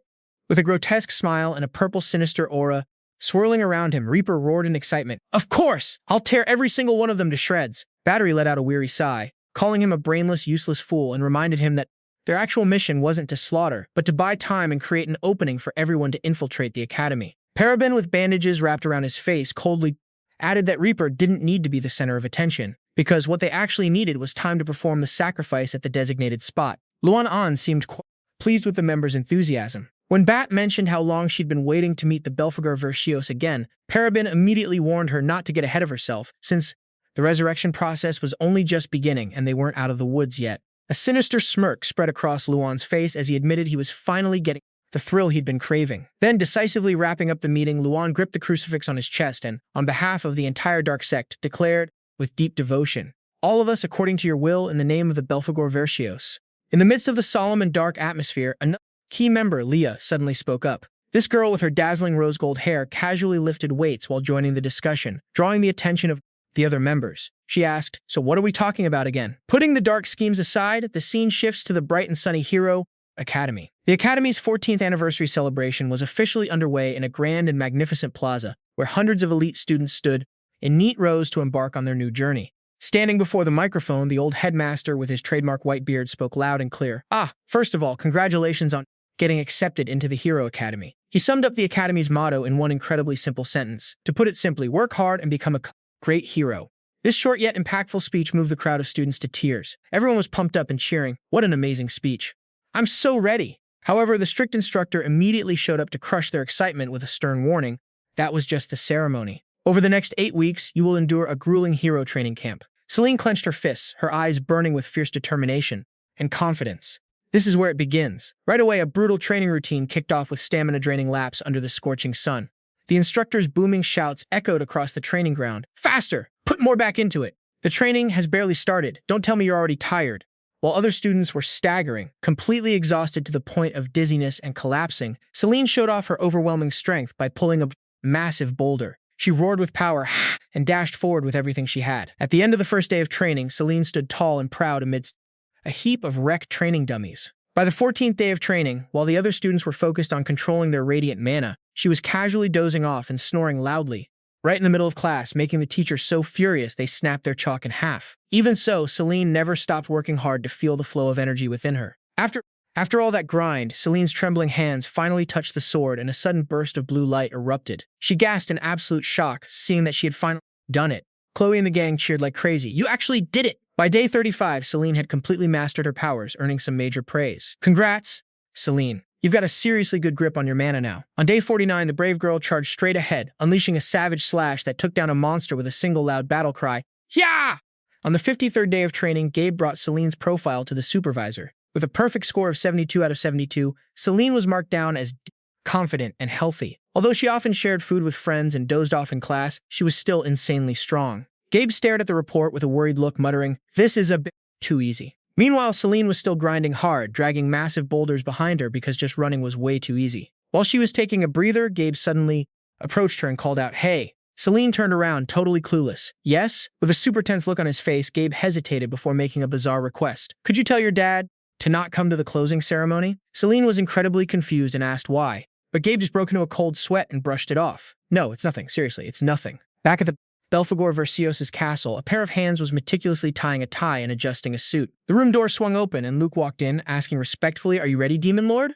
At this point, Belphegor Verscios Bentiger was completely transformed, rocking a classy suit like a true human gentleman. He looked at himself in the mirror with a smile. The graduation ceremony kicked off in a super lively atmosphere packed with tons of students. Standing on a high balcony, the instructor announced loud and clear, "I will be hosting the graduation ceremony on behalf of our academy's principal. To reintroduce myself, I am your iron-faced head instructor." Selene stepped onto the podium of honor, beaming with joy as she thanked all the guests. "First of all, I want to say a huge thank you to all the parents and everyone who came to the academy for this ceremony." Down in the crowd, Selene's dad had arrived and was sobbing emotionally. "I can't believe my little girl is already so grown up. Is there any way to make time slow down?" Meanwhile, another student was hyping things up, shouting about how they desperately craved boneless chicken feet and soju right now. Selene cheerfully waved back, even promising to go see some hamsters with the squad after the ceremony. The vibe grew even more formal as the glittering warrior badges were brought out. The instructor announced, "And finally, the academy will present you all with your warrior badges. Parents, you may now pin the pre-distributed badges onto your graduates." Proud mothers and fathers stepped forward toward their kids. However, not everyone got to share that happy family moment. Standing in front of Luke was not his father, but the butler and a group of maids. Bowing deeply, the butler apologized. "The master is busy today, so he couldn't make it to your graduation in person." Luke coldly turned away, his eyes flashing with indifference. "It's fine. I didn't expect the old man to show up anyway." He silently walked away the moment the warrior badge was pinned onto his chest. Ronia was dealing with some serious overprotectiveness from her mom right in the middle of the ceremony. She hugged her tightly and coddled her. "Ronia, my sweet baby, was the training too brutal? Did you have enough candy to eat?" Ronia blushed hard out of sheer embarrassment, trying her best to squirm out of her mother's grip. "Let me go, Mom! I'm not a little kid anymore!" Meanwhile, Roman was also getting some words of encouragement from his father. He admitted that taking care of Lady Ronia definitely wasn't easy, but still urged him to keep showing what he was capable of. Roman respectfully replied, "Yes, sir," while silently telling himself that even though things had been a bit rough lately, seeing Roman just standing there chatting, Ronia barked, "Hey Roman, are you trying to get killed or what?" Ronia's screech echoed all over, making everyone startle. Amidst the bustling crowd, Ian silently stood alone in a corner of the yard, his sad eyes looking down at the silver badge in his hand. Not a single family member had come to the graduation to share the joy with him. Just when he was feeling the most lonely, Chloe suddenly appeared with a bright smile. She casually revealed that none of her family members came either, and excitedly suggested, "How about we pin our badges on each other?" Facing Chloe's sincere invitation, he replied, "Sure." Watching the students having fun from afar, two mysterious cloaked figures casually remarked that even the former saintess said it was no big deal, so they decided to just head back. In another corner, the atmosphere suddenly grew heavy. She stared at the silver badge in his hand with deep disappointment, saying, "You only got a silver badge? That is nowhere near the standards and reputation of our family." She coldly demanded that next time he'd better work much harder to get better results for her. "Yes, mother." In stark contrast to that gloomy vibe, Belphegor Verscios was absolutely thrilled to see his daughter. He hugged Selene tightly and cheered with pride. "Whoa, whose daughter is this? This badge looks like it was literally made for you." Selene giggled happily. I know, right." Even though he showered her with endless praise, in his head, Belphegor Verscios was silently grumbling that he wasn't a fan of this bronze badge since it was way too cheap for his precious daughter. Just then, the supervisor announced loud and clear from the balcony, "And now you have officially become true warriors. So shout out your future goals." Amidst the roaring cheers of the crowd, she clenched her fists with determination and declared her ultimate life goal loud and clear. "I will slay the Belphegor Verscios, no matter what it takes." Watching his daughter stubbornly demand his head right in the middle of the ceremony, Belphegor Verscios and the crowd could only stare in absolute shock, coughing up blood. The iron-faced head instructor quickly announced that this final ceremony would wrap up their emotional graduation. Right after, a lavish banquet was set up at the main hall to welcome all the parents and students. The moment she saw the tables loaded with delicious gourmet food, Selene's eyes lit up and she cheered excitedly, "Whoa, there is so much good food over here. What should I start with?" While she was busy picking her food, the noble ladies nearby started gossiping about Lady Bran and her son, who had just managed to get a platinum badge. They were showered with endless praise, with the ladies saying he took after his father, since Count Bran was also a legendary hero back in his youth. Hearing the word hero, Belphegor Verscios, standing nearby, suddenly froze, sweat pouring down his face. He was struck by a shocking, ironic truth. All this time, Selene had firmly believed that her own father was also a great hero. Belphegor Verscios stood frozen in the banquet hall, his mind in a total mess as he realized he was in a super awkward spot. Things got even worse when the noble ladies started questioning Hero Sen's identity, claiming they had never heard of that name on any list of heroes, and straight up called him a total scammer. Belphegor Verscios' face went dead pale. He realized if anyone ever leaked this secret, he'd be absolutely done for. Right then, Selene silently sneaked up behind him and called out to her dad. Seeing his daughter looking completely devastated, Belphegor Verscios started stammering, trying to make an excuse, but Selene choked up and asked, "Have you been lying to me?" With a dead serious look on her face, she declared that she absolutely loathes liars. Then she turned her back on him and walked away with a final goodbye, leaving Belphegor Verscios desperately reaching out, crying his heart out. He screamed, "No!" and lunged forward, grabbing Selene's shoulders while everyone else watched in shock. Belphegor Verscios shivered as he whispered to his daughter, his face dead serious. "Selene, you can't tell anyone that your dad was once a hero, okay? This is our secret." Seeing Selene looking clueless and asking why, Belphegor Verscios had to quickly pull a random excuse out of his sleeve to save face. "I can't tell you the reason because it's highly confidential, okay?" He growled, emphasizing it one more time so she wouldn't forget. "But seriously, you can never tell a single soul about me, got it?" Selene could only stutter in agreement, completely overwhelmed by her dad's intensity. Belphegor Verscios felt super guilty inside, thinking, I didn't want to lie to her, but this is probably for the best. Right after that, all their troubles seemed to vanish. The second Selene dove headfirst into a buffet table loaded with food. Watching his daughter stuff her face, Belphegor Verscios immediately reverted to his ultimate simpdad mode. "My precious Selene, how is she so freaking gorgeous even when she's eating?" With her mouth stuffed full of food, Selene excitedly mumbled, "Dad, you've got to try this. It's absolutely fire." Belphegor Verscios, totally hyped up, happily replied, "Really? Let me grab a bite then." Right at that moment, Simber's mom showed up, wearing a look of pure disgust on her face. Holding up her fan, she coldly commented, "Honestly, why are those people acting so utterly trashy?" She turned to Simber and asked in a super condescending voice, "Is that uncultured brat the friend you took the exam with?" Simber panicked, trying to explain that Lady Selene was actually his friend, but his mom shut him down instantly. She lectured her son with a massive attitude, saying, "Remember, you're from the noble Jan bloodline. You should only be hanging out with people on your level." Standing a bit further away holding a piece of meat, Belphegor Verscios was totally clueless, thinking, what is wrong with this lady? Her eyes locked onto the bronze badge, pinned to Selene's chest, and she dropped a savage, trash-talking comment about her being low-class and useless. Lady Jane didn't stop there. Staring at the badge on her own son's chest, she sneered, "No wonder you only managed to get a silver badge." Simber went pale, sweating buckets. He tried to explain, totally terrified. "No, Mom, that's not it at all." Watching his daughter get dragged into this disrespect, Belphegor Verscios, who was standing nearby, absolutely lost it, his face darkening with rage. He gritted his teeth, fuming, "How dare this lowlife look down on my girl?" But despite her son's obvious misery, the lady didn't back down. Hiding behind her fan, she coldly scolded him. "Look at you, trying to talk back to me. You're such a disappointment." Simber could only hang his head in silence, taking the abuse. By now, Belphegor Verscios' rage had reached its peak. Clenching his fists, his murderous aura flared up as he thought, she needs to be put in her place right now. Just as he was about to step in and teach this arrogant woman a lesson, a calm voice suddenly rang out, breaking the tension. Well, if it isn't Countess Jane?" A stylish blonde guy stepped forward, instantly catching everyone's attention. He flashed a fake knowing smile and greeted her, "It's been a hot minute, my lady." This unexpected guest completely threw Lady Jane off guard, making her face drop. In the middle of all this high-stakes drama, Belphegor Verscios just stared blankly at the guy who crashed the party, thinking, okay, who is this kid supposed to be? Meanwhile, Selene was totally vibing, completely oblivious to the drama. She was happily munching on a chicken drumstick and mumbled, "Da, try this, ish you good. Yo, try this, it's so good." Seeing his daughter stuffing her face and totally ignoring the tense vibe in the room, Belphegor Verscios stood there frozen, letting out a totally exhausted sigh. "Man, that looks pathetic." Leth walked over with a fake smile and greeted her. "Are you doing well, madame?" The chubby duchess looked slightly flustered.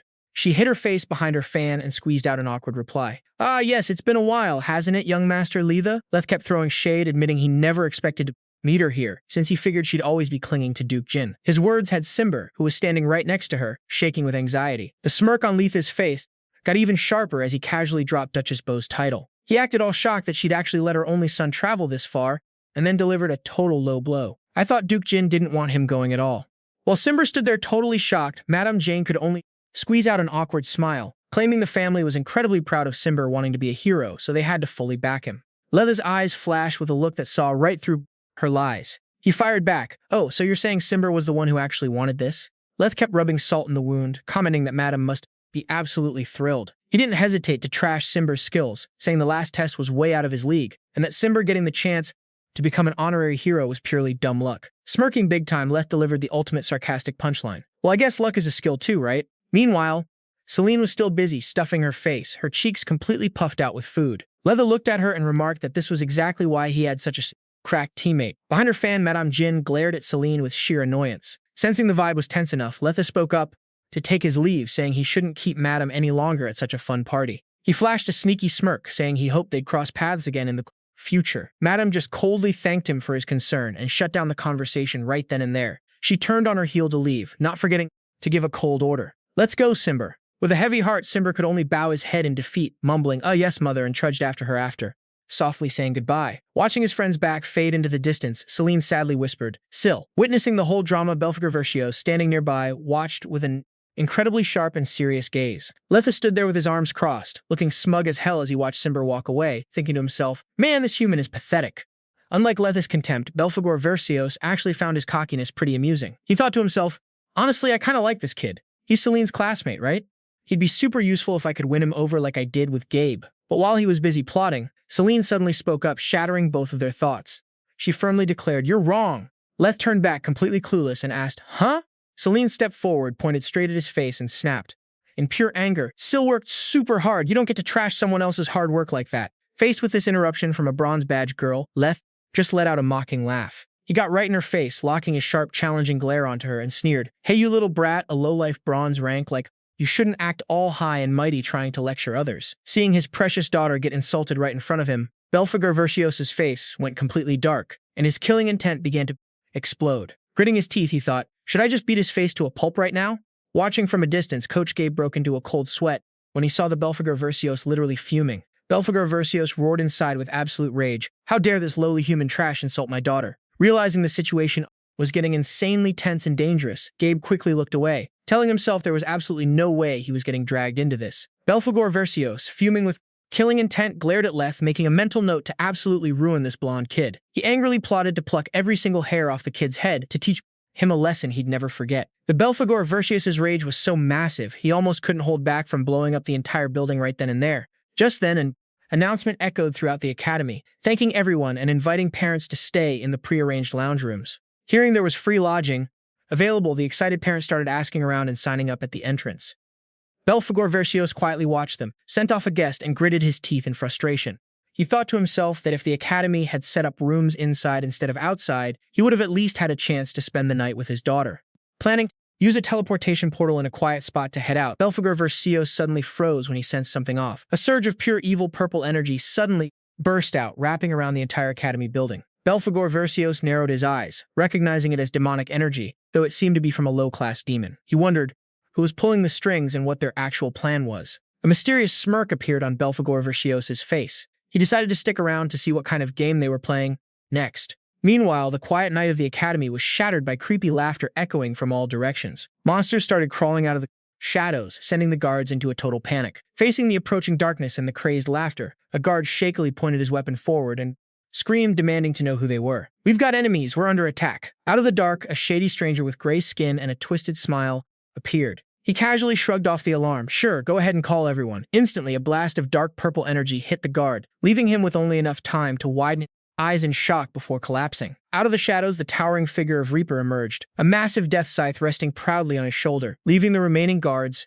shaking in absolute terror. Another squad of guards rushed in, pointing their weapons at the intruder and shouting, "Stop right there! You're committing murder and assault right in the middle of the city." Ignoring the warning, Reaper coldly swung his weapon. A devastating wave of magic swept through, blowing away the academy's entire defense line in the blink of an eye, leaving the guards lying unconscious in sheer shock. Looking at the ruined scene, Reaper muttered in disappointment, man, what a drag. I could have turned them into corpses. Right after that, he declared their infiltration a success. From beneath the ground, tiny monsters with glowing red eyes crawled out, snickering creepily and praising him. Just as expected, Lord Reaper, your plan is flawless. The strike team reported they were ready to raid the hostages partying inside and were waiting for orders. Reaper smirked and gave the order, kidnap them and lock them in the secret room, not forgetting to double-check their escape plan progress. The lackey eagerly boasts, duh, of course, boss. We've dug tunnels in literally every direction. Under the ground, those freaky monsters are digging like absolute maniacs. We're on track to wrap this up the second they snatch the holy artifact. Reaper grins, satisfied. Got it. After all, the only reason I even let you tag along is because you're good at digging. Might as well put those skills to use, right? The lackey feels super honored by his master's praise. Reaper lets out a psycho laugh. Heh heh heh heh heh heh. Huh, you guys better do a good job. He struts through his groveling minions, who are bowing respectfully. The entire monster squad chants in unison. 1, 2, 1, everything for the Belphegor Verscios, as they rush to finish their dark mission. The next day, at the academy, the classroom is buzzing like crazy. Selene is hyped out of her mind. She pumps her fists and cheers proudly. It's finally here. The very first class is actual cadets. Seeing everyone else looking totally chill, she eagerly pesters them. Aren't you guys even a little excited?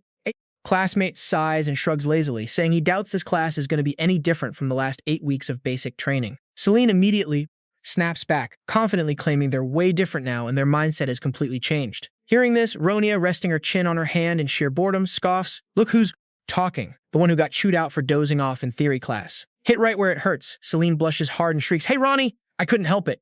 That lecture was literally dragging on forever. She even tries to defend herself, saying her brain only functions for exactly 1 hour a day, making Ronia snap angrily. "Cut the lame excuses," Ronia growls, in pure rage, demanding Selene never call her Ronnie ever again. While the two besties are bickering, the other students start to notice something's off since it's getting late and the teacher still hasn't shown up.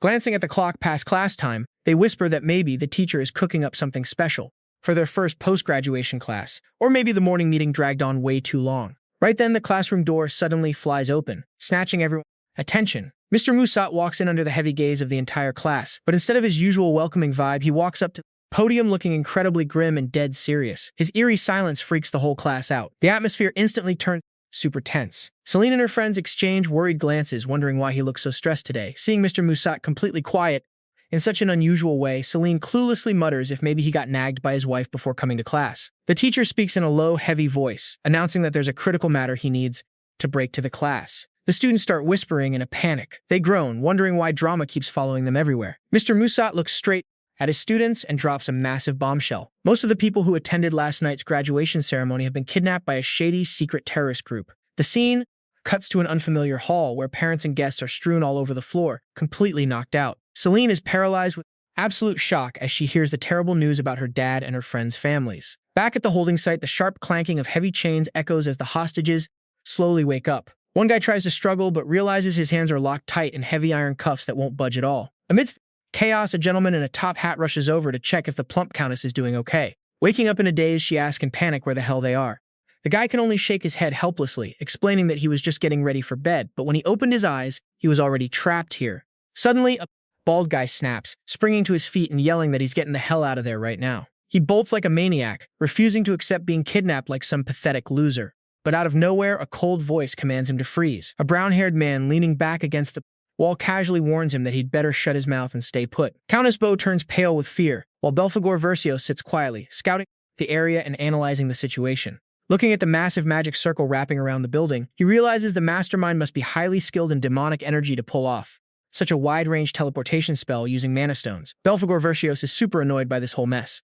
Just then, Countess Bo notices him and demands, "Hey, aren't you the father of that kid who keeps leeching off my son?" Belphegor Verscios coldly glares back and sneers, "Actually, your kid is the real parasite." The comeback completely shocks Countess Bo. She furiously attacks him for being a rude, classless peasant who's only good at barking. She screeches in a rage, "How dare a filthy commoner like you talk to me like that?" Suddenly, a blood-curdling shriek pierces the tense silence. Belphegor Verscios looks back while Countess Bo freezes in pure terror. From the shadows, a mysterious figure drags a corpse, and then Reaper makes his grand, menacing entrance with a death scythe in hand, surrounded by his grotesque monsters. A guy tries to make a run for it, but gets instantly obliterated without mercy, collapsing to the floor with an agonizing scream. A tiny monster approaches, reporting respectfully, "Lord Rab, we've dealt with the runner." Watching the brutal scene play out, the hostages can only shiver in absolute horror. Reaper smirks in satisfaction. "All right, good job." The monsters with their glowing yellow eyes beg hungrily, "Then please, give us some blood." Reaper flashes a sadistic grin, casually watching his minions clean up the bloody mess in the most brutal way. He praises them. "Oh, my beloved servants, you sure know how to clean up nice and tidy." Standing in the middle of the panicking crowd, Belphegor Verscios maintains an eerie, chilling composure. He locks his sharp glare on the newcomer and notes to himself, "So this guy's the boss." While Reaper is gloating in the middle of the hall, Beatty's familiar on his shoulder suddenly scoffs, "I'm the one babysitting them, you show-off." She snarls, reminding him that without help from her clairvoyant clan, Reaper's sluggish ghouls would have never even set foot in this place. The bright red familiar glares, demanding Reaper keep in mind that he owes her big time. Reaper looks totally clueless. He scratches his head and mutters, "Huh, that's weird. I thought Parabin was the one who teleported me here. Did I get it mixed up?" Annoyed by her clueless teammate, Beatty snaps back, saying that if she hadn't timed it perfectly, the whole plan would have gone down the drain. Annoyed by her nagging, Reaper casually squeezes the familiar, telling her to shut it and just enjoy the view of the hostages bowing down before them. He coldly, brushing the whole debt thing aside, declaring that he's the only one who has the right to collect from Bathy whenever he wants. Reaper brings up what happened in the Highland Forest more than 10 years ago, suggesting they just call it even. This drives Bathy absolutely insane. She screams, asking how much longer he's going to keep bringing up that old history. In response to her rage, Reaper laughs like a maniac, declaring he'll keep doing it until his dream comes true, or maybe even longer. Belphegor Verscios narrows his eyes, intrigued when he hears Reaper mention the word dream. Looking at the huddled, shivering hostages, the grim Reaper snickers and warns his lackeys to keep a tight grip on them, making sure absolutely not a single mouse slips away like before. Bathy's mascot glares at him in warning, telling Reaper to stop causing more trouble on his own. It mutters in a low voice that this is their last shot. If they fail this time, it's game over for everyone. Reaper starts getting bored and suddenly orders his minions to instantly unchain all the hostages. The tiny monsters quickly obey, starting to unlock the shackles, leaving the captives completely shocked by this sudden turn of events. The crowd is utterly dazed, having no clue what's going on as the heavy iron cuffs clatter to the ground one by one. Reaper leans close to the ear of a man and whispers his true intentions. He wants all of them to try and run for it. He crazily admits that he absolutely loves seeing faces twisted in terror, begging for their lives. Laughing freakishly, he yells out to urge them, "Hey everyone, hurry up, get on your feet and run. Away from here." Reaper announces they're going to play a deadly game of hide-and-seek, where death is the ultimate brutal punishment for anyone who gets caught. Hearing that twisted proposition, Belphegor Verscios smirks slyly and comments that this game actually sounds pretty fun. While all the other hostages are panicking and running for their lives, Belphegor Verscios just stands there tall, looking completely unbothered. Reaper turns to him, totally clueless, and asks, "What are you doing, aren't you planning to run?" Facing the Grim Reaper's deadly game of hide-and-seek, the Belphegor Verscios only responds with a deeply bored and calm stare. Witnessing Belphegor Verscios' terrifyingly calm attitude surrounded by monsters, Madame Beau, standing behind him, can only shiver and think to herself, this terrifying commoner isn't flinching at all. Belphegor Verscios coldly mocks, "At least your ears aren't totally busted like the rest of this trash. You heard him, beat it." Watching this from the shadows, Bathy's mascot is completely stunned. The glowing red mouse wonders in shock, who on earth is this idiot standing up to Reaper? Suddenly, a surge of demonic energy begins to leak from Belphegor Verscios, making the surrounding space shake violently. Reaper still hasn't realized the danger closing in. He presses his weapon right against Belphegor Verscios' neck and smugly declares, "I think you're a bit slow on the uptake, kid. I'm the hunter and you're my prey." Belphegor Verscios' lips curve slightly, his sharp gaze cutting back fiercely. "No, I'm the predator." Belphegor Verscios coldly warns Reaper that he's the one who should start running. Pissed off by that sheer arrogance, Reaper swings his death scythe and screams at him to run right now if he wants to stay alive. Suddenly, Body's mascot shrieks a warning, "Reaper, watch out!" It's horrified to realize the entire body of the man in front of them is radiating a suffocatingly overwhelming demonic energy, thinking this guy is literally dripping with demonic power. Belphegor Verscios glances toward the dark corner and announces he's going to clear out all these uninvited spectators before the real hunt begins. Belphegor Verscios speaks softly, and instantly a heavy wave of dark pressure explodes along with the command, "Fall asleep." In the blink of an eye, every single hostage in the hall collapses, falling into a deep slumber. Even Batty's mascot can't resist it. Stumbling, it crashes onto the floor. With its vision blurring, it desperately tries to fight it, muttering, "Damn it, I can't fall asleep." Standing in the middle of the quiet hall, Reaper looks around in total confusion. What the hell? Why are they all asleep? Meanwhile, Belphegor Verscios calmly clenches his fist, muttering in a low voice, "All right, let's see what you're plotting." A deep blue surge of magical energy violently erupts around Belphegor Verscios, radiating an intimidating pressure that feels like it's about to tear space apart. Witnessing the hostages knocked out all at once, Reaper screams in a fury, "What did you just do to my hostages? I need to keep them alive and in one piece." He swings his scythe, ordering his minions, "Kill him!" The monsters shout in unison, "Understood," and charge wildly at Belphegor Verscios, weapons raised. Belphegor Verscios coldly watches the enemies closing in from all directions. In one lightning-fast movement, he shatters the ground, crushing the opposition beneath his feet with overwhelming power. Noticing the red-hot glow radiating from the monsters' weapons, Belphegor Verscios silently notes, "So these bastards can control demonic energy?" He sneers in contempt, thinking that wielding this kind of power is actually no big deal. Belphegor Verscios knows that demonic energy has massive destructive potential, so it's not surprising they want to use it. Belphegor Verscios casually observes, "Still, power that comes too easily always brings disaster along with it." The surrounding monsters mock him, wondering what the hell he's muttering about. They guess he's probably praying for a quick and painless death. Belphegor Verscios raises his hand, now burning with deep purple demonic energy, and growls, "Listen up, you pieces of trash. Demonic energy will always bow down to an even greater demonic force."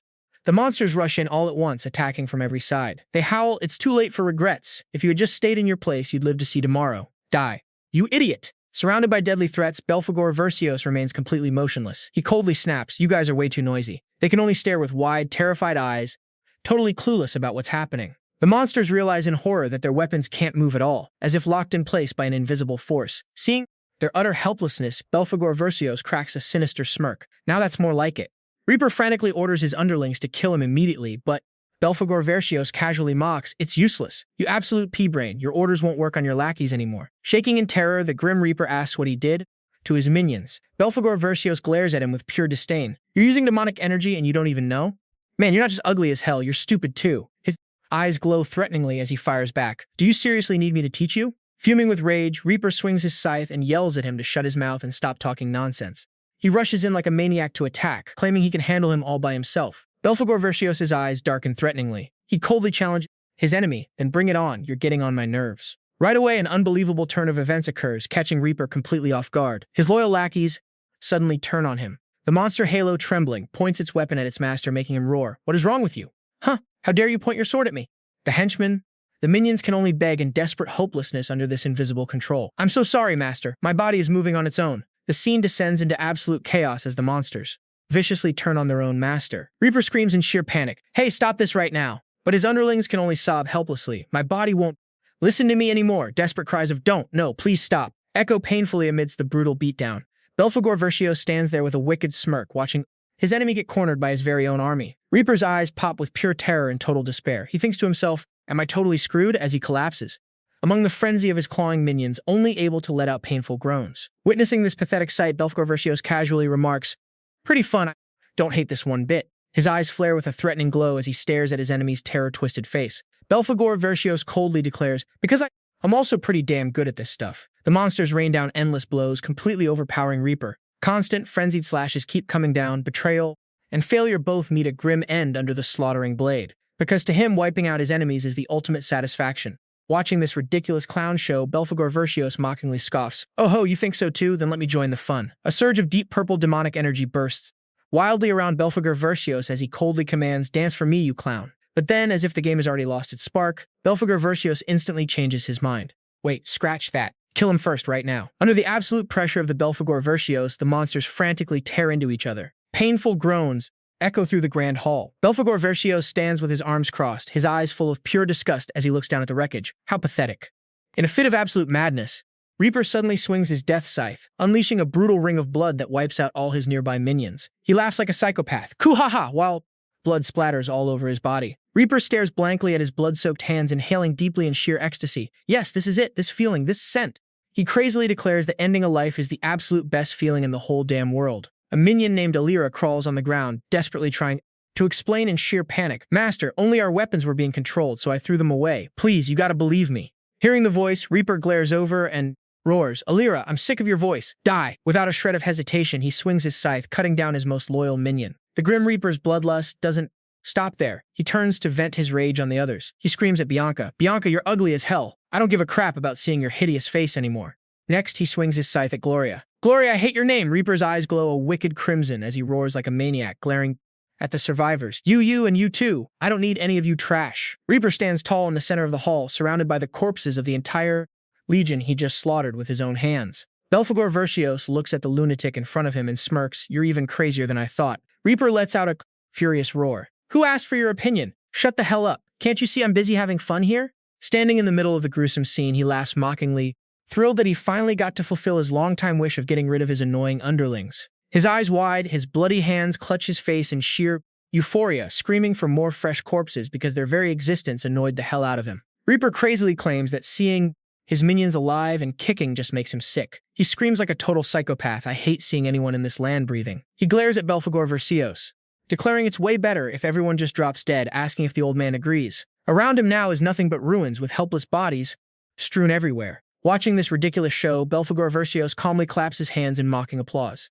What a hilariously brain-dead show. He calmly comments that for a piece of trash like Reaper, that performance was actually semi-decent. The Grim Reaper's scythe is still dripping blood, radiating heavy bloodlust. Reaper suddenly lunges, pressing his blade right against Belphegor Verscios' throat and declares, now it's just you left, human. Facing the Reaper, Belphegor Verscios shows zero fear and instead wears a wicked grin. He coldly shoots back, and you're the last one standing too. Meanwhile, somewhere else, Bathory screams in panic as her magic orb suddenly goes pitch black. She cries her eyes out over her expensive, fortune-costing treasure, acting up, cutting off the feet of the battle. A harsh metal clash rings out. Standing in the middle of the carnage, Reaper coldly asserts that in the end, only one of them will be left standing. With his face twisted in mad excitement, he crazily admits, but you know what? I love it! Because you're stronger, that's why you didn't get manipulated by me, right? Haha. Facing this sheer madness, Belphegor Verscios just flashes a cocky grin. He sneers. Trash like you must have plenty of cheap tricks up your sleeve, huh? Belphegor Verscios thoughtfully remarks, you're not the mage I thought you'd be, or are you just a necromancer? Having his sore spot poked, Reaper suddenly starts twitching, screaming in absolute fury. Who the hell are you calling a mage? Amidst the rapid-fire attacks, Belphegor Verscios calmly wipes a speck of dirt off his face. Meanwhile, Reaper's eyes go wide as if he's slipping into a dark, haunting memory. He drops to the floor, clutching his head and sobbing in utter despair. Mom, please! I don't want to study. I hate studying. Witnessing this mental breakdown, Belphegor Verscios coldly cuts him off. Cut the crap. Isn't there stuff that's way more fun to do? But the Grim Reaper is still trapped in his hallucination. He sobs and begs, Mom, please don't hit me. It hurts so bad. Suddenly he glares with intense bloodlust and screams, Get the hell away. Belphegor Verscios stands back, watching the guy lose his mind. He thinks to himself that fighting a lunatic is actually pretty fun, and asks if he's got any other tricks left to show him. Reaper cackles maniacally, vowing to wipe that smug-ass smirk off his face real soon. He spreads his arms wide, his glowing red eyes radiating a sinister, crushing aura. Reaper screams with absolute authority, Rise, you brainless souls, I shall grant you my blessing right now. From beneath the earth, hideous monster hands claw their way up, responding to the call of the Dark Master. The undead growl in obedience, piling onto one another to form a massive, disgusting heap of flesh. Witnessing this freakish sight, Belphegor Verscios casually asks, What's this, you trying to commit suicide? Painful groans echo through the rubble. The minions regret not smashing their own teeth out before getting turned into a dark magic sacrifice dripping with pure evil. The undead squad instantly roared as they were brought back with insane, next-level power. They were totally shocked to find their minds completely clear, hailing this as some kind of holy blessing from Rab. Belphegor Verscios let out a wicked little smirk. Well, he figured even back in the Belphegor Verscios' castle, not a single soul had ever pulled off necromancy this slick. He openly hyped him up, saying, Gotta hand it to you, kid, your skills are actually pretty sick. This spirit channeling trick is no joke. Reaper lost his mind and ordered his horde to shred him, and they rushed in like a massive wave. But Belphegor Verscios just flicked his wrist, blasting a wave of purple magic that ripped right through everything. In a literal blink of an eye, he materialized right in front of Reaper and choked the life out of him, leaving the so-called Grim Reaper wide-eyed in sheer terror. Huh? Belphegor Verscios coldly muttered, I'm done playing with trash like you. He channeled heavy magic right into his palm and ordered, Spit out your memories and beat it. A dark purple energy forcefully ripped a memory orb straight out of Reaper's brain, exposing the brutal horror of the Highland Forest massacre, surrounded by a sea of flames and desperate, agonizing screams. In that twisted memory, Bathory stood dead silent as a raging inferno swallowed the entire forest. Reaper stood right next to her, laughing like a total psychopath. Ha ha ha! Man, this is beautiful. So glad I dropped by. Seeing Bathory's stone-cold face, he wouldn't stop throwing shade at her. Haha, what's the matter? Haven't found it yet? Major buzzkill. Losing her patience, she snapped, Shut your trap, which just made Reaper fake gasp in mock terror just to mess with her. Bathory stared into the flames, her eyes burning with pure resolve as she declared, I will find it no matter what. Reaper casually agreed, thinking that was exactly what they needed to pull off the organization's grand dream. Deep within a hazy spiritual realm, a mysterious entity whispered, confirming they felt the presence of Ben's child, the absolute last descendant of the ancient clan. Back in the real world, Belphegor Verscios was flexing his insane power to force those memories out. Reaper shrieked in agony as his brain got completely hijacked. Once he grabbed all the intel, Belphegor Verscios casually let go and muttered, Got it. Wicked smirk crept onto the Demon King's face as he saw right through the enemy's scheme. So you punks are hunting for the ancient clan's kid, huh? Meanwhile, back at the academy, Ronia was bawling her eyes out, worried sick about her folks. Seeing her bestie totally fall apart, Selene gently walked over to comfort her. Hey, don't sweat it too much, Ronnie.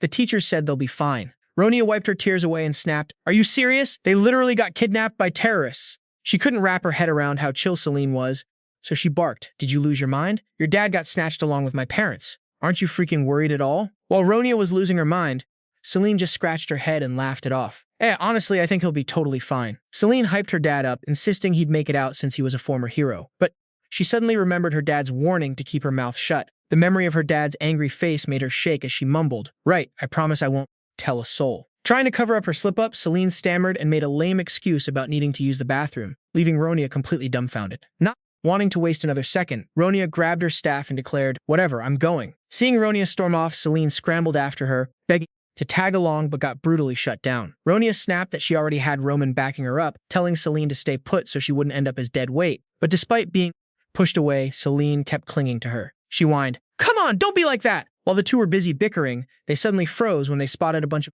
their friends waiting for them. Whoa, you scared the crap out of me! Standing there like ghosts without saying a word. Haha. Turns out Chloe, Zinfi, and Roman had already figured out what they were up to. Chloe smirked triumphantly. See? What did I tell you? While Sin pointed out they knew damn well the two of them would never sit still. Selene and Ronia were totally shocked to see the whole crew gathered there. Locking eyes with Ronia, Chloe told her she knew she couldn't talk her out of it, so the whole squad decided to tag along for this dangerous rescue mission. Seeing her friends have her back like this, Ronia's eyes welled up with tears. She yelled out, All right, let's do this. Raising her weapon along with the crew, ready to raid the terrorists' hideout and save their folks. Selene flashed a bright grin, leading the charge as she hyped them up, shouting, Move out, everyone! Back at the academy, Knight Commander Jan Bager slammed his hand on the table in pure rage. What the hell are they even plotting? One of his men reported that the terrorists hadn't made a single demand yet. Yan scoffed in disgust. Taking hostages for absolutely nothing? That's sick. Did they snatch them just for some twisted entertainment? Mr. Musat lost his temper too, banging on the table and yelling that their motives didn't even matter anymore. Instructor Grave nodded along, but inside he was shaking like a leaf, knowing damn well the Belphegor Verscios was locked up in there too. Musat asserted that the top priority right now was checking on the parents' safety and finding a way to bust them out because sitting here talking was just a massive waste of time. The hero representative Van Leeuwenhart spoke up, suggesting he should personally break in and get the hostages out. Musat shut him down immediately, worried that acting solo would trigger the terrorists to massacre everyone in a heartbeat. Grave broke out in a cold sweat, knowing the Belphegor Verscios would obliterate everything if he got ticked off. But Van kept his cool, arguing that they needed to make a move before the enemy could turn on them. Mr. Musat stared at Van, noting that he was still as stubborn as when he was just a student at the academy. Van just laughed it off, playing it off like he was flattered, but then his eyes turned scary and sharp. Van firmly declared that he would never negotiate or compromise with terrorists. He coldly stated that hesitating just because they might lose a few hostages was not an option, then turned to ask what Mr. Musat thought of his cold-blooded approach. This guy is a total psycho, sacrificing a few to save the rest like some acceptable loss, huh? No big deal, right? Van Leeuwenhart coldly maintained that in a massive crisis he couldn't let the safety of a few hostages slow them down. That heartless comment shocked Mr. Musat, who repeated it in pure rage. A few hostages. He made it clear that he was the one calling the shots here and ordered Van to fall in line, adding that he would draw up multiple backup plans before the enemy made their next move. Though he had to follow orders because of rank, he muttered, "I'm still never negotiating with terrorists." The intense argument was cut short when a female staff member rushed in out of breath to report, "Supervisor." She leaned close to the iron-faced Mr. M's ear, whispering something that made his face go pale as he roared, "Wait, some trainees left on their own without any approval?"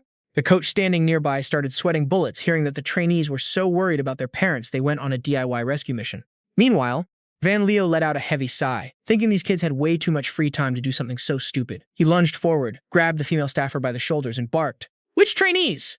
This sudden move totally rubbed Van the wrong way. He silently cursed the guy who dared interrupt him, wondering who the hell he was. The flustered staffer stammered that there were about 6 trainees missing, 6 of them, which is a pretty big deal. Those little troublemakers?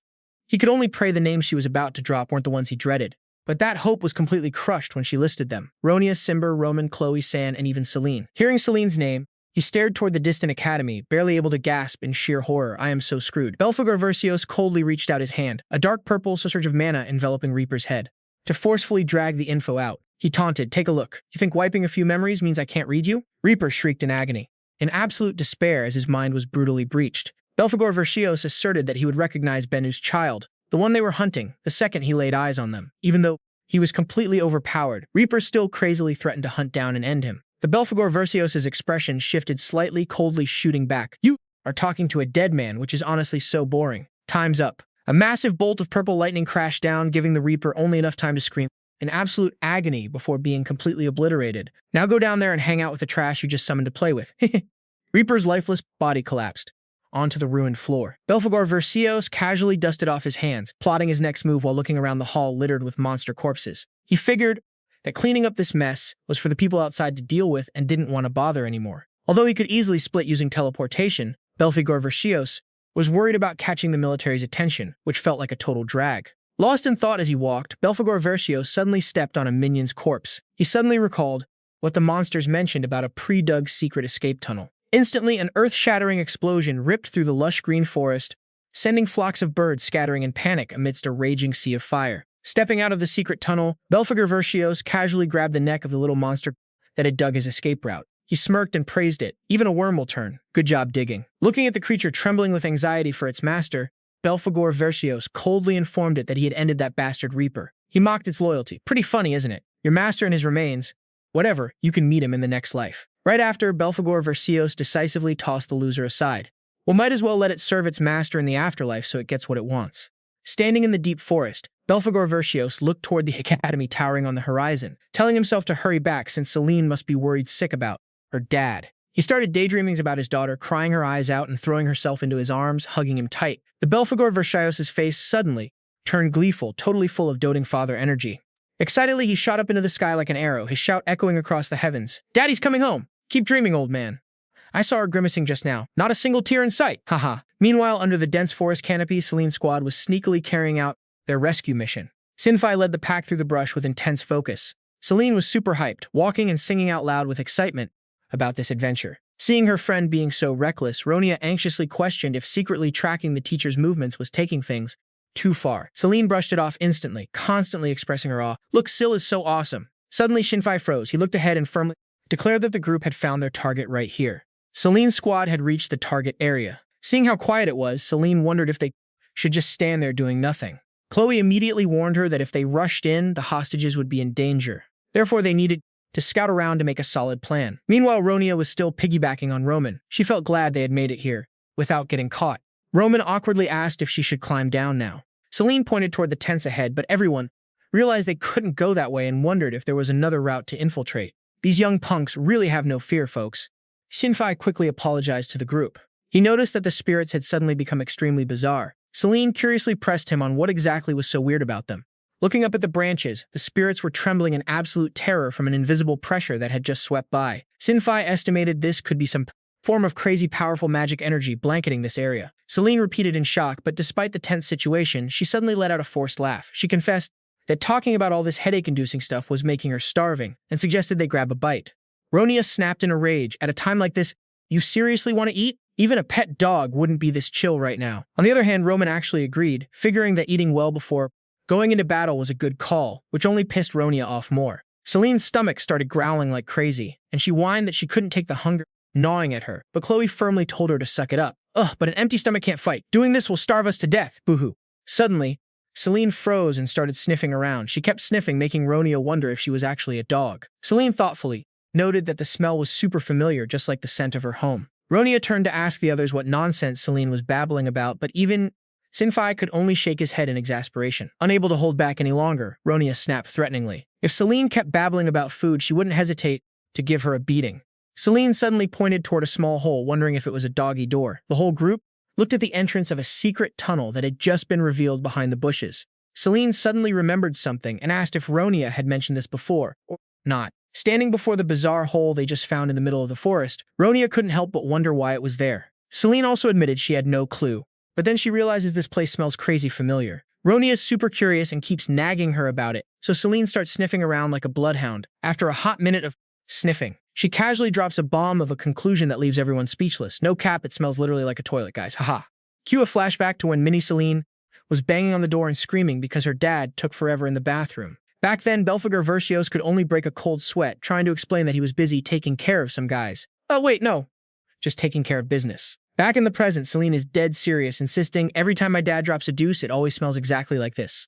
Ronia is just completely speechless at this wild comparison, while Shinfei stutters in total confusion, having absolutely no clue how to respond to his friend. Right then, San's face suddenly drops as she senses a freezing, murderous vibe closing in. While Shinfei is still whining about not being a translator, San rushes in fast as lightning, slamming Selene and the rest of the squad face first into the rotting leaves. The sudden impact literally shakes the ground. Ronia loses her mind and screams, asking what the hell San thinks she's doing. San immediately covers her mouth, signaling everyone to shut up completely because she just spotted a mysterious figure. Shinfei is shaking in his boots, drops flat to the ground and whispers to Selene that the spirits seemed less freaked out than before. Shinfei breathes a quiet sigh of relief as he feels the insane magical power that was just choking the forests slowly start to fade away. No matter how you slice it, Ronia is certain that something absolutely horrific just went down, but it seems like everything is already too late to save. Suddenly, Selene gets up and silently walks off. Shinfei panics and yells at her to stop, terrified of whatever danger is lurking in the dark, but she just keeps marching straight ahead. Shinfei's steps freeze up when a nightmare of a scene pops up right in front of the squad. Buried under the rotting leaves is the corpse of a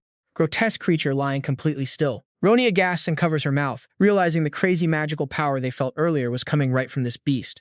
This thing isn't human, it's straight up a demon. Shinfei asks with a shaky, terrified voice, but Selene, whose mind is always on food, mishears the word demon as honey, instantly killing the tense vibe. Real talk, these demons are terrifying monsters that necromancers brew up using soulless corpses. They look human, but they've completely lost their minds. The only thing driving them is a non-stop, ravenous hunger. Looking at the ugly monster right in front of her, Selene gets a weird feeling because it reminds her of someone she knows. Like, oh my god, familiar who? I'd be running for my life right about now.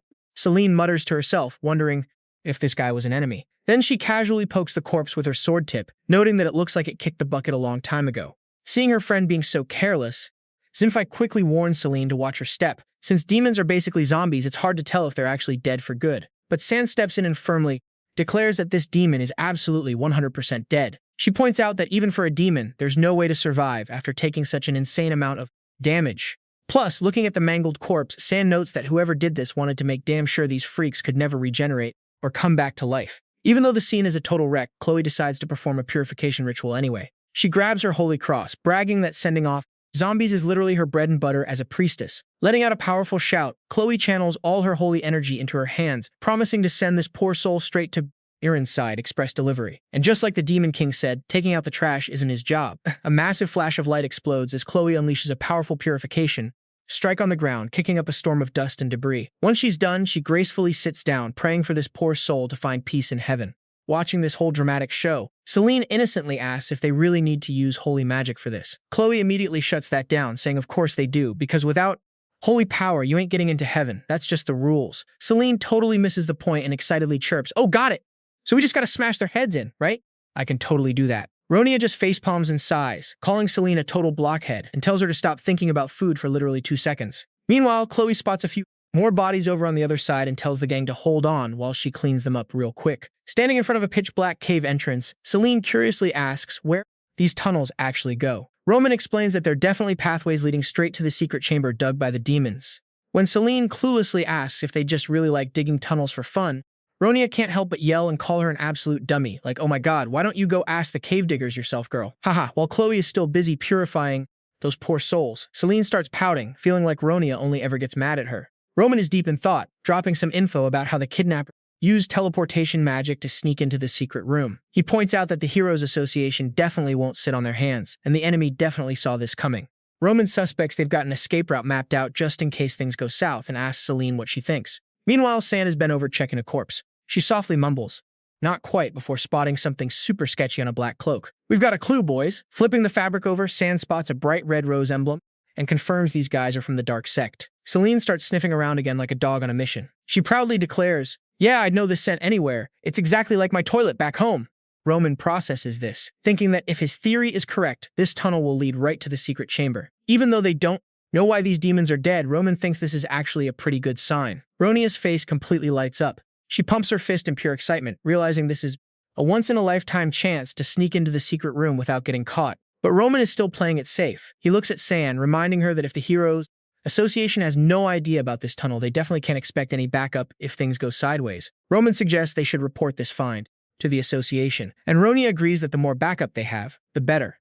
But then, thinking about her parents locked up right under their noses, Ronia grits her teeth, determined as hell. She boldly declares she's not going to waste this chance to save them and makes up her mind. "I'm going in." Ronia looks over at San and asks if she's down to tag along. San gives a slow nod, her eyes cold but filled with resolve. "If the dark sect is involved, I'll gladly put my life on the line. But honestly, acting on her own like this is pretty reckless," she adds. Ronia just flashes a bright smile. She proudly declares she won't hold a grudge against anyone if they're scared of getting cornered by the enemy and want to turn back. Seeing all that guts, Selene refuses to be left out. She hoists her giant greatsword onto her shoulder and declares, "I'm not hiding in the back anymore. I'm going too." Chloe stepped forward as well. She figured that the secret chamber would definitely be crawling with demons, and as a priestess, her duty was to free them from their suffering as soon as possible. Chloe added that if they went back to report, the enemy might sense something was off with the tunnel, and their chance to rescue the hostages would slip right through their fingers. Sinfi, despite still being a bit worried, finally made up his mind. He believed the gods would always be by their side to protect them. Standing in front of the dark cave entrance, which was oozing a glowing red evil aura, Roman hesitantly asked, "Are you seriously going in there?" Selene shouted excitedly. "Count me in, I want to go too." Even though she admitted she had no idea what San and Ronia were talking about, Selene knew for a fact that the enemy was waiting inside.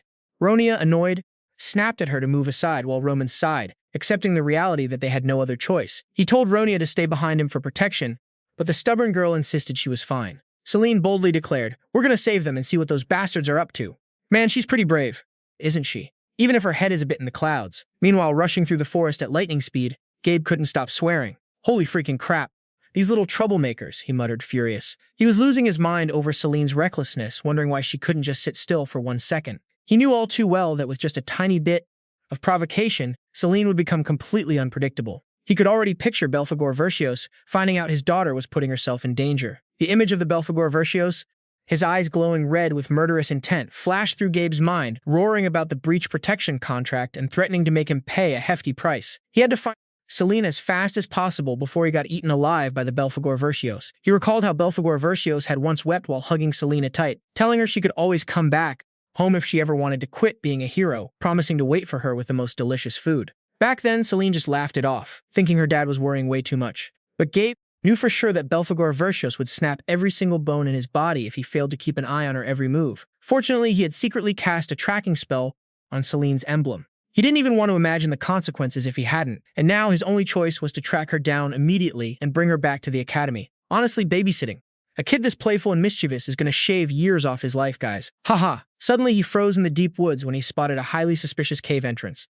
He was stunned, wondering why such an obvious cave would show up here of all places. Looking closely, this wasn't made by humans. It absolutely reeked of death. Seeing the corpses of flesh-eating ghouls scattered everywhere, he realized right away they had been used to dig a secret escape route. But what terrified him even more was that his tracking charm was pointing straight inside the cave. His face went pale as he prayed that Selene's group hadn't been stupid enough to wander in there. He suddenly realized this might be a tunnel leading directly to the mansion, silently cursing the incompetence of the scout team for failing to find it sooner. Just thinking about the Belphegor Verscios, finding out his daughter was in danger made him sweat. He imagined the furious face of the Belphegor Verscios, declaring he would get rid of a useless guard who couldn't even keep an eye on a single kid. In an absolute panic, Gabe yelled out a curse, swearing that he would stop Selene at all costs before it was too late. Seriously, Gabe must have owed Selene some major cash in his past life, because karma's hitting him hard right now. Gabe lunged into the tunnel, desperately begging the gods not to let her take another single step. Meanwhile, inside the dark and damp cave, Selene's group was creeping forward. Roman was still carrying Ronia on his back, making him grumble, asking when she was finally going to get off. While the rest of the group was cautiously searching for the enemy's location in the gloomy darkness, they walked deeper inside. Selene examined the ancient stone walls and declared they had reached their destination. At first glance, this place looked like an underground archive buried deep beneath the earth. Just to be safe, Sinfi, can you ask the spirits to check what's behind that door? Sinfi agreed right away, telling everyone to hold on for a second. He knelt down, focusing his mind to begin the communion ritual. Brilliant green magic circles flared up as tiny spirits materialized. Sinfi pleaded, "Can you guys do me a favor? Please, let me see what your eyes see." Instantly, the spirits scattered into every nook and cranny of the underground chamber, gliding past Roman, Selene, and San as they rushed forward. Their vision began to stream directly into Sinfi's mind. The little spirits flew through the dark stone corridors, climbing up a flight of stairs that led to a massive wooden door. As the door creaked open, a horrifying scene unfolded inside a grand hall. Dozens of hostages were strewn across the floor, completely unconscious. Suddenly, Sinfi's eyes widened in sheer horror. He cried out in agony, "Mom!" The sight of his blue-haired mother lying motionless made his heart shatter. Ronia crossed her arms, noting that their theory was now confirmed. They were currently standing right beneath the mansion. Selene smugly pointed out that she had been right all along. She eagerly clenched her fists and badgered him. "Ooh, so the enemy's probably waiting for us up there. How many of those guys are there?" But Sinfi was still incredibly tense. He asked everyone to wait so he could take a closer look. After observing through the eyes of the spirits for a bit, Sinfi announced in shock that he couldn't see a single soul. Selene screamed in absolute disbelief. "No one? Not even a single person? How's that possible? Did they just pack up and move out?" Sinfi confirmed again that he didn't see any trace of the enemy nearby. Roman anxiously asked about the other areas of the mansion, but Sinfi replied that the upper floors were completely empty as well.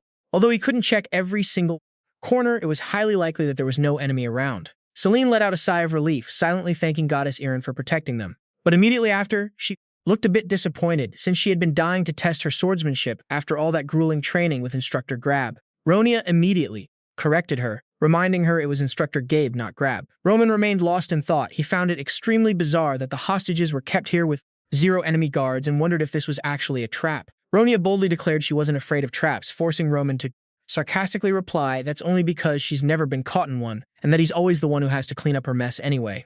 When Selene started babbling about unity, Roman reminded her she should save that speech for the person who actually stands by her side. Sinfi looked closely and analyzed what he saw, noting that this place didn't look like a traps, and not a single door is rigged either. He confirms everything's safe for now and steps right out of the secret passage. "Since there aren't any enemies left, we can just strut on out."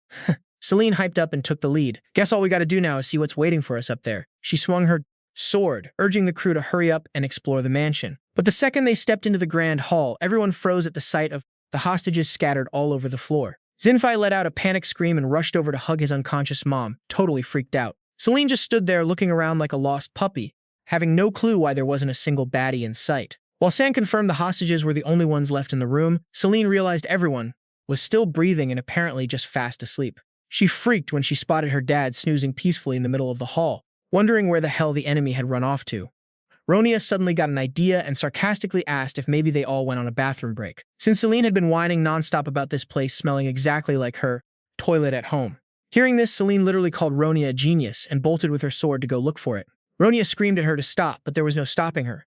You're gonna kill someone. At least let them finish their business first. Meanwhile, Selene was still desperately tracking down that familiar stink. She yelled out, but where's the bathroom anyway? Ronia, completely fed up, snapped back, seriously, try using your brain for once, will you? Right then, San noticed something weird and called everyone over. Hey, get over here, guys. She bent down to check out some dark splattered stains on the floor. Roman asked what she found and San pointed at the marks. Look at this is definitely from a fight. Roman was baffled. Wait, so they just beat each other up? Ronia immediately joked that maybe they killed each other off before the real fight even started. You mean? But San quickly shut that down. No, that's not it. She figured that even though those scumbags from the Blackland were absolute trash, there's no way they were dumb enough to pull off a mass suicide like that. Yeah, for real. Who kidnaps hostages just to commit suicide together? No one is that brain dead, Chloe agreed, turning to San. Do you have any idea what actually went down? San gave a slow nod, her face turning dead serious. She admitted she had a theory but wasn't 100% sure yet. San muttered, there was something else or someone else. Hearing this, Selene practically bounced off the walls, hyped but also kind of freaked out. An enemy! She scanned the room wildly and screamed, Where? Where is this badass enemy? Chloe rolled her eyes and snapped, Calm down, we're not saying they're still here right now. San explained that the entire mob had actually been wiped out by a single person. Looking at the aftermath, she guessed they weren't taken out by a sword, but rather some weirdly shaped blade. Maybe a scythe? Roman was seriously impressed by San's sharp deduction skills. She played it cool, saying she just picked up these tricks back in her hometown, where you constantly had to keep an eye out for monster attacks. Selene, still hyperactive, kept pestering them. But seriously, where is this badass dude? Man, is she always this hyped up? Haha. San silently pointed ahead. Right there! The moment Selene saw her target, she went full battle mode. She whipped out her sword and declared, Sweet, leave this guy to me. I'll take him down in one shot. But as soon as she got close, she just let out a dumbfounded, wait, what? In front of her was the lifeless corpse of the Reaper with a faint soul drifting out of it. Selene blinked. This guy? San nodded because she could still feel a crazy amount of demonic energy radiating from him. Chloe agreed, saying that even though she wasn't some tracking expert, she could tell this guy used to pack some serious power. She wondered what could possibly be strong enough to take down someone with that much demonic energy. Selene shrieked in total shock. Wait, what? Does that mean he's actually dead? Ronia snapped at her. Are you blind, you dummy? He's dead as a doornail, and thank God, because if he wasn't, we'd be the ones dead right now. It's not like he's taking a nap waiting for someone to gank him. You're seriously clueless. Haha. Walking up to Reaper's corpse, Selene kept poking him. Hey, you really dead? Get up! She wondered if ghouls are just revived dead guys. Could this dude come back to life too?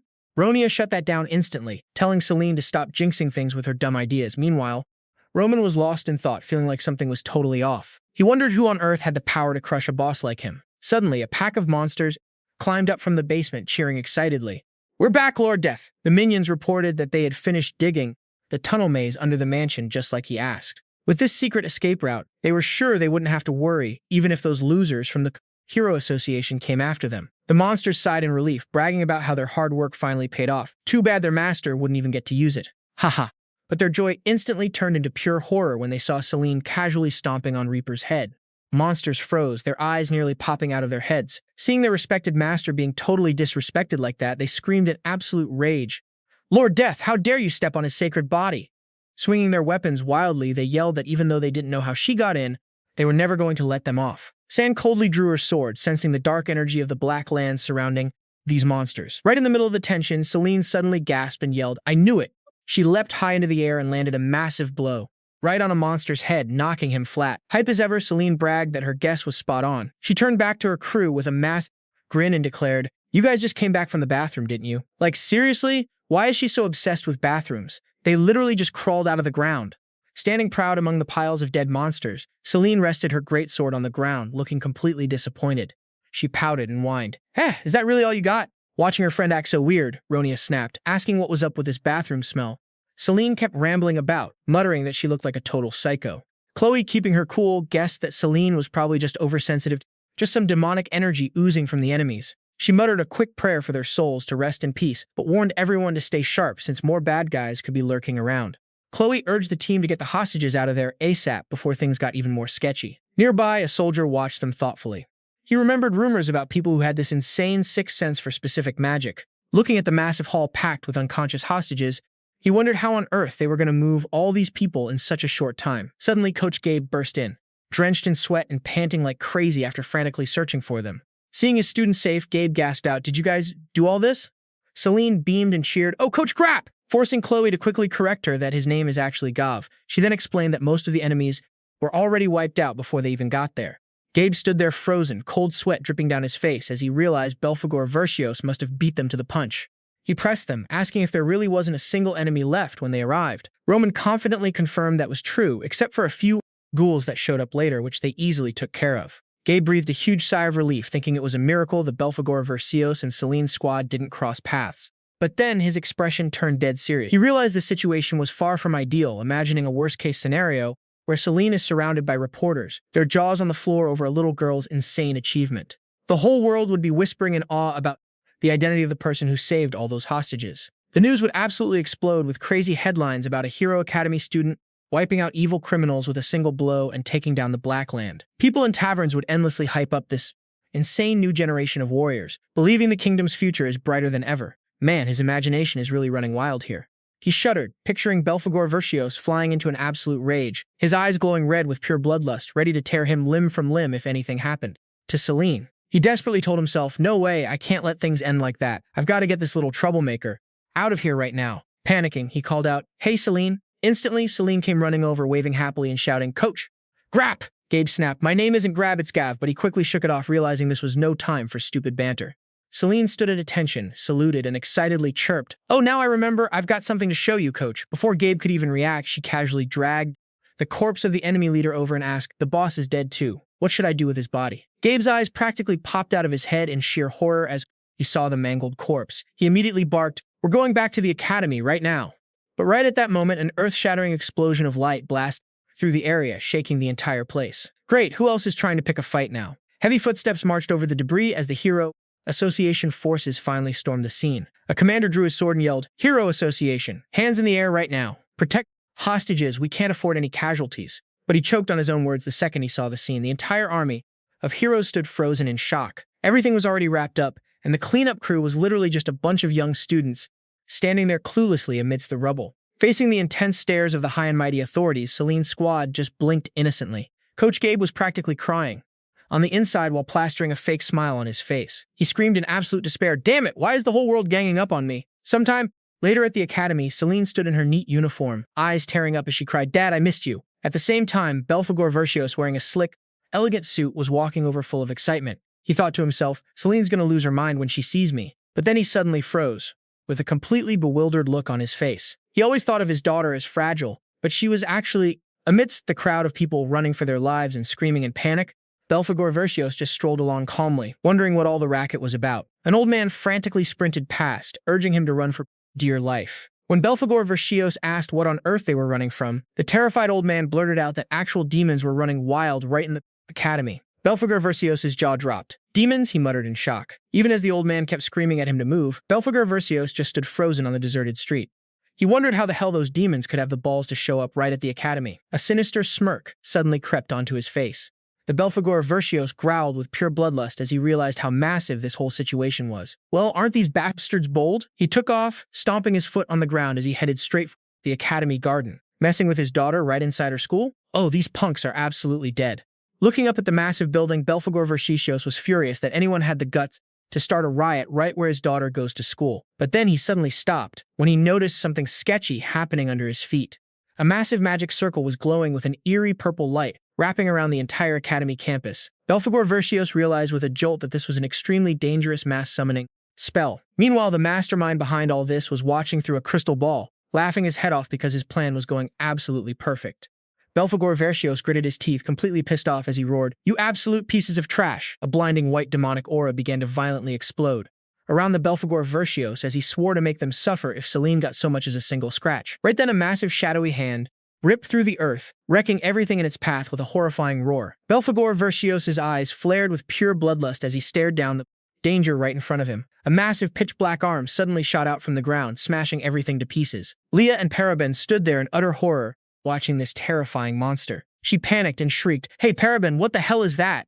Watching from a distance, Belphegor Verscios realized the Black Land was behind this entire conspiracy. He mentally mocked how pathetic their summoning ritual was, wondering how they could be so sloppy. A sinister smirk crept onto Belphegor Verscios smirked as he prepared to dish out some serious punishment. You guys had a nice place to stay, but choosing to crawl here? Well, now you won't even get a chance to return to the dirt. Belphegor Verscios let out a scoffing laugh. He realized that after all that massive hype, the only thing those clowns managed to summon was just the arm of the ancient demon king Gintara. He thought it was utterly hilarious that they could only bring over a single arm of that old geezer who's literally buried in the room right behind them. Staring at his own hands blazing with energy, Belphegor Verscios declared that even though he had initially planned to let them off the hook because they were so boring, things had totally changed. Dark purple demonic energy erupted violently, wrapping around his body in a menacing display. Witnessing that insane, bone-chilling pressure, Leah and Paraben could do nothing but shake in sheer terror. Belphegor Verscios' eyes glowed with a bloodthirsty red light. He growled a warning, "But if you dare pull this crap a second time, I am not going easy on you." Belphegor Verscios stood tall, facing Gintara's giant arm head-on. He unleashed an absolutely devastating blow, causing the giant entity to start crumbling under his brutal power. Belphegor Verscios coldly spat. "Let me tell you clowns about the two biggest mistakes you made. There is absolutely zero chance of a do-over." Haha, Leah and Paraben looked up in pure shock, completely clueless as to why their plan was ruined halfway through. Paraben furiously screamed, asking what kind of bastard dared to butt into their business. But the moment Leah saw their opponent's real face, she started shaking, unable to believe her own eyes. The Belphegor Verscios? You bastards!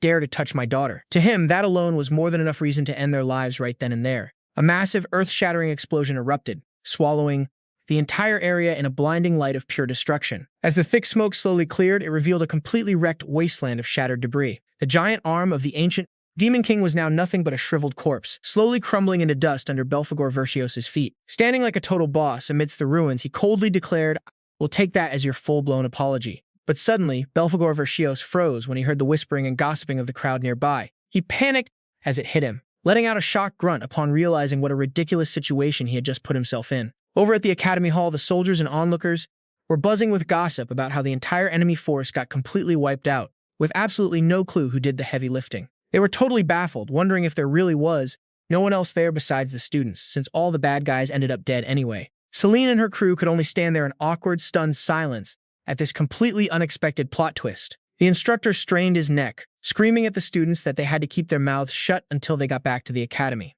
On the inside, he was screaming in pure despair. I mean, there was absolutely no way he could leak the truth that the actual Belphegor Verscios was the one who cleaned up this entire mess. Gabe figured it was way better to just let everyone believe these kids took down the enemies themselves. He flashed a sly smirk, thinking that since nobody saw anything, they should just let it slide. But then Selene innocently cut in, "But Coach Grapp." Immediately, he whipped around, snapping at her to correct his name to Gabe, and demanding she keep her mouth shut like he told her.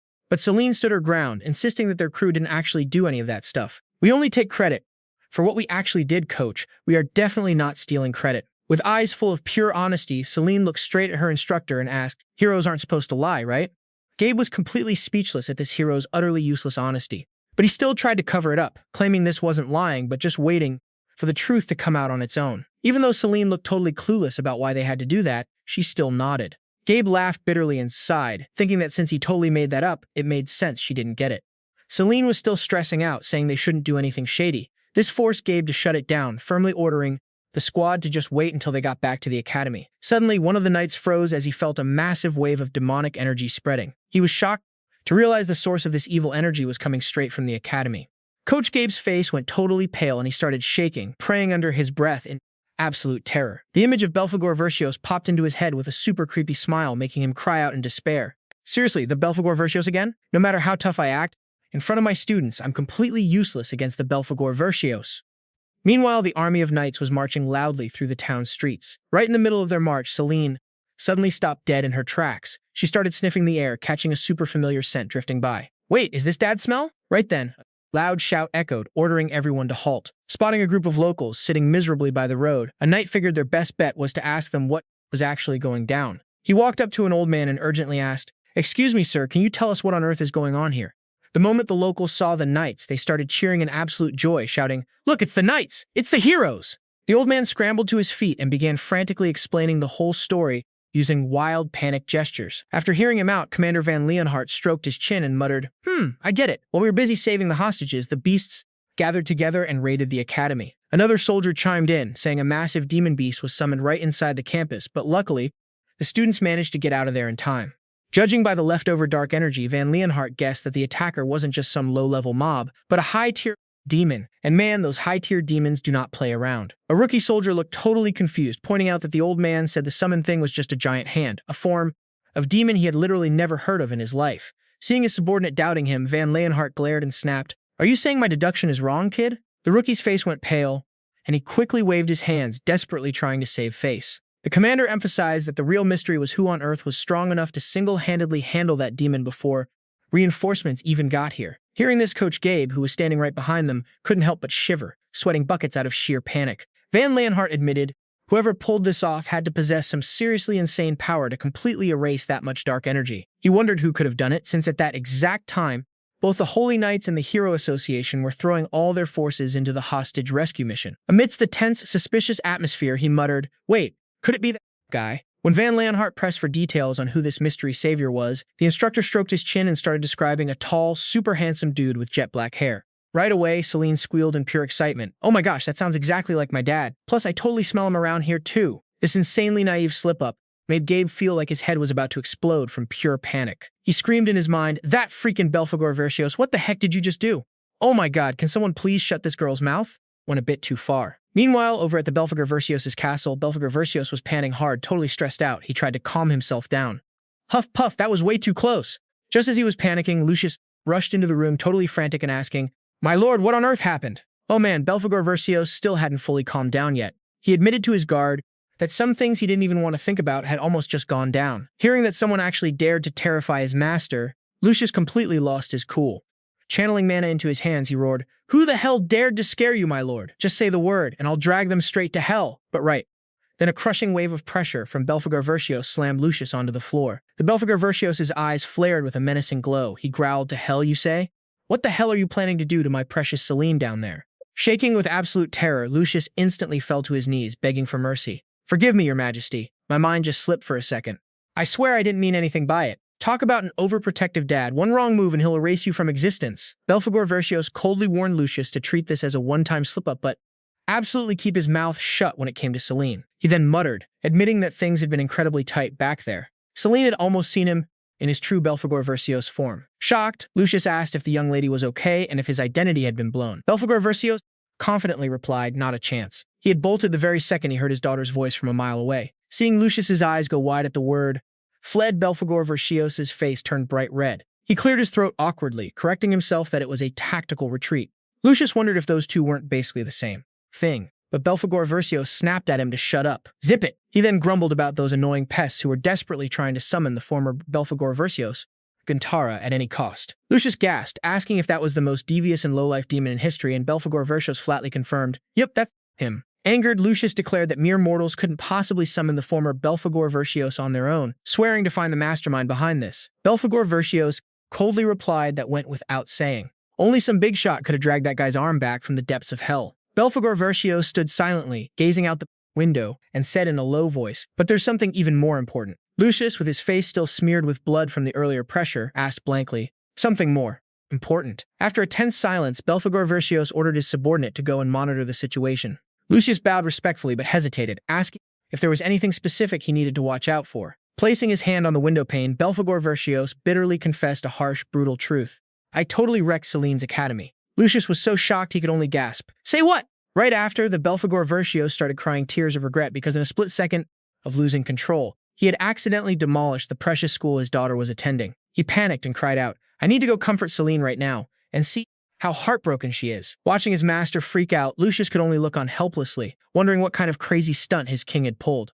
This time. Seriously, he talks about demolishing a whole school like it's no big deal. Geez. A few days later, back in his office, Belphegor Verscios sat majestically on his throne and demanded, "What did you find?" Lucius stepped forward, slamming a newspaper on the desk with a shocking headline about the Academy's total destruction. He reported that the Holy Church had officially announced it was all the work of the Shadow faction. Belphegor Verscios smirked deviously. "Oh ho, well look at that. Finally, those guys are actually being useful." He casually figured it made perfect sense for the dark side to take the fall. Lucius went on to report that the Academy had already started, setting up practical training classes for the students, making Belphegor Verscios curious about what those were. Lucius explained that although these sessions were originally meant for later, in the curriculum, the school's destruction forced them to shake up the schedule. Belphegor Verscios asked if the kids would have to self-study, but Lucius reassured him that an instructor would be supervising their progress, and it happened to be the one teaching Selene. Hearing the good news, Belphegor Verscios let out a wicked, satisfied grin. He cheered excitedly. Wah! Now that is some awesome news. He immediately started picturing a beaming Selene clinging to his arm, begging her daddy to cook, or something delicious. Belphegor Verscios realized with absolute joy that he'd get to see his baby girl way more often now. Man, this doting dad is just too much. I wonder how he'll survive when she gets a boyfriend. Haha. Sitting at his desk, Belphegor Verscios couldn't hide his sheer satisfaction. Perfect, absolutely perfect. He began daydreaming about how from now on, he could keep an eye on his little Selene whenever she left the academy. The Belphegor Verscios laughed heartily, thinking all this convenience was only possible because the school had collapsed. He even jokingly regretted not doing it sooner. Suddenly, Lucius cut in with a serious face, saying he had something to report. Facing his subordinate's direct questioning about what he had done, Belphegor Verscios coldly replied, "Ouch, that's kind of offensive, Lucius. Are you saying I did something wrong?"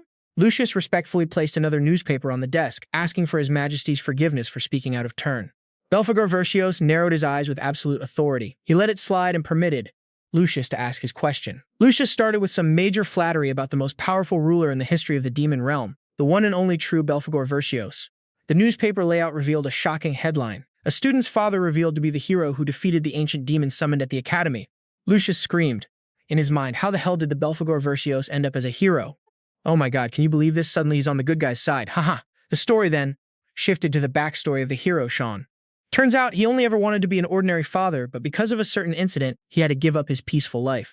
His decision to become a warrior to save those in danger made everyone look up to him, wondering if he was the ultimate hero.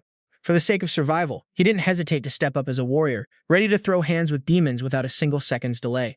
Despite possessing godlike power, he always craved a simple life, just wishing to be a normal human and a regular dad like everyone else. Yet when facing brutal trials as a warrior, he proved to be the absolute bravest, standing tall against the darkness.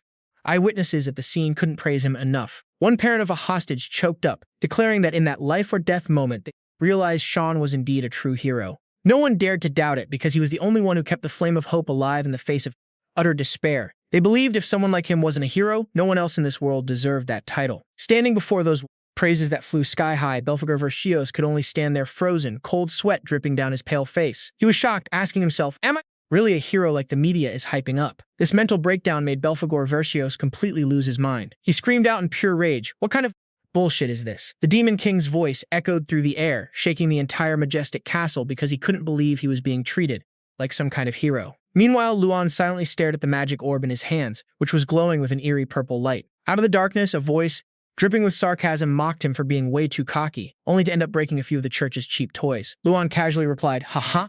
That's not all. I've checked everything that needed checking." He asserted that the summoning spell's efficiency was now crystal clear, and summoning the right arm of the ancient demon king Gutara to trash those knights was just a side quest. Wonder what evil scheme this old creep is cooking up next? Mysterious voice kept trash-talking, saying he wasted way too much time and manpower just to summon a single body part, only to get beaten by some total nobody. Luan kept his cool. He explained that there was nothing wrong with the magic itself. The only difference was the summoning materials used. Even though he admitted a wild card showed up to deal with the monster, he still claimed that result didn't mean squat as long as their grand plan succeeded. Hearing that cold-blooded logic, the mysterious figure let out an eerie laugh. For a human, your brain works exactly like a demon's. Pretty interesting. Luan smirked wickedly, claiming that humans are just straight-up trash, can be way more brutal than any demon. The entity inside the orb seemed sold on that. It realized that was probably why the Demon King teamed up with a guy like him. It declared, "Understood, I'll be waiting for your next move." Luan bowed respectfully, "Yes, my lord." But the second he turned to leave, his eyes flashed with a scheming look, thinking that even that entity would eventually end up as his puppet.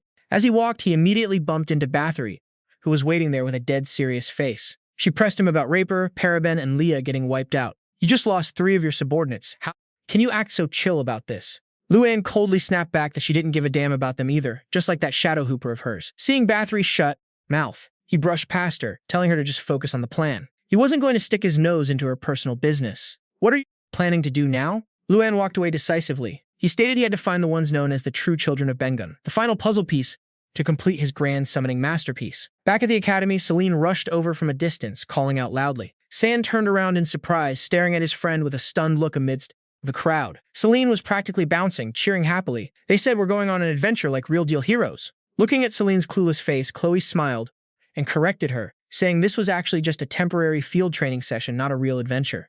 Despite the reality check, Selene still skipped around, having the time of her life. Hey, we're heroes on an adventure!" Chloe watched her with a gentle smile, thinking to herself that maybe Selene was just super hyped about doing some good deeds like a real hero. Selene nodded her head off in agreement. Yeah, exactly. I love it so much. To this playful, carefree girl, getting outside was basically a free pass to freedom. Chloe couldn't resist wrapping Selene in a tight hug to cuddle her. Squeezed like a plushie, Selene could only mumble for help. Hey, let go, I can't breathe. Midst the fun, San wondered out loud if it was just going to be the few of them on this trip. A deep voice spoke up, shutting that down. Of course not. Coach Gabe suddenly popped up in the middle of the group. He explained that the instructors were tagging along to oversee the test and handle any emergencies. Gabe made it clear that this was just a standard backup plan, but according to the syllabus, the students still had to carry their own weight. The moment she heard the word syllabus, Celine's eyes lit up as she yelled, "Syllab what?" A speechless Chloe corrected her on the spot. It means these classes are a part of our training program, and it's program, not what. Watching his students' pure stupidity, Gabe could only hang his head in gloom, silently cursing Belphegor Verscios as the root of all this crap he had to deal with. He dreamed of the day he could throw off all these chains to chase his own freedom, but reality was way more brutal. Stepping into the night forest for the field class, surrounded by staring monster eyes, Gabe screamed inside in utter frustration. Why do these stupid incidents keep happening? It's all because of that bastard Demon King's daughter. The more she plays Lovestruck, the more his soul gets drained. Haha. Selene excitedly looked at Gabe and cheered with absolute trust. We're counting on you again, coach. Though instructor Gabe tried to keep a straight face, inside he was screaming from pure exhaustion. He told himself it wasn't this clueless kid's fault and that all the stress and pressure he was carrying came from that damn Demon King. In the middle of the yard, Instructor Musat loudly called for attention to kick off the field class right away. As ordered, the students would split into squads and head to their designated spots under the direct watch of the instructors. A map of the continent was rolled out, marking a promising journey ahead. Gabe threw his pack over his shoulder, decisively ordering the squad to move out. Simph curiously pressed him about their exact destination for this training. Gabe only just realized he forgot to mention it, turning his head to spill the beans. We're heading to the Roten Kingdom, specifically Alero, a bustling port city under the territory of Duke Annis. Hearing this location, Selene, Simph, and San were totally shocked. Letha's arrogant face flashed in their minds, standing among soldiers in flashy uniforms, showing this was straight up his home turf. As the squad started walking down the old streets of the port city, Selene, with eyes burning with hunger, started whining about when they'd finally eat lunch. Gabe could only sigh, reminding her that she literally just stuffed her face a second ago. That's the struggle of being a glutton. Her stomach was always a bottomless pit. From the shadows, Belphegor Verscios and Luke were still secretly trailing the students' every move. Hearing that his baby girl was heading to Alero, Belphegor Verscios grinned proudly, thinking this was the perfect chance for them to bond. He started drowning in delusions of a smiling Selene playing around on the beach, and even threatened to quit being a hero just to move back in with her dad because hanging out with him is way more fun. Belphegor Verscios blushed with excitement, asking Luke if Selene would be hyped to see him show up at the beach, and got a super confident reassurance from his kiss-ass guard. Back in reality, Chloe called out to Simph to hurry up so they wouldn't fall behind on their journey. Leth kept his eyes glued on Selene's group as they faded down the street. Seeing her friend's weird face, Ronia didn't miss the chance to tease him. You got a crush on someone in that group? You've never looked at anyone like that before. She even threw in a jab that made Letha's face turn pale. Are you going to confess or what? Roman quickly intervened to remind his lady that she was being a bit rude, while their other guy friend pointed out that Ronia had just pissed someone off again. Ronia just snapped back, telling everyone to stop whining. Letha cold-heartedly spun around and sneered. Looks like your brain's getting rotten after hanging out with those lowlifes Ronia Jerry Fens. Ronia gasped, in shock at the insult aimed directly at her and her friends. Roman was about to step in, but Leth kept lecturing them about how nobles need to maintain their image. He growled, warning Ronia to watch her mouth if she wanted to save what was left of her family's countess honor. Leth then spat out some harsh words, and I hope we don't run into each other during the mission. You seriously make my skin crawl. Furious, Ronia screamed, What did you just say? She was ready to jump him and throw hands, but Roman held her back, telling her to chill because Lethe was just looking for a fight. Right then, Instructor Moose showed up and called out, Lethagenies! He firmly handed him a piece of paper, announcing his first assignment. This is your emergency appointment letter. Lethe took the letter in silence, his face heavy with thoughts. As he scanned the contents, his eyes suddenly widened in pure shock. Instructor Moose went on to announce that his destination was Alero, a port city in the vassal kingdom of Roten. The instructor's face turned serious as he revealed a twisted irony. That very city was located right inside the territory ruled by Letha's own family. Back on your own turf, flexing like a big shot must feel great, huh? Heh. Belphegor Verscios turned to glare at Luke and asked, What about you? Luke looked confused, only to get blasted by the Belphegor Verscios. Why the hell did you follow me when I just want to spend quality time with my daughter? Luke trembled as he explained. He was a loyal subordinate who also really missed Lady Selene. But Belphegor Verscios straight up kicked him out. Whatever, just go back. Seeing Luke looking all dejected and turning to leave, Belphegor Verscios suddenly lowered his voice. Because you're the only one I can trust. Those words left Luke completely stunned. The Belphegor Verscios then gave him a crucial mission. Find the ones who are still defying my laws. They'll probably make a move while I'm gone. Overwhelmed by his master's absolute trust, Luke literally teared up with joy. Belphegor Verscios reassured Luke that he was the only one he could trust with this and that he'd be waiting for results. Luke dropped to his knees, promising solemnly, "Yes, your majesty, I will absolutely find them." The moment Luke was out of sight, Belphegor Verscios immediately switched back to his obsessed dad mode, excitedly planning how to enjoy the beach with his beloved daughter. The Belphegor Verscios squealed with joy. "Wait for me, Selene, Daddy's coming." As soon as they set foot in the port of Valero, Selene couldn't hide her excitement and cheered, "Whoa, look at the ocean." Standing right in the breeze, the sea wind feels so amazing. Selene curiously asked if Zinfei had ever been here before, and her friend smiled gently, confirming he had visited Alero a few times when he was a kid. Zinfei even suggested the whole squad go up to the observatory to get a full view of the city. Seeing his students getting way too hyper, Instructor Gabe immediately shut it down. "Yo, don't get too excited. We're here to get a job done, you know?" Zinfei suddenly remembered and asked about the mission the instructor had promised to reveal once they arrived. With a deadpan expression, Gabe declared that their target this time was to exterminate sea jellyfish. While Zinfei was still standing there clueless, Selene was already hyping up what she'd read in books about these creatures that float around like balloons. Alero was known as a world-famous shipping hub, but the sudden appearance of a massive swarm of giant toxic jellyfish right off the coast was seriously threatening the port's operations. "Watch out, guys, because getting stung by those things is no joke." Gabe thoughtfully noted that they still had no clue why the jellyfish had suddenly shown up, leaving the locals and incoming ships completely helpless against the massive nuisance. While listening to their instructor's explanation, Selene suddenly spotted some dark shadows in the distance and asked if those were the jellyfish he was talking about. Gabe confirmed that although they hadn't moved into the port yet, they were close enough to see from there, and admitted the situation was probably way worse than he thought. Seeing Selene trying to get closer, Gabe stopped her in a flash and warned her to watch her step. According to the Hero Association's reports, despite looking totally harmless, they're actually crazy aggressive creatures that attack anyone near the shore. However, Selene hesitated and spoke up, Instructor, I think they're already dead." Gabe was still busy explaining, claiming their attacks were so violent that they left shores covered in bodies, but then his eyes went wide in disbelief. Right before them, tons of jellyfish corpses were bobbing up and down on the water, drifting with the waves. Selene was shocked, not understanding why a species hyped up to be super strong and hard to kill ended up in such a pathetic state. Watching from a distance with a smug look, the Belphegor Verscios chuckled at their naivety. He thought to himself that there was no way he'd just stand by and watch his precious daughter deal with those nasty jellyfish and get her hands dirty. Her dad had already taken care of everything, haha. Instructor Gabe broke into a cold sweat when he saw the Belphegor Verscios suddenly pop up. The Belphegor Verscios, why is he here? What is he planning this time? Dad? Selene called out, completely lost. Her friends were also shocked to see Selene's dad in person. They whispered among themselves that if this guy was her dad, then he must be the absolute legend who saved the academy. Belphegor Verscios rushed over in pure excitement, hopping and shouting, "Selene, Daddy's here!" But the second he landed, he took a painful faceplant right in front of his daughter, making Selene look totally annoyed. Belphegor Verscios scrambled to his feet, his face all dirty and embarrassed by her reaction.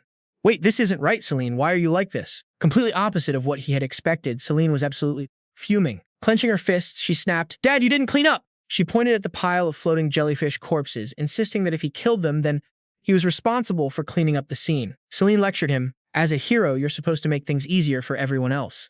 Leaving a half-assed mess like this is a total lose-lose." Belphegor Verscios stood there clueless and confused. He thought to himself, wait, isn't a hero supposed to be praised by humans? Are they pets or what? The image of heroes who are supposed to fight the Demon King, but getting treated like floor-cleaning servants flashed in his head, making him shudder. But just to please his daughter, Belphegor Verscios quickly laughed it off. "Ahaha, of course! I just wiped them all out and was about to start cleaning up right here." Both of them excitedly cheered their determination and rushed to the sea to start the cleanup. Witnessing this ridiculous sight, Gabe could only stand and watch from afar, thinking to himself that if he revealed this guy was the Demon King, absolutely nobody would believe him. After a while of hard work, the massive pile of dead jellyfish was gathered into a huge mountain. Selene let out a satisfied sigh. "Phew, that is way better." Belphegor Verscios forced a smile and chimed in, saying everything was clean now. Gabe looked at the father and daughter duo, unable to help but doubt the Demon King's hero title. While the group was marveling at the giant size and squishiness of the dead jellyfish, Selene excitedly jumped onto a corpse and squealed, "Whoa, it is so squishy, it feels just like jelly. I always play with them when they wash up on the beach." Teehee. While Selene and the gang were busy exploring the pile of jellyfish corpses, the Demon King Belphegor Verscios turned to Gabe and declared, "From now on, I will be in charge of looking after this squad. I trust you will have no objections to this." Even though Gabe was freaking out inside, he could only stutter in response that he would not dare object, while wondering if a father really needs a reason to be with his daughter. Belphegor Verscios flatly asserted that he did not. However, Gabe quickly pointed out a tricky problem. The hero reputation Belphegor Verscios had accidentally gained was causing quite a headache. He feared that if the Demon King's true identity got out, things would get super ugly. Belphegor Verscios' eyes suddenly flashed with a threatening glare. He admitted they both needed to be way more careful to protect this secret. Belphegor Verscios was itching to know the next plan so he could spend quality time with his daughter soon. He secretly dreamed of making awesome memories with Selene on a crystal-clear beach where they would play together. But Gabe instantly threw cold water on his fantasy by announcing that the mission was not over yet. Belphegor Verscios was shocked because the jellyfish had clearly been wiped out. But Gabe explained that investigating why they suddenly showed up was also a crucial part of the mission, so they could not just pack up and leave. The Demon King was fuming that his overenthusiasm had backfired, while Gabe secretly sneered that nobody asked him to do too much in the first place. Now I know exactly who his daughter gets her hyper attitude from. Not wanting to waste any more time, Belphegor Verscios was about to rush off to investigate right away, but Gabe held him back. Irritated, Belphegor Verscios snapped at him to ask quickly because he wanted to spend time with Selene, making Gabe think to himself, why does he not just pack his daughter in his pocket and carry her everywhere? Gabe got straight to the point, asking if Belphegor Verscios really did not want Selene to become a hero. He pointed out that if they did too good of a job on this mission, Selene would catch the eye of the Hero Association. And that was completely the opposite of what the Demon King wanted, having his daughter become a real hero. Hearing this, Belphegor Verscios suddenly froze in thought. Gabe realized the Demon King had not even thought about this move, which was why he was so stunned. He seriously advised him, if you do not want your daughter to be a hero, then you should just stand on the sidelines and watch. That is the only way to stop her from becoming one. After a brief silence to choke down his anger, Belphegor Verscios admitted that what Gabe said made sense and promised to keep it in mind. He growled, "You bastard! Just because I have not beaten you up in a while, do you think we are friends?" Seeing things had calmed down, Coach Gabe loudly announced that they would start the investigation immediately, getting a hyped response from the whole group. Meanwhile, Chloe quickly approached the locals to gather info. With a bright smile and charming eyes, she smoothly asked, "Hey, do you happen to have any useful info for us?" From their stories, Chloe learned that the currents in this area were insanely strong, and the narrow channels were extremely dangerous. That was why the locals stayed far away from here to stay alive. Based on the gathered data, Coach Gabe began to analyze the situation carefully. He figured that since jellyfish and other waters were not affected by this anomaly, the real cause was highly likely a shipwreck leaking something on the ocean floor. Gabe decisively ordered, all right, first thing tomorrow morning we will start investigating that sunken ship." At this, the whole group answered in unison with determination. However, Gabe still could not help but feel skeptical about the truth behind it. He wondered why something so obvious had been ignored and avoided by the locals all this time. And were those sudden rumors about a ghost haunting the shipwreck really just baseless talk, or was there more to it? The faint traces beneath the water seemed to hide a secret much darker than they imagined. The next morning, the group set off toward a listless green island sitting all alone in the middle of the ocean. A creepy vibe washed over them as they realized something was definitely off with this island.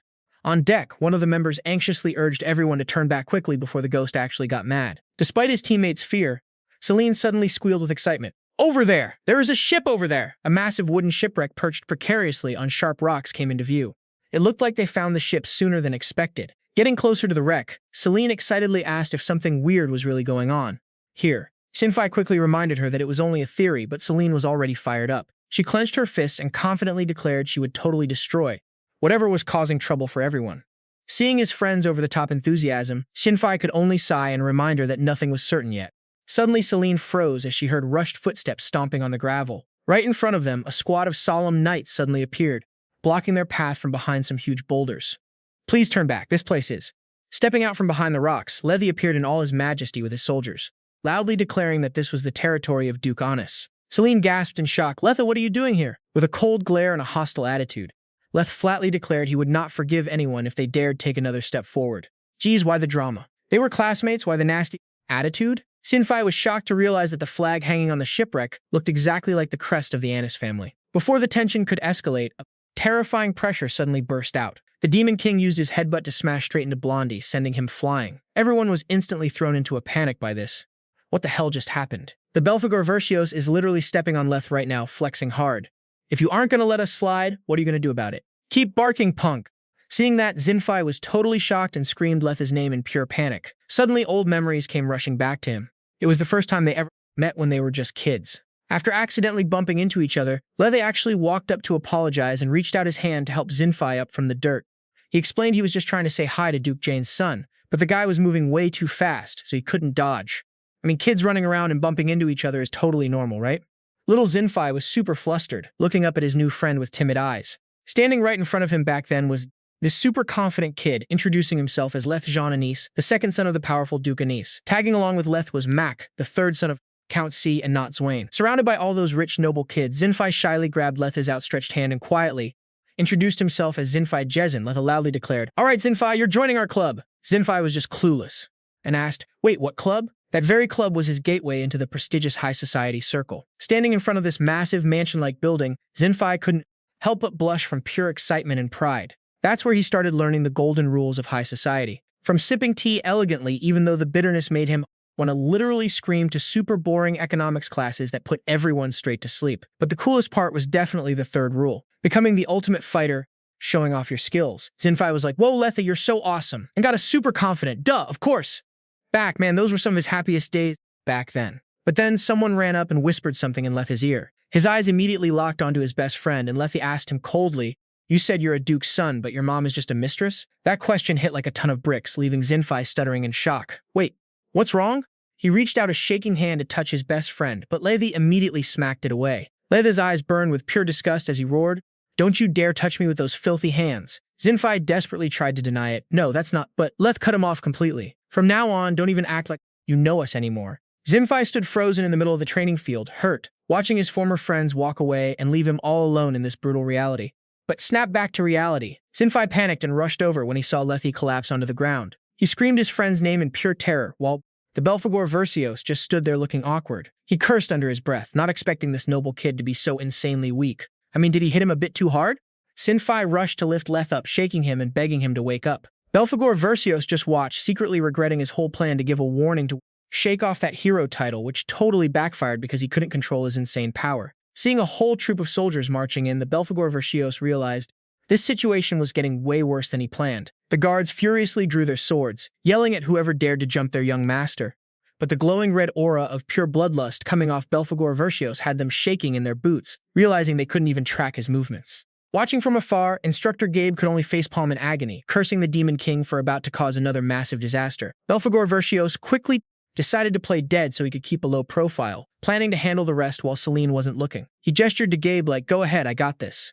Gabe immediately ordered the team to focus on the mission. "We need to move out and look for shipwreck clues." Selene's squad yelled back in unison, "Sir, yes, sir!" The squad immediately split to start the search. Meanwhile, those knights were all hyped up to jump Belphegor Verscios, but then they all face-planted onto the ground like they just got absolutely wrecked. Belphegor Verscios was just done with them.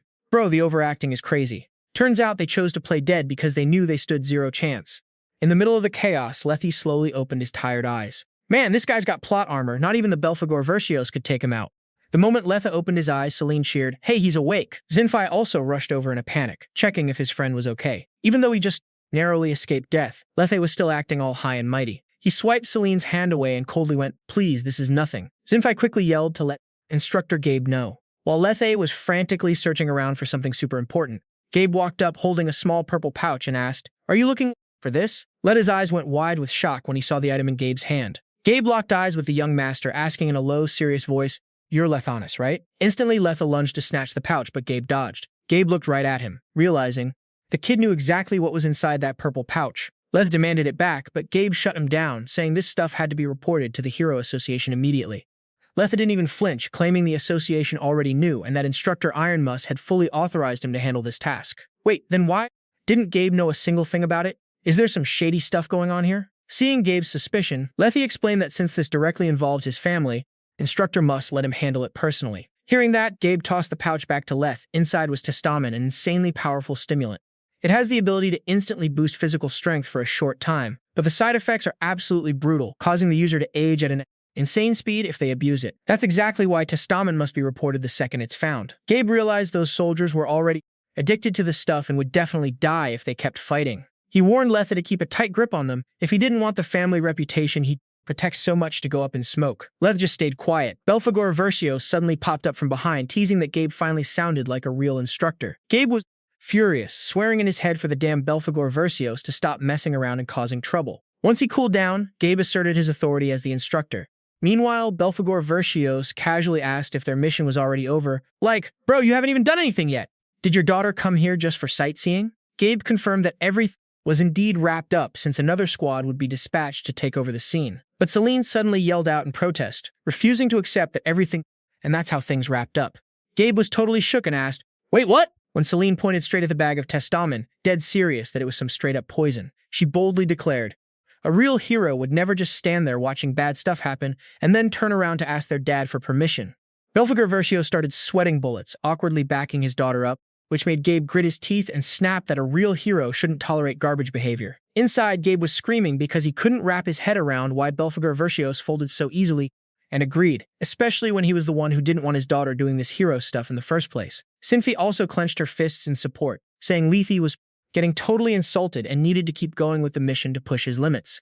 Chloe and San also agreed, since this was supposed to be an investigation into the weird behavior of the jellyfish from the start, and they couldn't just report back without finding the actual cause. But Gabe coldly brushed them off, claiming all the responsibility lay on the instructor Musat and that this was none of their business. "Time to get the hell out of here or this girl is going to drive me insane. Haha, no way." Selene's voice rang out loud and clear, leaving the whole squad stunned. She gripped her sword hilt, declaring that this was a responsibility they all had to carry. The sheer determination in Selene's eyes made Gabe shut up real quick. He could only stare, totally shocked by how scary serious his little student was. Belphegor Verscios smirked, watching Gabe hesitate, and taunted him, saying if his daughter wanted to do it, there was no damn reason to hesitate. Gabe was absolutely fuming, cursing this annoying-ass father-daughter duo, thinking that if it wasn't for that contract, he would have dealt with them ages ago. Standing in front of the ship, Gabe let out a heavy sigh, warning them that messing with another team's mission could cause a massive misunderstanding, even if they meant well. He asked one last time if they were really down for this, only to get a hyped-up, unanimous yes from Selene and Sinfi. Gabe could only close his eyes and accept his fate, completely defeated by these kids' stubbornness. Majority wins, and he took a major L, guys. Gabe sighed, except reality. He told himself he'd get back to the actual mission right after. Seeing Selene beaming, the Belphegor Verscios laughed, bursting with pride. "Hell yeah, let's go! Look how happy my Selene is. She's so adorable." Looking at that ridiculously over-the-top excitement, Gabe couldn't help but suspect if this old geezer was secretly wishing for his daughter to become a real hero. In the city of Valero, right outside the Duke's massive mansion, 2 guards stood by the grand gates, sweating bullets and looking incredibly nervous. Inside a fancy-ass room, Lethe, with his head wrapped in bandages, was standing there reporting everything that went down. Instructor Musat spoke up, "So the mission failed." Lethe quickly shut that down. "Don't worry, Master. I'll get this job done no matter what." But he was reminded that the cadets' missions hold the same weight as any official Hero Guild mission.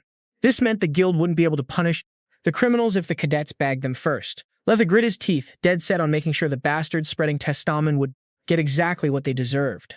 Once he got the green light to leave, Lethe marched straight out of the room, slamming the door behind him. Just as he stepped out of the Duke's room, Lethe coldly muttered that the mission wasn't over yet, and as long as the ending was good, everything would be fine.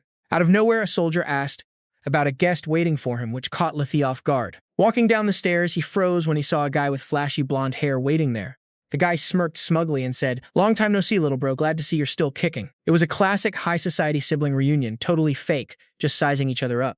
Lethe's eyes went ice cold as he snapped, "What the hell are you doing here?" The guy put on a fake hurt face, mocking why Lethe was acting so cold to his own brother after all this time. He casually smirked, saying he didn't need a reason to visit his dear little brother. Lethe's eyes flared red with pure rage as he growled that he never should have come. The guy just smirked, pointing out that Lethe still seemed pretty bitter, but then boldly declared that either way, he was still the one inheriting this territory in the end. Absolutely furious, Lethe yelled, unable to believe this self-proclaimed heir could do such disgusting things.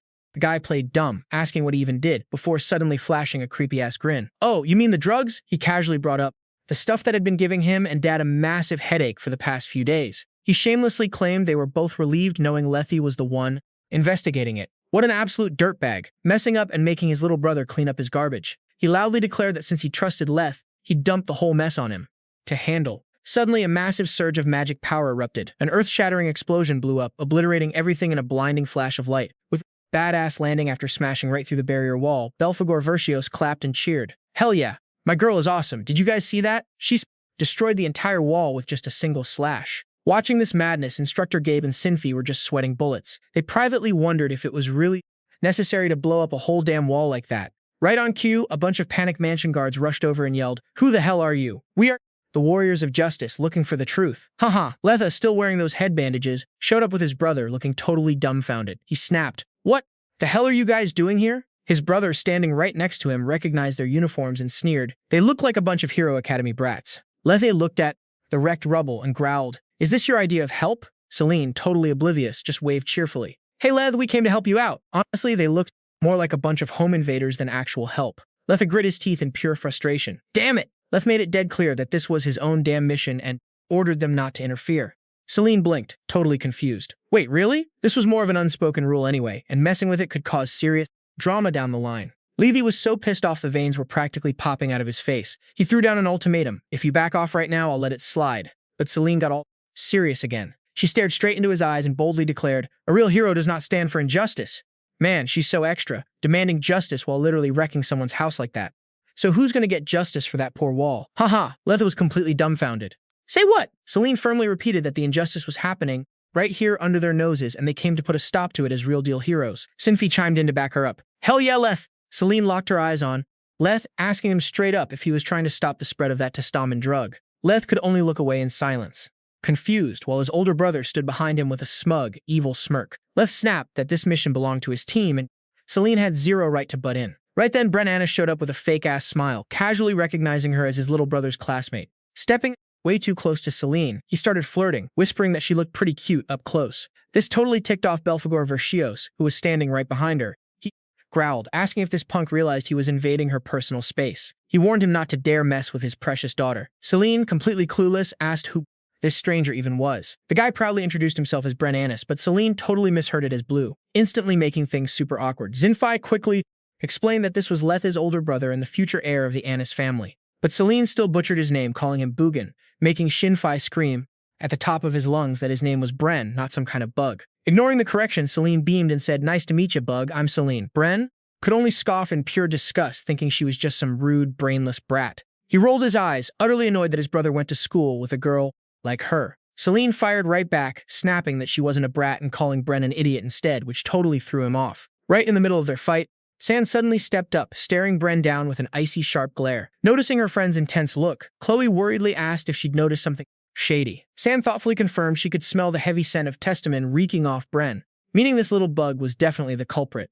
Heh. San added that his scent was a dead ringer for the soldiers who worked on that wrecked ship. This bombshell revelation left everyone around them completely speechless. With a dead serious look, Lethe loudly snapped that enough was enough. He coldly ordered everyone to pack up and get out, insisting that this was his own damn mission. Meanwhile, Belphegor Verscios stood behind Selene, radiating pure, murderous rage, swearing he'd obliterate the Mathafaka who dared touch his little girl. Leth snapped back aggressively. Yeah, it's my mission. This was handed to me, and you guys have zero right to get involved. Sinfi was shocked by how cold and distant his old friend was acting, but Selene just casually brushed it off, saying, like I care.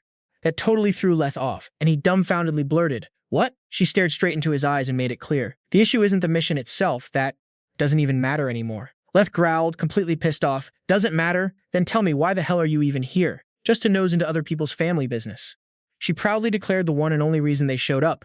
Because we're heroes. That ridiculously naive answer made both Leth and his brother, Bren, freeze up in sheer disbelief. Selene pointed forward, full of conviction, and declared that a real hero can never stand by and watch injustice happen, no matter what. Letha broke into a cold sweat, unable to believe his ears, and asked if that was seriously it. Selene smirked confidently. Well, duh, isn't that the exact kind of hero we've always wanted to be? Out of nowhere, Bren burst into a loud laugh. He eyed Selene with pure mockery, saying he honestly couldn't tell if she was incredibly naive or just plain stupid. He laughed off her whole cannot stand injustice thing, calling it totally outdated. Selene glared coldly at the guy and asked, is something funny? Bren didn't stop chuckling, treating her words as absolute garbage spoken with some fake sincerity. His face suddenly went dark, casting a heavy, suffocating pressure as he growled a warning. Being a hero isn't that simple, kid. Bren coldly shut down everything Selene's group had to say. He snapped that they didn't need to get his plans, since he couldn't stand cheesy hero acts anyway. As Selene tried to step forward, a sharp sword suddenly blocked her path. Bren casually warned that they might be searching for the elixir, but they'd better not pull anything stupid if they wanted to keep their heads attached to their necks. He sneered, laughing at the word hero. To a power-hungry guy like Bren, the only truth that mattered was that Selene's group was completely in his pocket, right here on the highly powerful Annis family's turf. Selene screamed in absolute fury, asking what kind of sick game he was playing, while San and Chloe couldn't hide their disgust at his arrogance. Suddenly, Bren turned to Simber, giving him a mocking smirk and greeting him like an old pal. Looks like this bastard is running his mouth at someone else now. He threw a nasty insult, calling Simber a pathetic bastard child. Simber froze, his heart aching as his painful origin was dragged out in front of everyone. Bren kept on mocking him, saying that for a noble, Simber sure loved to stick his nose into another family's business. He then demanded to know if Simber realized what a massive mistake he was making. Spreading his arms wide, he laughed in their faces, telling them to just give up now because apprentice warriors like them stood absolutely zero chance against the elite knights of the Annis family. San gritted her teeth in anger at their overwhelming numbers, admitting she really despised this prick's ugly face. Bren looked down on them with fake pity, claiming that if Selene's squad had just quietly played fake hero, they wouldn't be facing such a miserable end. He casually announced he'd let his dear little brother handle this mess. Standing before Selene and Simber, Letha, with bandages wrapped all over his head, kept a cold, ruthless expression. Seeing their friend act so submissive, the entire group was frozen in shock. Simber called out Letha's name, his voice shaking with intense pain. He couldn't believe his eyes, choking back tears as he asked if everything up until now was just a big fat lie. Simber screamed, begging Letha to tell him this wasn't true, before snapping that he didn't even care if Letha actually wanted to be his friend or not. Like, what friendship is even left now? Ugh. Memories of their happy childhood flashed back, when Letha and Simber were best friends, completely inseparable. But this harsh reality crushed it all, leaving Simber sobbing in sheer agony. He screamed, in total despair, the Leth I know would never do something like this. Watching this dramatic meltdown, Bren Annis just let out a loud, arrogant laugh. He sneered, asking why Simber was babbling such worthless trash, before insulting him by saying he was basically just an abandoned brat, nothing more, nothing less. He coldly ordered his little brother to get up right now while bragging about his absolute control over him.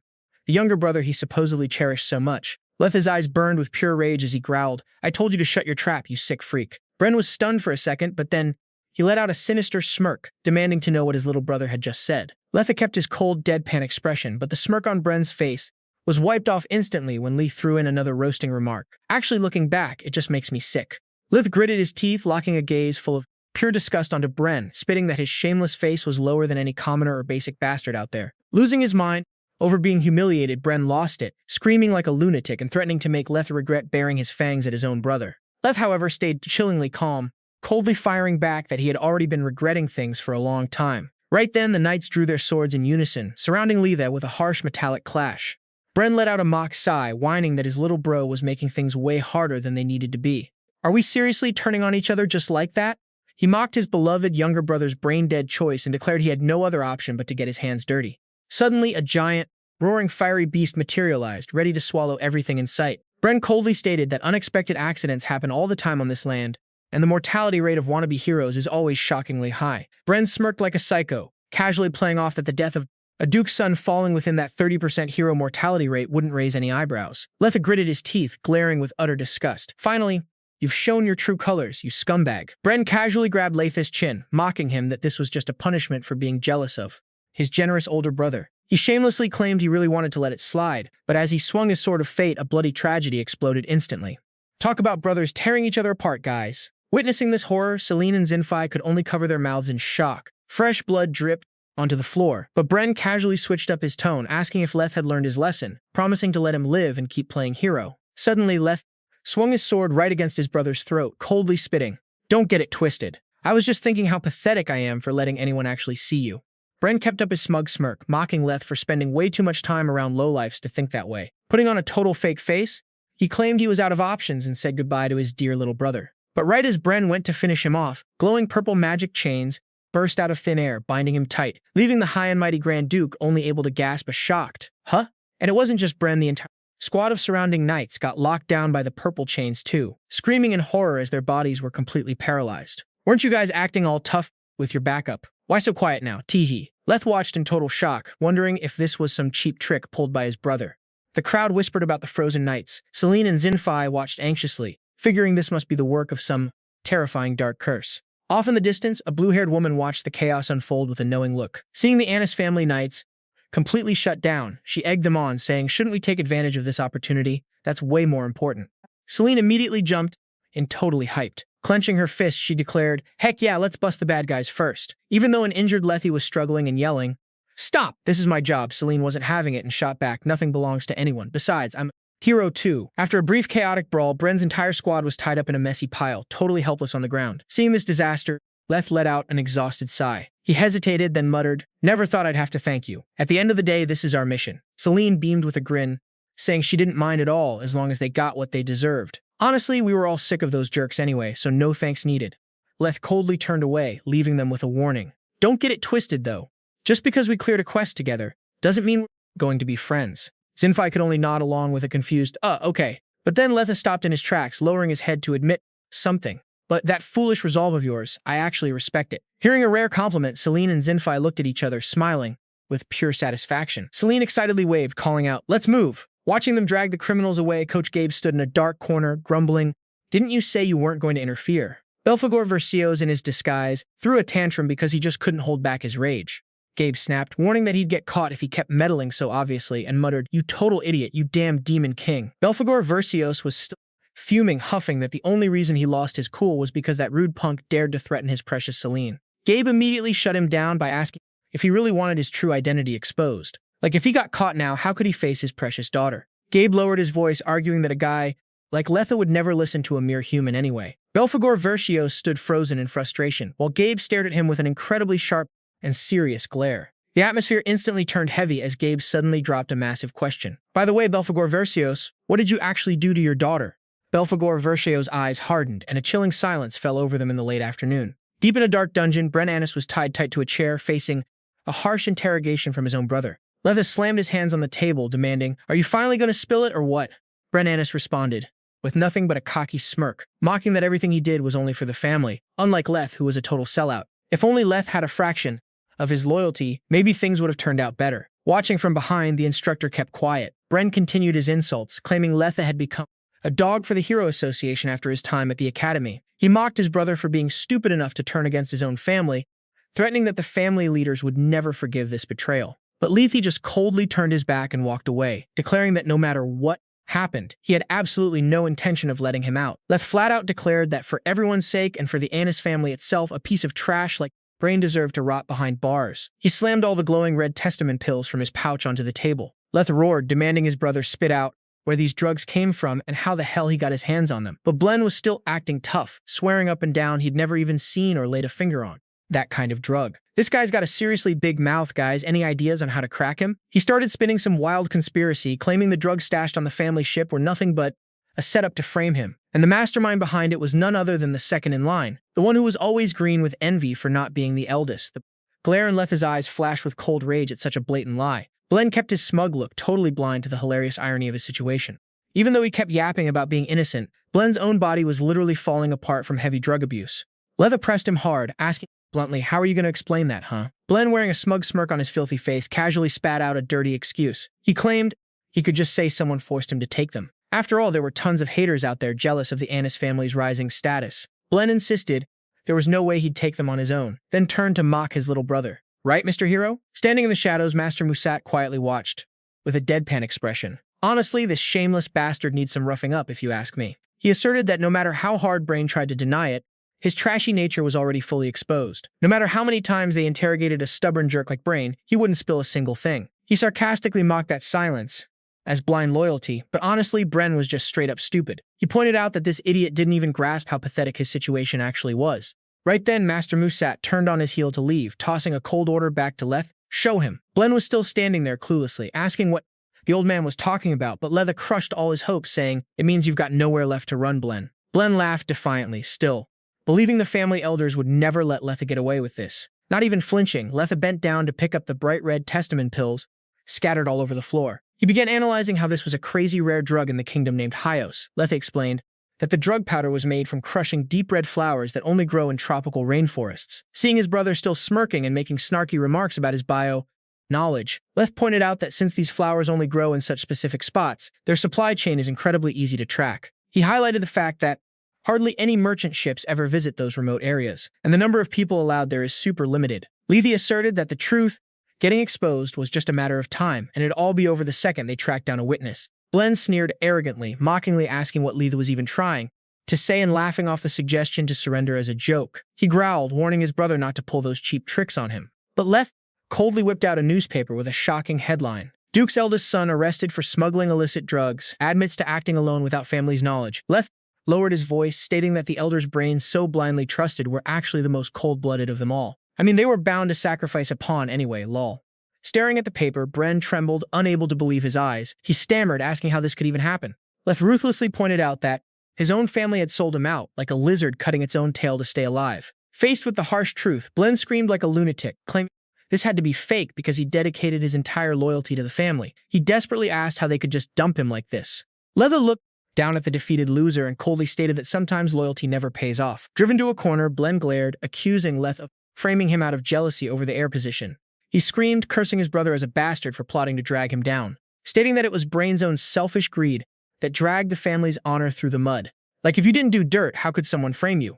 Guess he's finally getting a reality check now.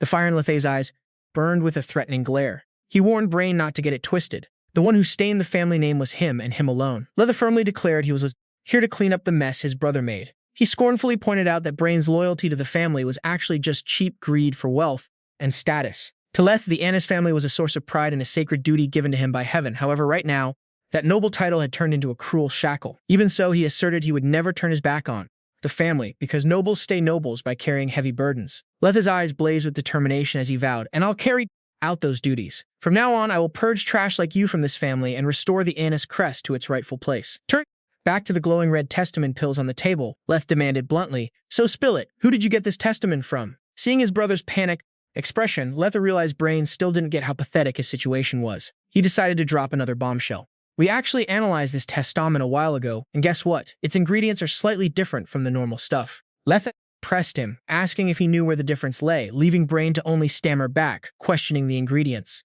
Letha mocked him, saying that Brain actually knew absolutely nothing, since his job was literally just to pick up the drugs like a good little dog. He covered his face in shock, realizing he had smuggled the stash without having any clue what was actually inside. Letha clearly named the mystery ingredient, magic stones. Truly the perfect example of a brainless tool doing dirty work without a single brain cell. "Right, guys?" Blen gasped in shock, asking why the hell magic stones were in the drug. Letha explained that it heavily boosted the effects of testament. However, he emphasized that didn't even matter compared to a much darker truth. Letha roared, "The real problem is that this magic stone powder was used by the very bastards who just raided Ark, the city of heroes." Brain's pupils shrunk in sheer terror as the gravity of the situation Lethe dropped the hammer. In other words, he growled a warning that Blaine smuggling this trash drug into the kingdom could get the Annis family charged with high treason. He made it clear that lying wouldn't fix Jack when Blaine's stupid solo stunt was putting their entire family's survival on the line. Lethe shoved the fistful of drugs right in front of his brother and the chief butler. "So think very carefully before you answer me. Who did you get this stuff from?"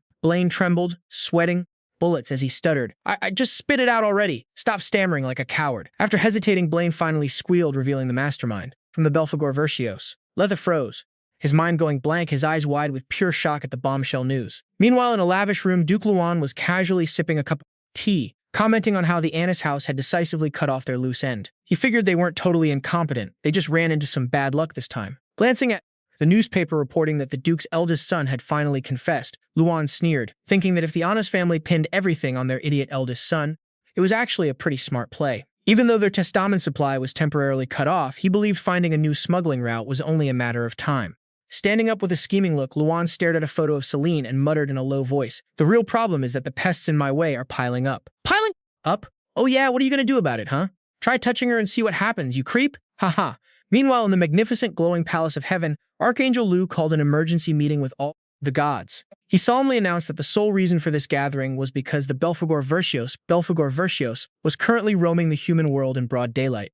This news sent the goddesses into a total frenzy, terrified that he was plotting some world-ending disaster. Some even mockingly brought up the hilarious joke from not long ago where that stupid demon actually prayed with all his heart to Goddess Irene, begging to be cleansed. Archangel Lu urged everyone to pipe down and listen to the facts. He confirmed that the Belphegor Verscios had indeed stopped attacking humans, but he had zero intention of crawling back to his palace either.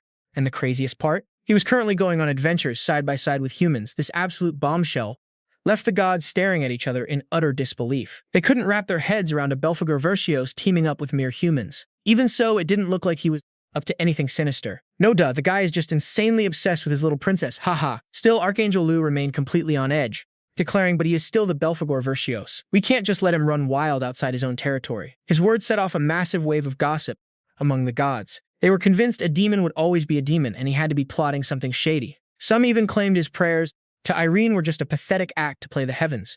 To uncover the truth, Lu decided they needed to sneak up on him. But if any devout god got too close, the Belphegor Verscios would sniff them out instantly. Facing this dead end, one of the gods suggested, "Why not hand this job over to a human?" Archangel Lu shot that down immediately, saying there was no way they could trust a mortal with this. He argued that humans would completely lose their minds in front of a Belphegor Verscios, and if they found out the truth, it would just trigger absolute chaos. This high-stakes mission required a person who could stay cool as ice while making the Belphegor Verscios lower his guard. As the goddesses watched with intense curiosity, a major question was raised. Was there actually a god who officially held divine status but looked and acted completely unlike a typical deity?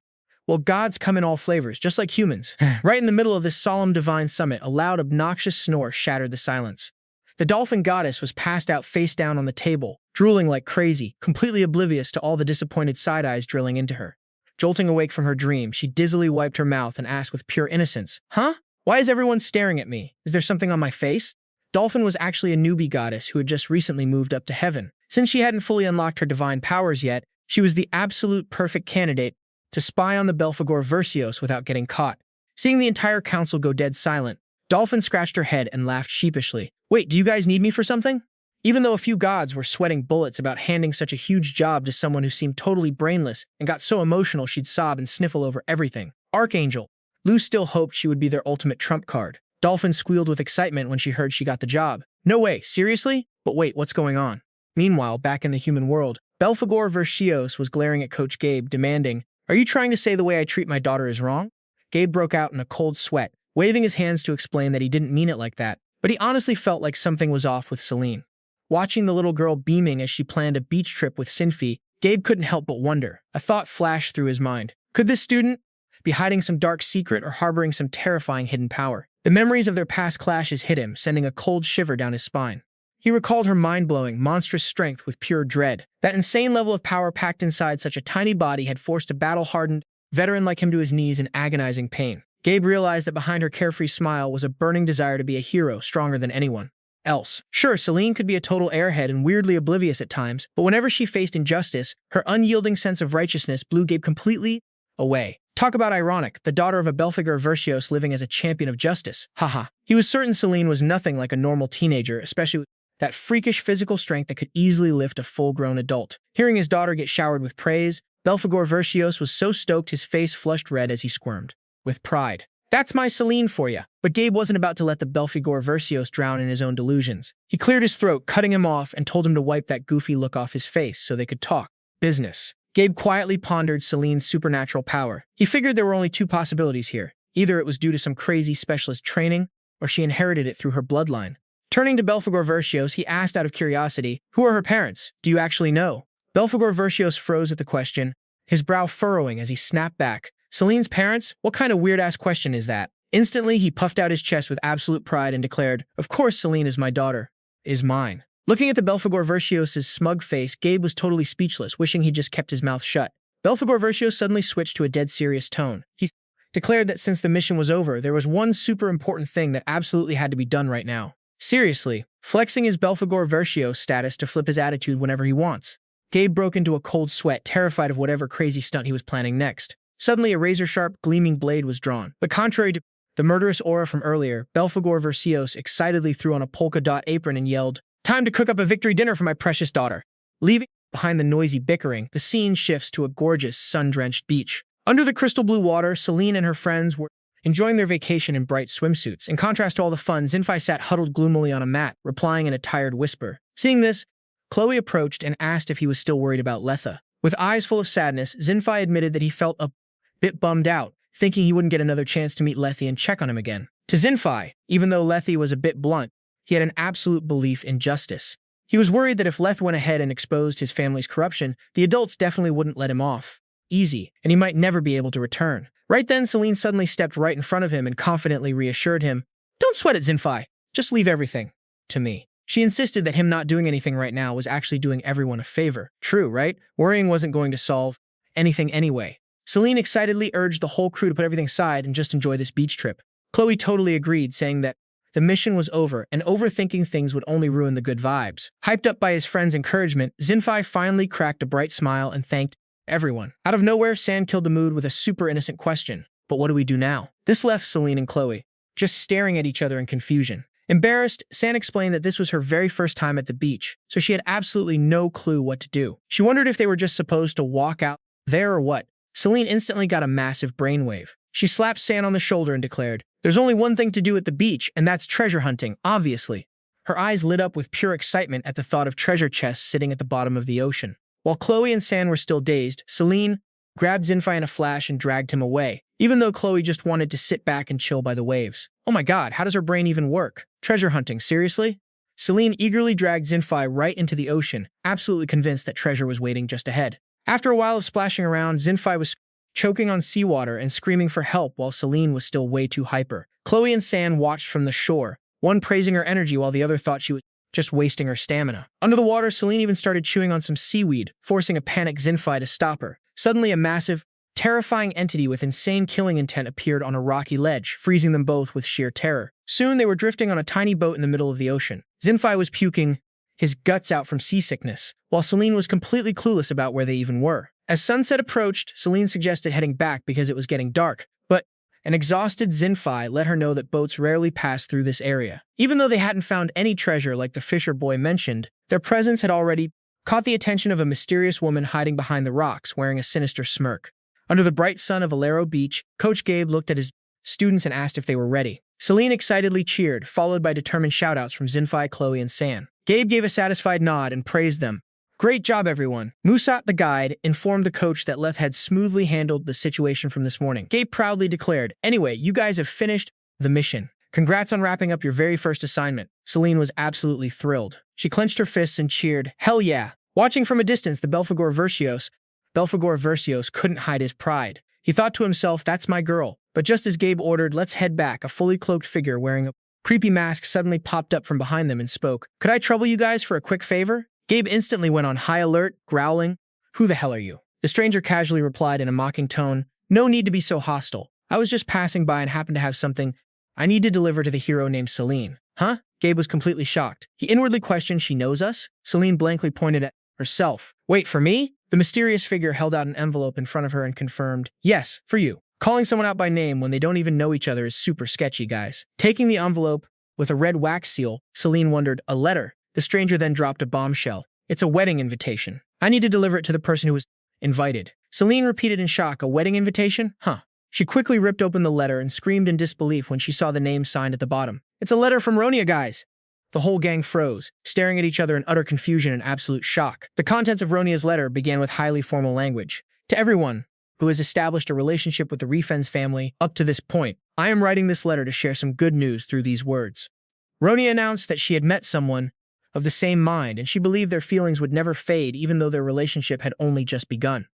The letter ended with a sincere invitation for the honored guests to visit the Refens family estate to bless their future together. The letter was clearly signed by Ronia Jerry.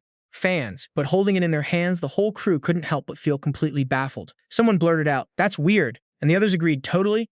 Yeah, something is definitely off. This doesn't sound like the Ronia I know." Suspicion that someone was posing as their friend started brewing in everyone's minds. Coach Gabe immediately stepped up to the mysterious messenger. He growled defensively, "You look extremely shady. Do you really think we're going to buy this when we don't even know who you are?" The masked figure only smirked faintly.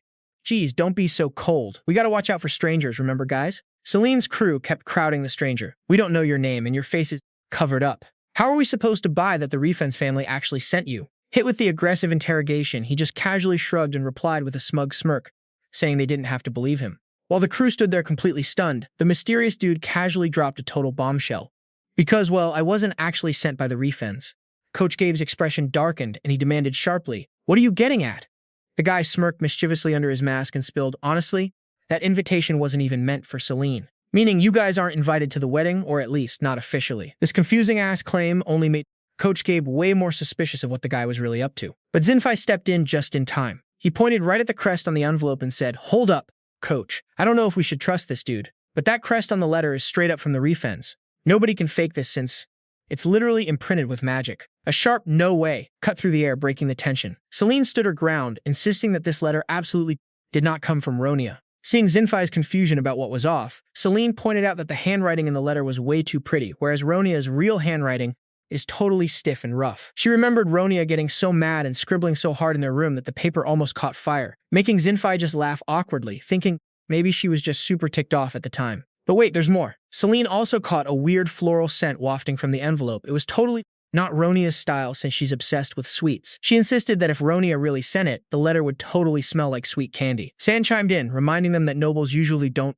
write their own letters, so neat handwriting is pretty normal. That made Selene pause, but she still felt the whole thing was super sus. The weirdest part? Ronia suddenly wanting to get married but not even dropping the groom's name in the letter. Chloe was confused, since she thought Ronia was going to marry Roman because of their childhood promise. But Coach Gabe brought up another point. He explained that if a noble marries a commoner, they usually hide the name to save face for the family, but then the wedding would be kept on the down low, not announced with some fancy-ass invitation. Dang, look at us, a whole squad of detectives here, haha. Judging by the quality and style, Gabe figured this was a legit wedding announcement. But if the groom was actually Roman, they wouldn't have to send out invites like this. I mean, those two are already super close. Chloe chuckled, saying if it were them, they wouldn't do all this extra formal stuff. Sand pointed out the real kicker. The letter says they only met recently, which makes zero sense if the guy was Roman. Selene snapped, screaming that there is no way she's letting this slide because Roman would be the one getting hurt the most. She loudly declared she's going to block this marriage no matter what. Sinfi and Chloe tried to hold her back, saying they don't have all the facts yet. What if Ronia actually wants this wedding? The only way to know is to go and check it out themselves. Totally fired up, Selene dragged the whole squad to pack up and leave right now to see what's what. Though Coach Gabe at first wanted to pass since he didn't have time for personal drama, the terrifying, murderous vibe oozing from Belphegor Verscios behind him made him shake in his boots, quickly change his mind, and agree. Belphegor Verscios was like, I couldn't care less about human stuff, but since his daughter wanted to go, he was down to spoil her. Still, the presence of that annoying, cheeky messenger right in front of him really ticked him off. Seeing Belphegor Verscios staring, the masked dude actually teased him, asking if he had something on his face, and even offered to sing him a song with his totally goofy face, leaving Belphegor Verscios gritting his teeth in pure rage. Dang, that kid's got guts. Messing with the Belphegor Verscios might get him sent to the afterlife permanently. Ha. Coach Gabe straight up announced he'd let the academy know they were changing their next stop to the villa of the Refens family. The squad hyped him up and thanked him right there on the sunny beach. Sweating bullets, Gabe warned them that this was the absolute first and last time he was making an exception. He also told himself he needed to think this through because things were seriously spinning out of control. Belphegor Verscios eventually chilled out too. He figured since there wasn't anything super urgent going on right now, it was fine. But high up on a tree branch, Bat's pet mouse with glowing red eyes was quietly making creepy sounds, watching the squad's every move. Belphegor Verscios noticed that annoying-ass mouse and decided to keep quiet and just watch for a bit, wanting to avoid messing things up if the rat decided to bolt right then. Right at that moment, the mysterious messenger suddenly begged to tag along with them, with everyone. Being super suspicious of why she wanted to follow them, she dropped that she knew exactly where Ronia was. Selene was stunned and demanded to know if she and Ronia knew each other, and if Ronia gave her that letter herself. Wow, look at her trying to stick to them like a freaking leech. After hesitating for a bit, the stranger insisted she knew a shortcut to Ronia's place and could guide them there. Even though the squad was still super suspicious of her shady vibes because of her absolute confidence, Selene totally believed her again, her eyes practically sparkling with excitement. Right after that, the messenger pulled off her mask, revealing a cute face and a bright smile. She introduced herself as Kaho and called Selene's name like they were old buddies. The group finally arrived in the Refens territory, this gorgeous magic city packed with towering spires and glowing crystals. Selene was totally losing her mind over all the weird magic gear. She squealed, "Whoa, is this really Ronia's hometown? There are so many cool things here."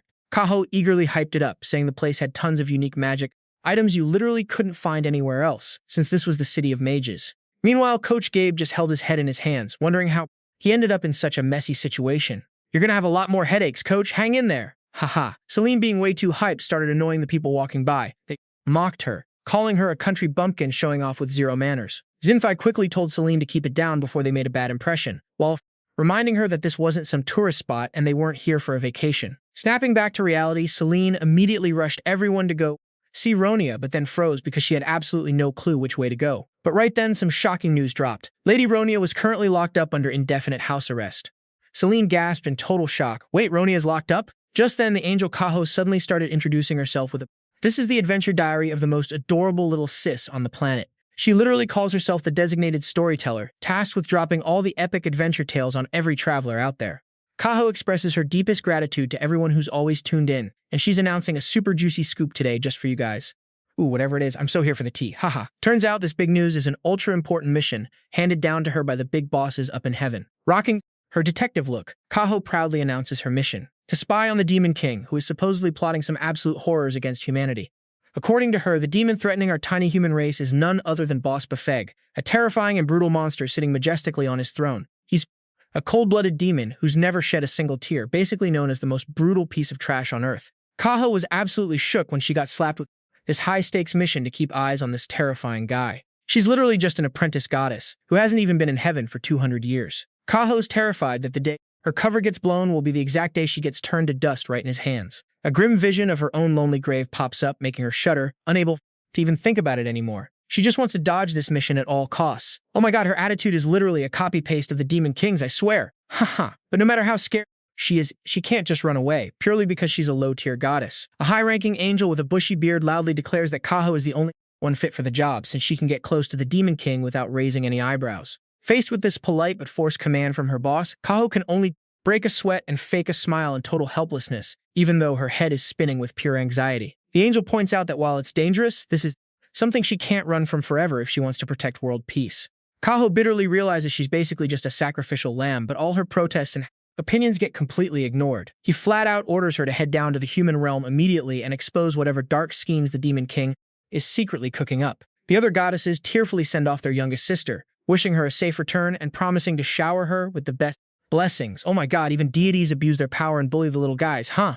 Accepting her fate as the bottom of the celestial food chain, Kaho tumbles down to earth from the cloudy stairs. She realizes heaven is actually just a miniature society where the weak have to obey the most ridiculous orders.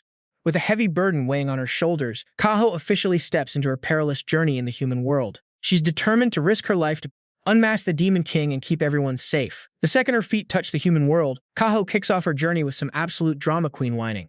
She starts strumming her lute and singing loudly through the streets. I want to quit! I seriously want to quit! Honestly, I don't give a crap what happens to this world anymore. Our apprentice goddess just wants to find a hole to crawl into and vanish from this absurd mission right now.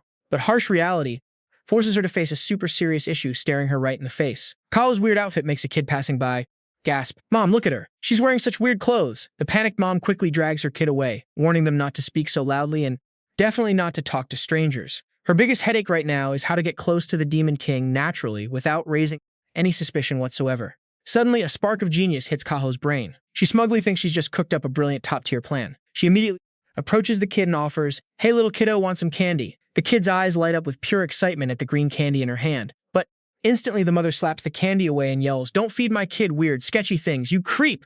Getting brutally rejected like that, Kaho suddenly remembers that the Demon King is openly raising a human child as his own daughter. She cheers in triumph, finding the perfect loophole. "Oh right, all I need to do is get close to his daughter, and then I'll have a legit reason to spy on him." Feeling completely full of herself, Kaho is convinced she's a certified genius for finding a win-win solution. Wait, how does she even know the Demon King has an adopted daughter? Bursting with hope, Kaho excitedly sets off towards the academy to execute her plan. But harsh reality splashes a bucket of ice water all over her face the second she arrives. Right in front of Kaho's eyes is nothing but a pile of complete ruins. The prestigious school had already been flattened into debris God knows when. Her perfect plan that was barely taking shape instantly goes up in smoke on step 1, leaving her totally crushed. Kaho can only sit blankly on a pile of rubble in the middle of a construction site, strumming her lute and laughing like a maniac in absolute despair. Nothing goes right in this stupid world. Haha, just drop dead, everyone. Even though her grand plan got wrecked at the starting line, Kaho refuses to give up. She tells herself she's still on the right track and pumps herself up, shouting a never give up slogan. Right when she's hyped up, a grumpy cleanup worker snaps at her to get lost because she's blocking the site cleanup. But then Kaho gets another stroke of genius. If she can't find Selene, why not just track down one of her friends? Ignoring the worker's angry nagging, Kaho smugly pats herself on the back, calling herself a total genius. "Yeah, sure, whatever you say, girl, you're the best." With a new plan in mind, Kaho eagerly hits the road in high spirits. She's so zoned out that she forgets her loot, forcing the worker to yell at her to take back her trash. After grabbing her gear, Kaho manages to find a gorgeous mansion to meet the cute maid she's been looking for. The moment she spots the stranger, Ronia crosses her arms defensively, demanding to know her identity, and stating she's never seen her face before. Kaho flashes a bright smile, introducing herself as Kaho while making sure to call Ronia a cute little mage. This compliment only pisses Ronia off more, and she snaps at Kaho to stop calling her that. Cutting straight to the chase, Kaho asks about Selene's whereabouts. Ronia looks confused but mentions that Selene is probably on a mission for the Hero Association. Still, she can't help but wonder why this total stranger is looking for a friend. Kaho gets right in her face, her eyes sparkling with hidden motives as she asks if Ronia knows exactly where Selene is right now. Asking for someone's location, like a straight-up interrogation, is a quick way to get yourself beaten to a pulp. Little fairy. Ronia's eyes suddenly turn sharp and suspicious, demanding to know why Kaho is even cared about that anyway. Kaho casually explained that she heard Ronia was actually one of Selene's absolute besties. But the moment she heard the word best, friend Ronia blushed and pouted like a total diva. She snorted, claiming that was complete nonsense. But Kaho kept pushing, showering her with praises about their tight-knit friendship since their academy days, then casually asked if Ronia was also a hero just like Selene. That question made Ronia instantly freeze, her eyes flickering with a deep, moody vibe. Ronia turned her back and walked away, her voice sounding super distant. A hero? That means absolutely nothing to me anymore, because I'm not a hero anymore. She revealed she was getting hitched and couldn't play warrior anymore. Hearing this, Kaho stood there, silently crying inside. for her terrible luck as a traveling goddess witnessing this ironic drama. Like, no wonder those old geezers dumped this ridiculously hard job on her. But before she could declare her plan a total flop, she caught a glimpse of Ronia's face. It was such a forced fake smile. Kaho couldn't help but wonder if she was actually happy about this marriage or not. Being the soft-hearted goddess she is, with a literal job to heal human suffering, Kaho just couldn't let this girl walk away looking like that. She chased after her and blurted out, "Hey, can you invite me to your wedding?" Ronia was completely shook. Like, wait, what? Why on earth would I do that? Kaho quickly hyped herself up, saying she's a pro entertainer who could totally liven up the party for the VIP guests. Faced with all that crazy energy, Ronia blushed, totally embarrassed. But surprisingly, the young mage agreed right away without Kaho even having to beg. Kaho cheered, thinking her luck was finally clutching up. And that's exactly how she bagged the invite to approach Selene and the Belphegor Verscios under the guise of a messenger from a friend. Talk about the perfect cover to avoid raising the old Demon King's suspicions. If she got busted now, he'd turn her into straight-up mincemeat. Haha. Looking at the glowing Selene, Kaho was completely mesmerized by the insane beauty of the Demon King's daughter. She thought to herself, a sweet kid like this shouldn't be left with that creepy old Demon King. Right then, Selene excitedly held up this super weird object that looked like a creepy stone head and dared Kaho to guess what it was for. Seeing her be so pure and innocent, Kaho felt like she just couldn't abandon this kid. Meanwhile, watching from behind a corner, Belphegor Verscios was absolutely losing his mind seeing some random stranger win over his precious daughter, and he instantly plotted to eliminate her. Like, oh my god, is this guy obsessed with his daughter to the point of literal insanity? The whole squad froze when they heard Ronia was under house arrest. Chloe thoughtfully noted that whatever happened to Ronia must be incredibly serious, and San totally agreed. Zinfei anxiously whispered Lady Ronia's name. But right in the middle of this tense vibe, Selene asked a clueless question that had everyone facepalming. Wait, what even is house arrest? Chloe and Zinfei could only stand there, completely speechless at their friend's pure innocence. Meanwhile, Belphegor Verscios, standing right next to them, was getting highly irritated by the suspicious looks from the crowd. He silently scoffed at these weaklings for daring to glare at him like that. Chloe let out a sigh, admitting that trying to meet her right now was going to be a nightmare. Since Selene was still clueless, Zinfei had to dumb it down and explain that it meant she refused to leave her room. Selene's face crumpled as she was about to cry, whining dramatically. So what are we supposed to do now? We came all this way and we don't even get to see Ronia? Hearing this, Coach Gabe was secretly thrilled. He instantly planned to head back right away to avoid any drama. The perfect chance to dip has arrived. Let's get the heck out of here.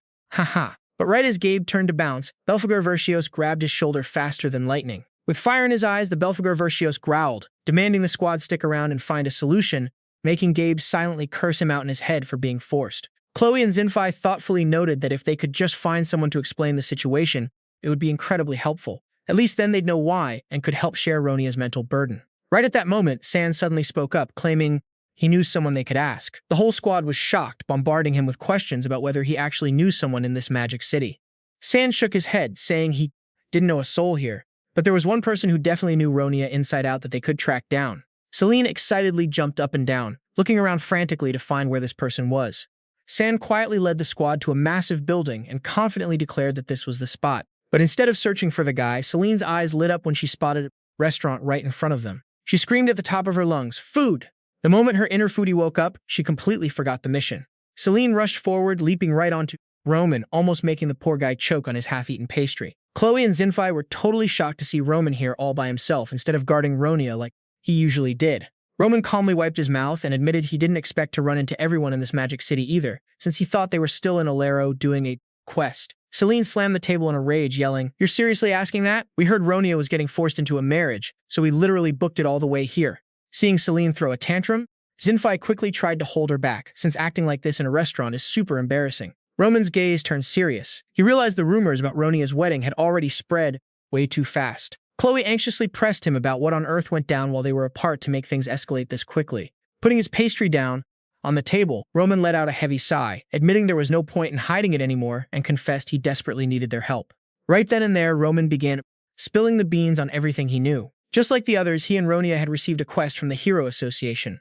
It was a mission to slay the monsters overrunning a crystal mine in the northern part of the kingdom. Roman continued his story, explaining that the mine was originally where they mined crystals packed with massive magical power, which were used to create magic circles back in ancient times. But not long ago, a bunch of beasts rolled in, took over the mine, and kept terrorizing the miners. Deep inside the dark cave, a massive spider with glowing red eyes suddenly popped out, scaring the absolute daylights out of the miners. They scattered in pure panic, their screams echoing all over the cave as they faced this terrifying beast. For Roman and Ronia, though, this was supposed to be just another routine monster-slaying gig. They quickly packed their gear and got ready to roll. But the moment she looked at the quest map, Ronia completely froze in shock. She realized this crystal mine was located in a super specific spot right next to her family's refenced territory. Roman confirmed that Mount Perma, where the mine was located, was actually super close to the mansion Ronia lived in. Doing a mission right next to your house sounds pretty familiar, doesn't it, guys? Roman reminded her that this place was the main supplier of magic crystals for her entire territory and asked if she knew. No way. Ronia snapped, as if I didn't know that, but she insisted that wasn't what she meant. She felt super weird that her first mission after graduation was set up right next to her house. Roman had to admit this was a crazy coincidence. Ronia fell silent, deep in thought. She remembered that Lethe also got a mission near home before, and she was sure everything was super sketchy. Roman asked if Ronia was going to reject the mission, but she said no way. She deadass decided they'd drop by her house before heading to the mine. Ronia believed her dad knew everything going down in the territory, and he'd tell them if something was actually off. Seeing Roman sarcastically ask if this was just an excuse for her to go home and slack off, Ronia totally lost it and screamed a denial. In the end, they decided to stop by the Refen's mansion on their way to the mission. Roman sat quietly at the dining table, staring at a small piece of cake. His stomach was probably throwing a massive tantrum by now, huh? But the second Roman and Ronia stepped inside the mansion, a heavy, super tense vibe instantly choked them both. A gray-haired butler bowed respectfully to welcome them. "Welcome back, Lady Ronia. The Count is waiting for you inside." Ronia was completely stunned. She wondered if her dad knew she was coming. The butler urged her to go see him right away to hear him explain everything directly, because there was a massive, super important issue waiting for her behind that door. Ronia's eyes flickered with sadness. She bowed her head slightly and answered, totally defeated, "Fine." While Ronia was led to the Count, the butler turned to Roman and said he'd take him to the guest room to chill. Roman could only stand there silently, watching his friend's back vanish down the deep hallways of the massive mansion. Roman thought to himself that from that exact moment, Ronia seemed to have completely vanished into that creepy grand building. A while later, she came back, but with some mind-blowing news. Ronia flat out announced she was quitting the mission due to an urgent personal matter. Staring at the cancellation form with a bright red stamp on the table, Roman was absolutely shocked. He screamed in sheer disbelief. "What the hell? Why are you suddenly quitting the mission like this? Something is seriously fishy with your family." Standing with her back to Roman, Ronia choked back tears, apologizing for the sudden decision. She insisted she had no other choice. Then a heartbreaking truth was dropped that left Roman completely speechless. I'm getting married." Ronia told him to leave immediately and never come looking for her again. Roman could only scream her name in pure despair. Meanwhile, his friend, despite her tear-filled eyes, forced a bitter smile and whispered her final apology. Everything happened so fast and out of nowhere that Roman couldn't even react. Before he could even try to convince Ronia, he was kicked out of the mansion without a shred of mercy. From that moment on, Roman could only stare at the locked iron gates in utter despair, with zero ways to break inside. News of the Refen's family lady's wedding started spreading through the territory like wildfire, driving everyone crazy. With tea this hot, it was no wonder the local gossip train was running on overdrive. Even though the family hadn't made an official announcement, the rumors about her mysterious fiancé made everyone shudder. The guy was supposedly some second prince from a faraway desert kingdom across the ocean, a notorious party animal who was super lustful and sleazy. He was already over 40 and living with 2 other wives. Roman couldn't wrap his head around why Ronia had to marry a creep like that. He could only sit frozen in front of the mansion gates like a stone statue for 4 straight days and nights in pure despair. Ending his flashback, Roman sighed, admitting that was everything that happened over the last 2 weeks. Hearing this, Zinfei could only gasp in shock, covering their mouth. "Oh my god!" Roman bitterly admitted a solo warrior like him couldn't do crap to change the mind of a powerful count. Plus, since they were still on a guild mission, the instructor and the other warriors had to leave to finish off the monsters as planned.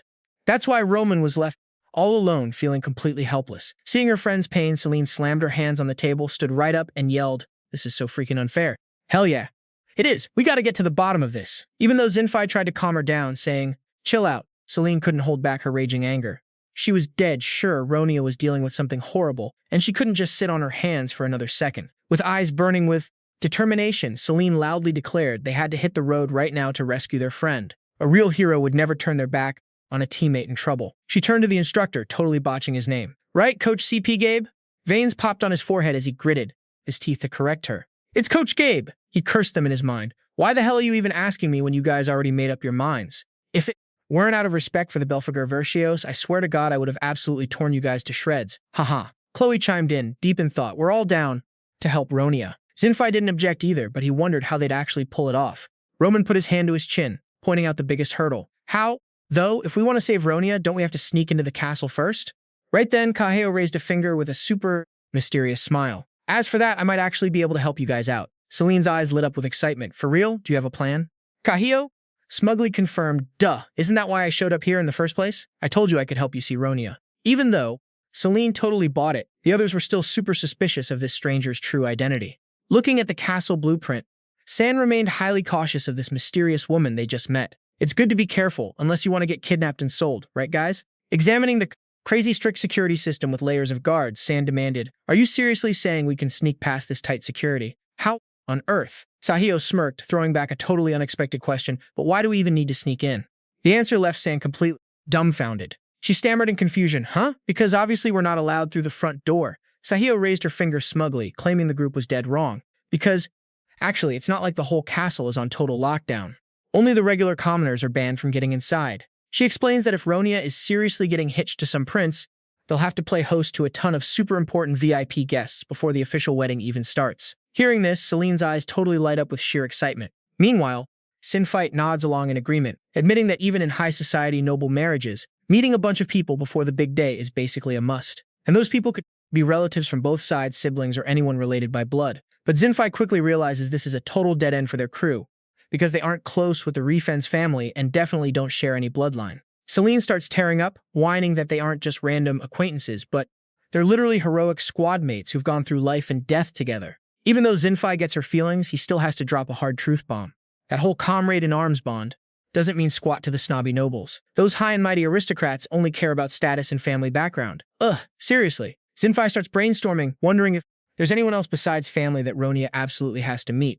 Right then, Dolphin flashes a bright, smug grin and brings up a super specific person, the priest who's going to deliver the blessing at the wedding. She explains that a wedding is a sacred ceremony for two people to exchange vows and get recognized by the heavens, so they'll absolutely need a priest to run the show and bless the couple. Selene literally squeals with excitement, lunging forward to wrap Dolphin in a massive hug while hyping her up as an absolute straight-up genius. Dolphin giggles, acting all humble and saying Selene is totally exaggerating. But then Chloe suddenly chimes in, completely killing the vibe by pointing out how this plan makes zero sense. She seriously points out that the priest carrying out such a crucial task like giving the official blessing must have been handpicked by the bride's family ages ago. Chloe is still super skeptical, insisting there's no way in hell some random, nobody priest would get picked for the wedding of a high society noble family like a count's daughter. Dolphin just lets out a smug, confident laugh. She claims that only applies to basic run-of-the-mill priests, right?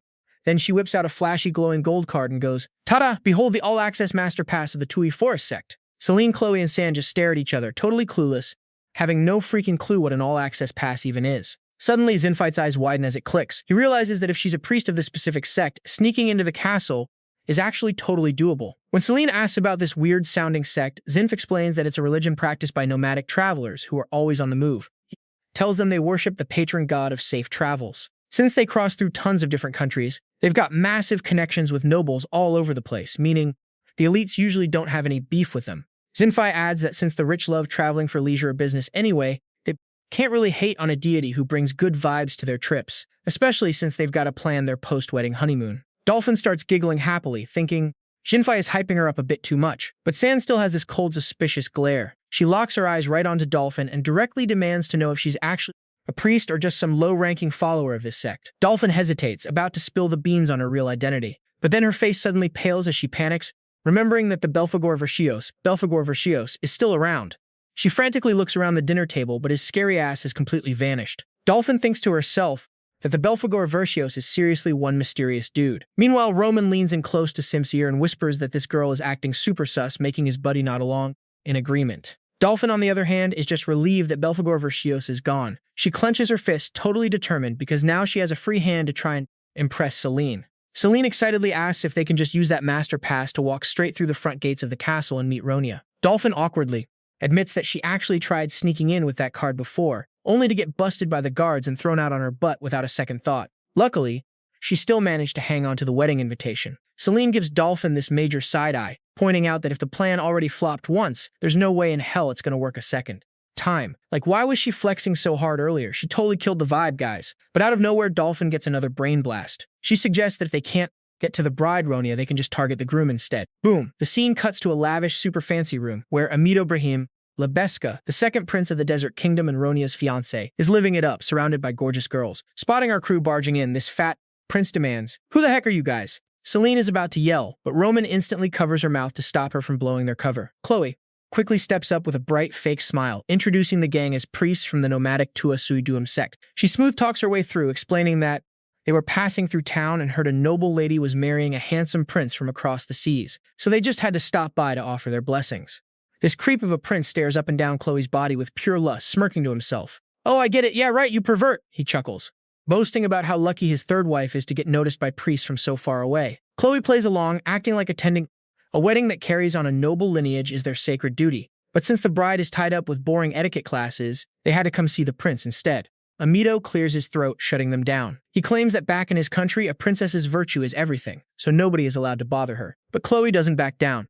She begs him like a close friend, asking if he could just give them one quick chance to see Ronia before the big day, questioning if that's really asking for too much. Prince Amito hesitates, saying, "Well, it's not impossible, but her bridal training is super strict and important. What if you guys make my bride miss her lessons?" Chloe immediately bows, promising, "I'll make sure that absolutely doesn't happen, Your Highness." While Roman and Zinfei are whispering anxiously in the back, loud, heavy footsteps echo through the room. Ronia slowly walks down the massive staircase as flower petals drift around her. But wait, her eyes are glowing with this creepy, unnatural red light. Spotting her bestie, Selene yells out, "Ronia, we're here to save you." But instead of being happy, Ronia just stares back with a completely lifeless, icy glare. What is going on here? Has she actually switched sides? Oh god, please no. Suddenly, a burst of dark red magic violently explodes out of nowhere. Behind Ronia, a massive, creepy, demonic eye opens up, letting out a heavy pressure that nearly knocks the whole squad off their feet. Selene screams out, completely stunned, while Dolphin totally freaked out, screaming because the whole group was in deep, deep trouble. Sand turned pale as a ghost, realizing something absolutely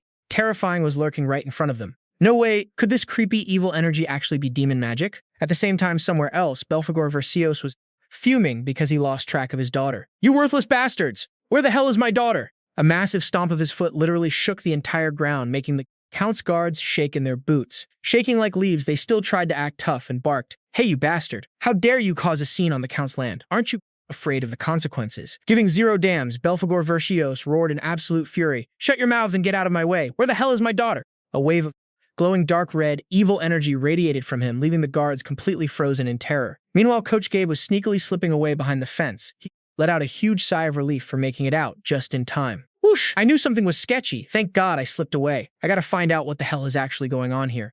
You'd better shake a leg and help him find his daughter, or else you're dead meat." Haha, looking back at the wrecked scene, with guards lying all over the place thanks to Belphegor Verscios, Gabe could only click his tongue and decided to turn around and get the hell out of there to save his own skin. The Belphegor Verscios was literally on fire with rage now, squeezing the red rat in his hand and screaming at the top of his lungs, "Where is Selene?" The rat, which was actually Bathory's familiar, wasn't about to take that crap and snapped right back, "How the hell should I know where your daughter is?" While the Belphegor Verscios was going absolutely ballistic over losing track of his daughter in a luxurious room, Archduke Luan was casually flipping through a newspaper. A voice spoke up, noting that he seemed a lot calmer than everyone expected. Bat's red rat hopped onto the table, anxiously reporting that the plan to resurrect the previous Belphegor Verscios had completely bombed. She warned that if this kept up, the organization's smuggling route would be totally shut down. Even the Refen's territory was under serious threat. Beatty snapped, asking if Luan was just going to sit back and watch everything go down like this. Luan coldly put the newspaper down, his sharp eyes locking onto Bat's familiar as he fired back, asking if it wasn't her own fault for letting their allies in the territory betray them. Battery gasped, asking how that could possibly be her fault. But Luan immediately pointed out that the one currently getting in their way was her own flesh and blood relative. Battery was totally speechless. She tried to make excuses, claiming she never expected that guy to chase her all the way here, especially since she was super careful to erase every single trace. Luan instantly shut down her excuses, pointing out that Bathy had not only done a sloppy job of covering her tracks, but had also accidentally exposed their secret smuggling line directly to him. As she stood there in frustrated silence, Luan got up, looked out the window, and declared he wasn't about to sit by and watch everything crumble. He smugly asserted that he had already taken the necessary precautions to flip the script. Luan let out a sly smirk as Bathy's familiar asked about the next step. He claimed he wouldn't even need to lift a finger. After all, when faced with too many obstacles, the smartest move is to make them tear each other apart. Lu looked at the poster announcing the wedding between the genius mage of the Refen's family and the foreign prince, proudly declaring that once those two meet, one side is guaranteed to get completely wiped out. So this wedding was their dirty work all along, huh? Meanwhile, Batty's familiar was absolutely panicking as a hand grabbed it tight while it was trying to spy. It cursed itself for being so sloppy, wondering how it ended up in such a pathetic mess, especially since its plan was to gather info and immediately bail. Before this, from high up on a cliff, the Red Rat was secretly watching every move of Selene's group. Seeing the strange girl laughing and acting all friendly with Selene, it couldn't help but wonder if this was a spy secretly planted by Luan without its knowledge. It wondered if that jerk had lost trust in it and sent some goofy-looking girl to replace it. Even so, the red rat was relieved that it wouldn't have to guide Selene's group to the Refen's mansion anymore. Suddenly, it shuddered, feeling like it had just locked eyes with the cold, sharp gaze of the guy traveling with the hero party. Even though it tried to tell itself the distance was way too far for him to notice, a wave of sheer dread washed over it. Talk about having a guilty conscience. Breaking into a cold sweat, the red rat hoped it was just seeing things, but out of nowhere, Belphegor Verscios materialized right behind it and snatched it up. He roared in fury, finally catching this little rat bastard. The familiar shrieked in terror and begged frantically, swearing up and down that this time it really didn't do anything shady. Belphegor Verscios glared at it with eyes burning with threatening fire. He mockingly asked if saying this time meant it had pulled shady stunts in the past, then growled, demanding it spill the beans immediately. The red rat squirmed in Belphegor Verscios' palm, desperately trying to defend itself. "I swear I didn't do anything! I swear!" Desperate to save its own neck, it tried to negotiate. "Besides, aren't you curious about the guy who took over this mansion? I can tell you all about him." Belphegor Verscios stared thoughtfully at the tiny creature in his hand, then gave a slight nod. Fine, whatever. He figured as long as its soul was trapped in this tiny body, it wouldn't be able to escape anyway. Belphegor Verscios decided to interrogate it later, since finding his daughter was his #1 priority right now. And he's back to being a total doting dad again. Haha. Belphegor Verscios coldly ordered the rat to spit out the guy's identity. With a face full of pure hatred, it revealed the bastard's name was Lona Green. A flashback of a fat guy enjoying life with gorgeous girls appeared. The rat went on to say that he was a pureblood from the exact same clan. In the past, their clan had a brutal civil war over territory, and the rat's faction got completely crushed by his rival's side.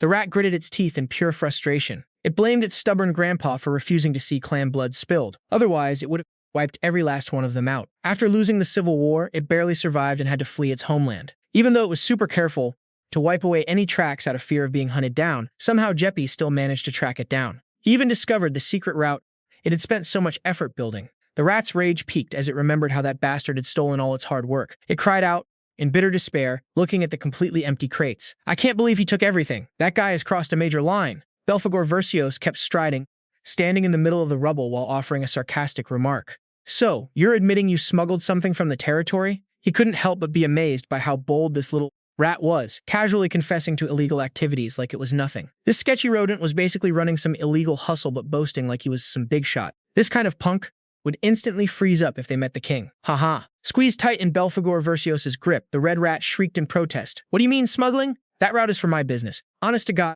legit business." "So what's the product then?" The rat could only stutter, well, that's classified. I can't tell you." Completely losing patience with this useless mascot who refused to cooperate and cough up the enemy's location, Belphegor Verscios huffed and tossed it over to Gabe, growling, "Shh, talking to you is a total waste of time." Gabe quickly caught the rat while Belphegor Verscios ordered, "Keep a close eye on it. I still have a ton of questions for that thing." The Belphegor Verscios cracked his knuckles, his eyes burning with pure killing intent as he declared, "I don't give a damn if his name is Jeppy's or Jopes. I'm definitely kicking that bastard's ass." Gabe anxiously warned him not to let his guard down, but Belphegor Verscios just smirked. "Don't tell me you actually think I'd get beaten by a piece of trash like him?" Shaking like a leaf, the red rat corrected him. "No, that's not it. I know exactly how insanely strong you are, but your daughter."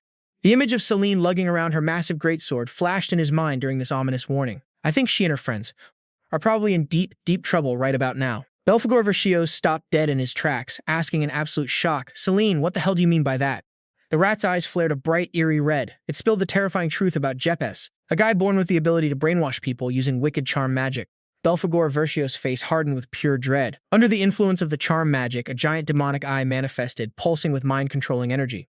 Selene, Chloe, and Santa had lifeless red eyes, completely losing consciousness and walking mindlessly like puppets under the enemy's control. Dolphin broke into a cold sweat. She realized they were in massive trouble, facing a high-ranking demon who was a total master of charm magic. He had mind-controlled both Selene and Holy Maiden Chloe with a single glance. The evil demon Jeps burst into smug laughter. He gloated over his massive haul today, having the entire party of heroes completely under his control. Brushing back his hair, he admitted he'd only come looking for the traitor battery, but now he was thrilled to find this place crawling with beautiful girls. Jeppes crazily thought about settling down here permanently if gorgeous prey kept delivering themselves right to his doorstep like this. He lightly touched Ronia before shifting his gaze to Selene, thinking that compared to a kid like Ronia, that silver-haired girl was way more enticing. "Oh boy, your daughter is getting picked on," Belphegor Verscios. Eyeing Selene with pure lust, Jeppes began throwing dirty comments about her appearance. Standing nearby, Dolphin was faking being brainwashed but was absolutely fuming inside. She cursed the bastard in her head, telling him to keep his filthy eyes off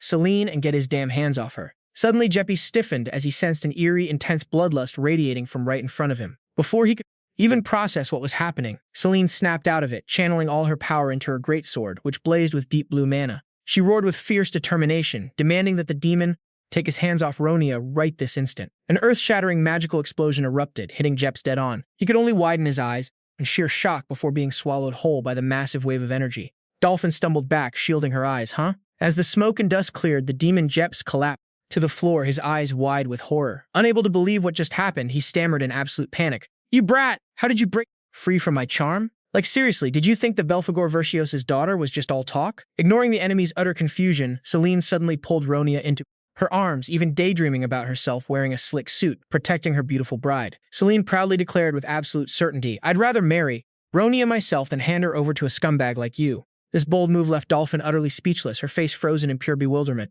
Selene fired up, shielded Ronia and barked, So just give up, you filthy pig. Humiliated, Jep has lost his mind and screamed, Who are you calling a pig?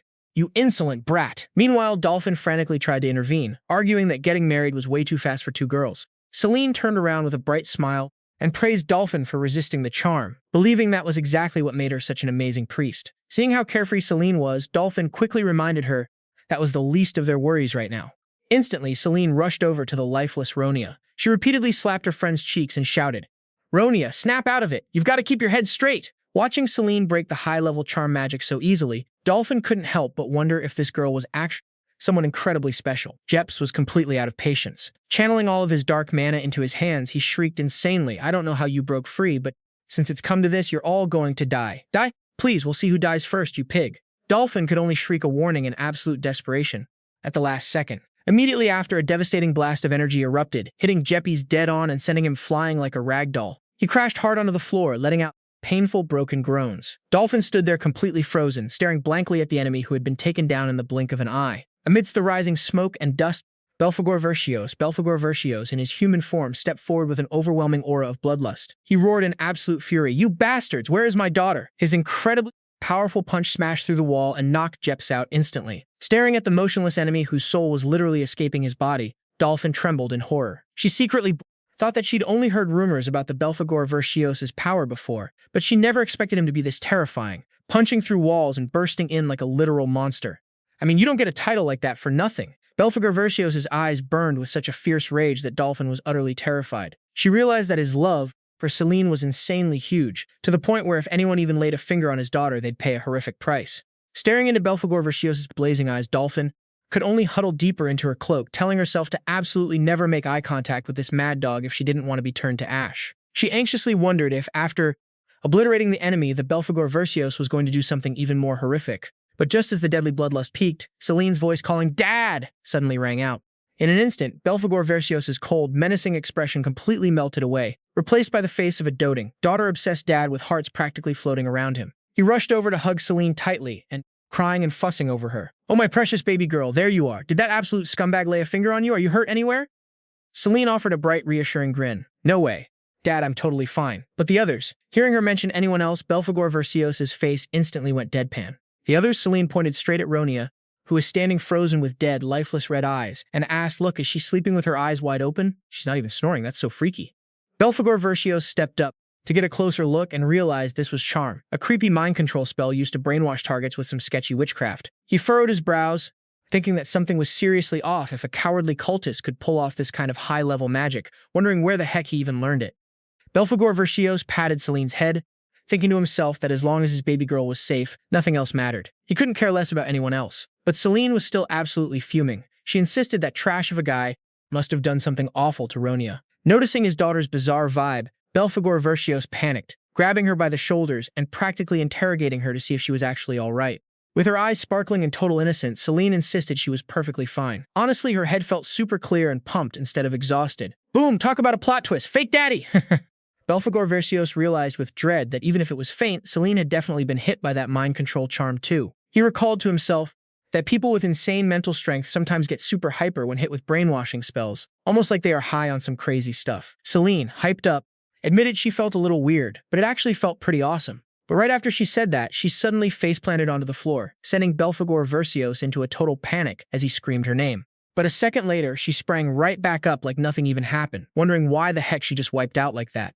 Suddenly, her eyes shifted, and she stared intensely at Ronia, who was still frozen. Belphegor Verscios was utterly clueless, not getting what was going on as his daughter suddenly started hyping up Ronia's dress for being so pretty. Selene strolled over, noting that Ronia looked just like a cute little doll, exactly like the bunny plushie she always snuggles with back home. She casually blabbed that she even kisses that plushie before hitting the sack. Selene reached out, tilted Ronia's chin up, and leaned in super close, preparing to plant a kiss on her just like she always does. Seeing this shocking, wild scene unfold, Belphegor Verscios' eyes nearly popped out of his skull as he screamed at her to stop right now. At her dad's roar, Selene's eyes went completely blank and she knocked out cold, collapsing right into Belphegor Verscios' arms. Belphegor Verscios scooped up the unconscious girl, his face turning terrifyingly dark. Watching this, Gabe could only gasp in pure horror while that demon trash Jeppes just lay on the floor, groaning like a dog. Belphegor Verscios gritted his teeth, absolutely fuming. There was no way he was going to let the creep who made his daughter pass out lie there so comfortably. Gabe panicked and lunged to hold him back, yelling at Belphegor Verscios to chill out and listen to him first. Even though Gabe warned him that the enemy was already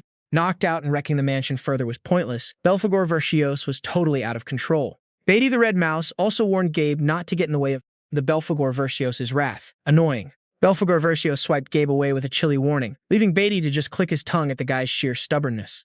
Like, bro, you brought this on yourself.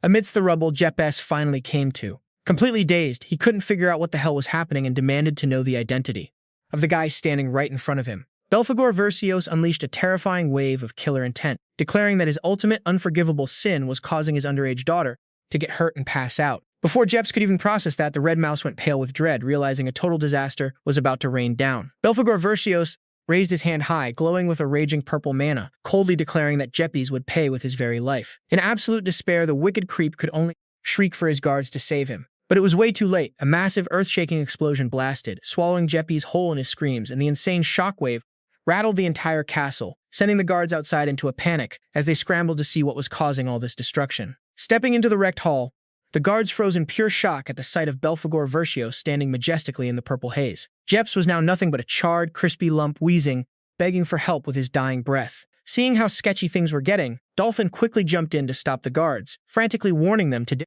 turn right back and not do anything stupid if they didn't want to get instantly vaporized. Good thing she stopped them, because if these low-level mobs went in, they'd bite the dust without even knowing what hit them.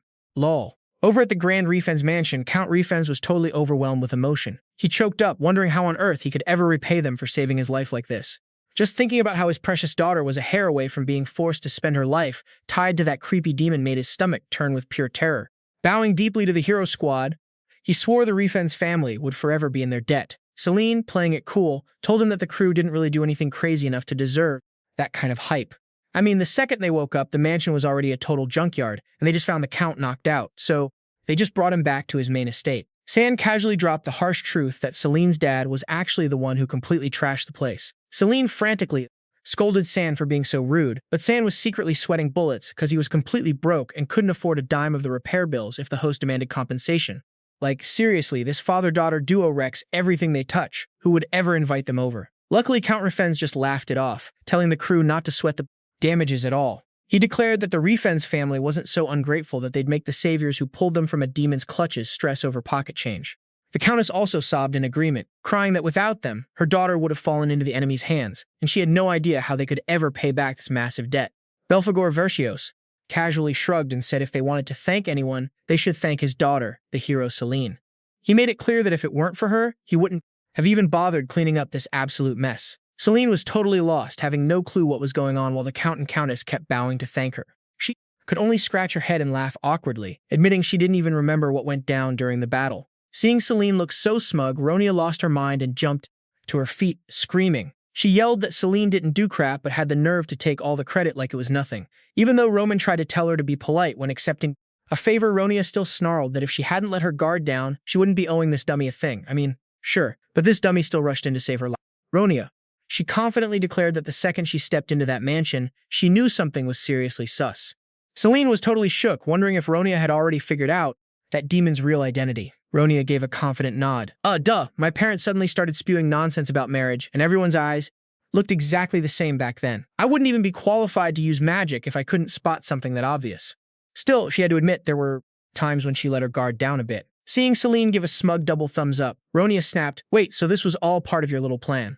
Seriously, you're such a pain. Even so, she gave a slight bow and sincerely thanked Selene for saving her skin. Ronia proudly declared, the Refen's family will never forget this favor, making Selene beam with absolute excitement. Even the bald guy bowed to thank them for saving their clan, but that other brat was still throwing a massive tantrum just because he touched her sore spot. Meanwhile, Bat's red rat mascot was frantically trying to find a way to escape. Shaking all over, it told itself it needed to get the hell out immediately. I've got to report this to the cult, and fast. It was terrified that if it didn't deliver the news in time, they'd all face a brutal end, which meant death.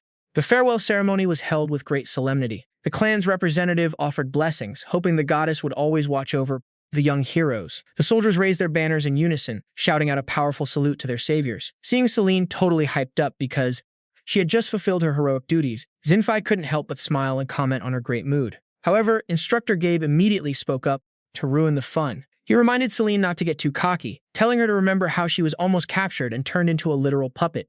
She couldn't just do whatever she wanted. I mean, thank goodness she's the Belphegor Verscios' daughter, or it would have been game over in episode 1. Phew! Instructor Gabe muttered about Selene's reckless behavior, charging straight into the enemy's lair without any kind of preparation. Looking at her carefree smile, he could only sigh in defeat since Selene wasn't even listening to a single word he said. Gabe figured it was best to just shut up, but deep down, he had to admit her move wasn't bad. Selene might be naive, but that willingness to put herself out there is what being a real hero is all about. Gabe curiously asked what if Ronia actually wanted to get married, but Selene just shot back, asking what made him think Ronia was actually being serious. Selene explained that the whole thing didn't match Ronia's vibe at all. She gave a confident thumbs up, claiming that even if Ronia wants to get hitched someday, right now her girl is 100% focused on being a hero. Remembering how Ronia used to work so hard she'd pass out on her books, Selene was positive Ronia had zero interest in marriage right now.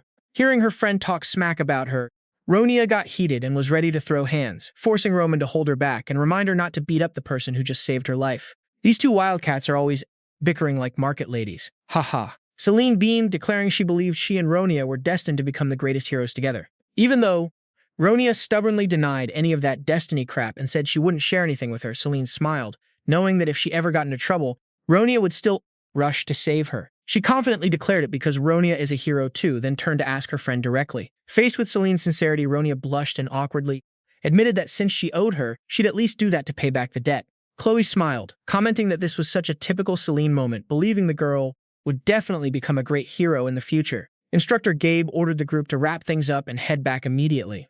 Watching Selene's retreating figure, Gabe quietly pondered the incredible spirit and innate power of his young student. He confidently assured himself that she was definitely hiding some massive secret. I mean, who doesn't have secrets, right? Instructor Gabe narrowed his eyes suspiciously as he watched the black-haired man's silhouette. He muttered to himself, I don't know what it is, but what on earth are you hiding? You sneaky bastard? While Gabe was lost in thought, Sand suddenly tapped Selene's shoulder. Hey, Selene, aren't you forgetting something? Selene asked blankly, and Sand pointed behind them. Your dad. Selene was still clueless. She casually asked what about her dad, but Sand flat out told her that he had vanished. The group gasped and looked around, while Zinfei and Chloe frantically confirmed that her dad was nowhere to be seen. In fact, even the priestess who was with them had vanished without a trace. Gabe thoughtfully noted that Selene's dad was seriously a total mystery. He kept disappearing and then popping up out of nowhere the moment they arrived at the mansion. Selene put her hand to her chin, totally confused. The naive girl casually guessed that maybe her dad was just busy taking a dump, and she didn't feel the need to filter that thought at all. Girl, save some face for your dad, please? She even innocently added that her dad usually gets super embarrassed in awkward situations like that. Hearing this, Sand couldn't help but feel doubtful. She wondered if someone as strong as him would really get embarrassed about using the bathroom, thinking he didn't look like that kind of guy at all. Zinfei quickly warned Sand not to judge a book by its cover, even though he himself had to admit Selene's dad was definitely built different. Seeing everyone wanting to wait around, Instructor Gabe immediately shut that down because their schedule was packed. They had to head back to the Hero Association headquarters right on time. Zinfei thoughtfully agreed that while finishing a mission matters, sticking to the plan is just as important. But honestly, Gabe was sweating bullets under insane pressure from the Belphegor Verscios, who was controlling the mysterious priestess. Belphegor Verscios' eyes glowed a menacing red as he growled, ordering Gabe to stop Selene from following him at all costs, or there'd be hell to pay. Sweating like crazy, Gabe cleared his throat and declared that he wouldn't take any complaints about returning to headquarters immediately.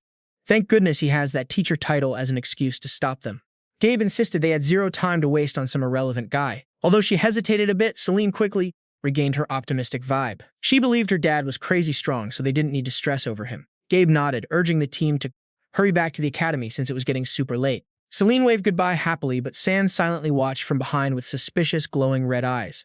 Or maybe she could totally sense something super shady was going down. San was low-key wondering if they should even waste time worrying about that woman who just vanished. But, out of nowhere, a loud crash echoed, and that mystery woman got brutally pinned down. Belphegor Verscios locked his cold, savage glare right on her. He grabbed her shoulder in a tight grip and growled, "Who the hell are you? Ow, since when did you grab me without anyone even noticing?" 15 years ago, in a tiny village nestled near the Demon King's forward base, a crazy, fierce battle raged amidst the wreckage. A surge of purple magic ripped right through space, forcing the silver-armored knight to collapse, gasping for breath, totally spent. Belphegor Verscios looked down at the loser at his feet and muttered, "Still breathing, huh?" Even though his body was completely broken, the knight grit his teeth, refusing to stay down. He forced himself up, his shaking hands gripping the hilt of his sword. "I need to stay alive for the people I'm protecting." Belphegor Verscios casually asked if he really wanted to keep pushing this hopeless fight. The knight firmly fired back, "You've got it all wrong, Belphegor Verscios. This isn't a choice, it's a duty." Looking into those determined eyes, Belphegor Verscios couldn't help but think about how contradictory humans are. He'd seen them betray their own kind without a second thought, just out of greed. Yet here was this idiot ready to dive headfirst into a fight with zero chance of winning. The knight mocked that the more he listened to Belphegor Verscios, the harder he was to read. Honestly, there are all kinds of people everywhere, and some are just different. Gods are like that, humans are like that, and yeah, even demons. In the middle of this ruined village, the knight admitted he'd never met a demon king as weird as Belphegor Verscios. He said no other demon king would ever ask humans questions like that, and asked if he actually cared about humanity, or what. Belphegor Verscios immediately shut that down, claiming it was just random thoughts, not some big deal. The knight advised him that it was best to just let humans live in peace. Super annoyed by all the yapping, Belphegor Verscios snapped, "Enough, stop rambling," and suddenly lunged forward, choking the guy. Belphegor Verscios locked his cold glare on the knight and asked one last thing. "What made you dare stand in my way?" He remembered those who used to call themselves heroes with flashy reasons like saving the continent or destroying evil. Belphegor Verscios asked if the knight in front of him was just like that crowd, fighting only for hollow ideals. Right away, the silver-armored knight grabbed the Demon King's wrist. Even though he was totally outmatched, the knight refused to be afraid of death. He let out a soft laugh, admitting his reason wasn't anything grand or impressive. He quietly revealed, "I just want to protect the future of the person I love most in this world." Belphegor Verscios looked down, totally disappointed. He had expected a much cooler reason instead of these cliché words. Thinking the knight was just wasting his time, Belphegor Verscios growled in frustration. But suddenly the knight used every ounce of his strength to grab the Demon King's wrist, totally catching him off guard. "But that was more than enough time for me," the knight roared. An explosion of dark energy erupted violently, sending shattered armor pieces flying everywhere. Unfazed, Belphegor Verscios stepped out of the wreckage, while the knight was completely wiped out, kneeling down with a fatal wound right in the middle of his chest. Belphegor Verscios casually wiped a scratch on his face, mockingly asking if this was his ultimate trump card, or what. The Demon King spat, calling that weak holy power totally pathetic and useless. No way humans could stand against this terrifying power. Ugh. The knight gasped for air. He admitted the Demon King's crazy strength, but still managed to squeeze out his last words. "You really are powerful, but if you have even just a shred of care, I hope that one day you'll understand where I was coming from." The knight took his last breath and collapsed to the ground. Belphegor Verscios stood silently staring at the fallen foe. Suddenly, a bright image flashed. It was little Selene laughing happily and stretching her arms wide forward. She babbled "daddy" so cutely, but in the end, she ended up coming right at him for revenge. Back in the present, Belphegor Verscios narrowed his eyes at the priestess, trembling in front of him. He suddenly remembered where he'd felt this pathetic, mediocre holy power before. Getting called pathetic made Dolphin pout, feeling totally hurt. Mediocre and pathetic? That is literally so mean. Belphegor Verscios casually recalled a night when he heard his subordinates drinking and gossiping about a newborn goddess who was totally useless and good for nothing. It was definitely her, no cap. The demons even placed bets on who would be the first to catch and pluck all the feathers off that weak goddess's wings. They figured with such trashy holy power, nobody would ever take her seriously as a real divine being. Dolphin, hearing those insults, screamed in protest. She insisted she wasn't weak like the rumors said, but Belphegor Verscios suddenly realized a strange coincidence when this mediocre holy power felt identical to the one he faced in the past. He stepped closer, making Dolphin gasp in shock from the insane pressure. Belphegor Verscios thought those arrogant gods would never work this hard, but then he snapped out of it and saw right through the girl in front of him. "Now I get it. You were sent by the heavens to spy on me, right?" Caught red-handed, Dolphin panicked so hard she literally started hiccuping. She turned pale as her massive secret was exposed. Belphegor Verscios pondered how to deal with this stalker. He couldn't let those gods keep pulling shady moves behind his back anymore. They didn't dare show their faces, hiding like little rats. Honestly, she doesn't look like a goddess at all. The Demon King got the idea to erase her from the world to end all the trouble. Dolphin was so scared she started crying. She desperately tried to find a way out because she was way too young to die before even turning 100 years old. Belphegor Verscios hesitated, worrying that if he acted, those annoying gods would come for revenge and cause a bunch of unnecessary trouble. In that critical moment, Dolphin screamed, declaring she had some super valuable intel. When Belphegor Verscios pressed her, she boldly blurted out that Selene was actually the daughter of a true hero. But Belphegor Verscios just casually replied, "So what? I've known all of that for a long time." Dolphin could only stand there frozen in shock. Dolphin gasped in disbelief. "Don't tell me you knew she was a true hero's daughter right from the start?" Belphegor Verscios clicked his tongue, totally annoyed. He admitted this would be a bit troublesome, but he had no other choice. He coldly warned her that if she kept blabbing about Selene's true identity, things would get way worse. Dolphin trembled, wondering if she was actually going to get erased from the face of the earth this time, whether she's scheming or not. Out of nowhere, Belphegor Verscios gets in her face, grabs her chin real tight, and barks, "Be my servant.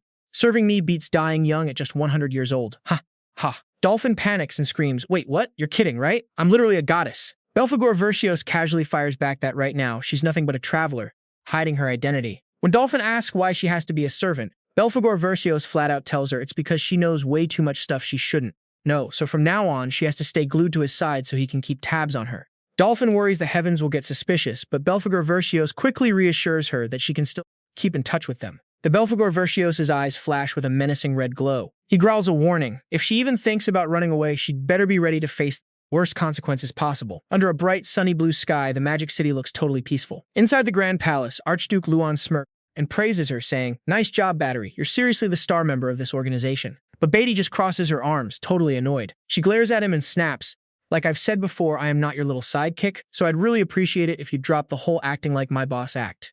Luan keeps his mysterious smile behind his mask, casually replying, "Of course, Battery. I know you only joined this gig for the sake of your own race. So, I'm guessing you brought that item with you." He hit the nail right on the head. They're just using each other for their own goals. It turns out to be an old candle. Luan gloats proudly, "Spot on. This item is the very last piece we need to pull off our grand plan." Looking at the seemingly ordinary object, Body can't help but be skeptical. "You sure about this? I mean, it literally looks like nothing special." Luan lets out a confident laugh. "Haha, quite the skeptic, aren't you? You've noticed it too, right?" He stands up abruptly. "Of course. But you see, it doesn't matter how overpowered the enemy is, because with this thing, destroying the entire continent is just a matter of time." An old map of the continent appears, stained with splatters of blood, hinting at a brutal future about to hit the human world. Leaving those dark plots aside, under a clear blue sky, a commander barks out orders to his squad. "All right, let's head back to the Holy Sanctuary." The group answers in unison and quickly packs up their gear to set off. Selene smiles, confidently declaring, "Well, going on missions is super important, but at the end of the day, making it back home in one piece is what actually matters, right?" Selene remembers her dad's advice. When things are wrapping up, that's when you gotta stay sharp to finish strong. In her memory, the Belphegor Verscios, growled at her to stay on guard because this world is full of nasty surprises. Selene winks with absolute confidence, leaving Coach Gabe to just sigh, knowing she completely missed the point of her dad's advice. Just then, an old man in a tattered cloak shuffles over. The second she spots the stranger, Selene beams and brags that she's a hero, eagerly asking if he has any troubles she can fix. Ugh, she's literally looking for extra chores to do.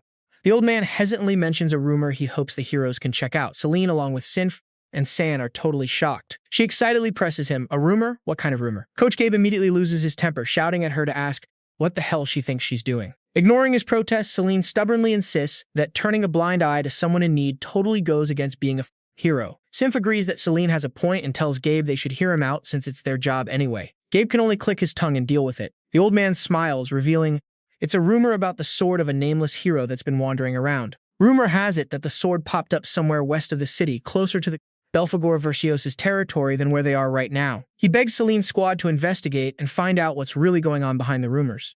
Selene's eyes light up with pure hype when she hears about a hero's sword. Gabe is super annoyed by his students' over-the-top excitement. Reminds everyone they need to stick to the plan and get back to the Holy Sanctuary ASAP. Selene quickly suggests a quick detour on the way back, and then she takes off excitedly, totally ignoring Gabe's screams telling her to stop picking up annoying side quests. Suddenly, the old man lowers his voice, adding a mind-blowing detail. That was the exact spot where the Belphegor Verscios was last seen during his invasion. After he completely trashed the central empire of the continent, many years ago, the entire squad turns back to look at the old man in absolute shock. The old man goes on about the Belphegor Verscios' journey with his army back then. They pushed further south, leaving pure devastation in their wake. He notes how bizarre it is because apparently something went down where the Belphegor Verscios was last seen. Right there, a glowing legendary sword showed up. The old man suggests that if Selene's squad can track it down, that sword could help them crush the monsters running wild lately. Then he asks if they want to go search for it. Talk about the perfect bait for Selene. She is definitely biting. Hearing this, Selene gets incredibly hyped. She pumps her fist and yells, "I want to go find it. I need to see that sword."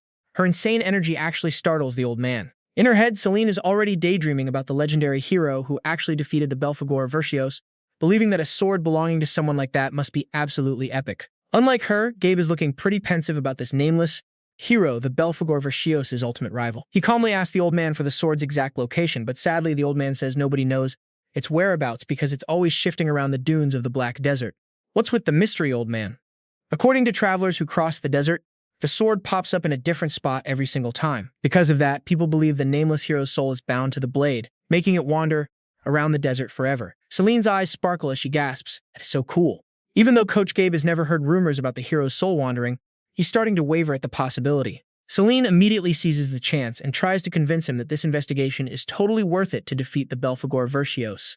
She confidently declares that if the rumors are real, they will definitely find some priceless clues to take down the Belphegor Verscios themselves.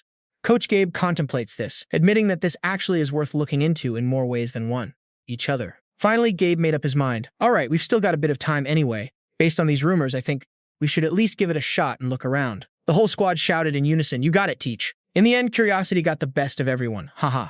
The crew started heading out into the endless desert. The scorching sun and howling sandstorms made every single step feel like a total drag. Sinfai was gasping for air, completely wiped out. He whined that looking for a single sword in this massive sea of sand was practically mission impossible. San was super skeptical about this whole gig. She doubted whether they could even pull this off. And honestly, even if this sword was actually real, how the heck were they supposed to recognize it? While San was still stressing out, a hand suddenly slapped onto her shoulder, making her jump out of her skin. Turning around, she saw Coach Gabe out of nowhere. Selene and San, totally clueless, asked where he'd been this whole time. Gabe's face was dead serious and dark. Annoyed, he muttered that finding the sword wasn't even the real issue. Gritting his teeth, he cursed that sneaky old geezer from earlier for deliberately hiding the most important part of the story. Suddenly, in the dead silence of the desert, the ground violently started to rumble, accompanied by a terrifying heavy roar. From deep beneath the sand, a massive entity burst out. It was a giant scaly beast roaring loud enough to split the sky. Oh crap, looks like they just stumbled right into some demon's trap. Sand and dust cascaded off the monster's boulder-like hide. A mind-blowing truth was about to drop. The real identity of the legendary wandering soul in those rumors had actually been cleared up ages ago. The colossal beast emerging from the sand turned out to be an ancient turtle, basically a walking mountain. Gabe realized that the identity of this soul had actually been revealed a long time ago. Selene's jaw literally hit the floor. She could only stare up in absolute terror, realizing that the towering beast in front of them was indeed a gargantuan turtle. And right there, staring the crew in the face, was the hero's sword, jammed deep into its rock-solid shell. Selene gasped in utter shock. What? No way! But why on earth is it stuck on a turtle's back?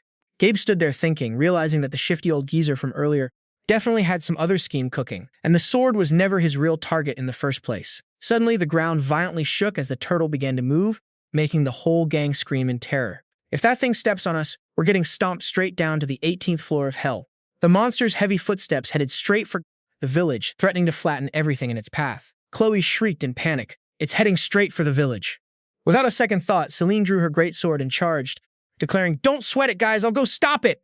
Sinfai freaked out, trying to hold her back because there was no way she could take on that behemoth alone. Gabe quickly ordered everyone to stay put while he went to drag that reckless brat back.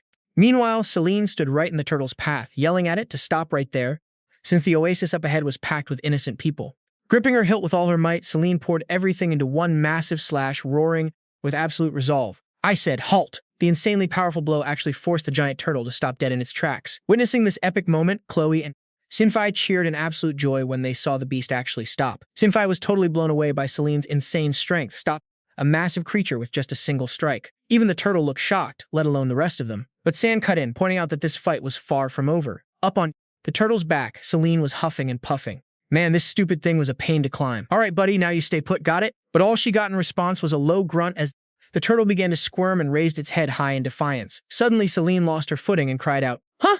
The turtle started rolling all over the place, throwing her into a total panic.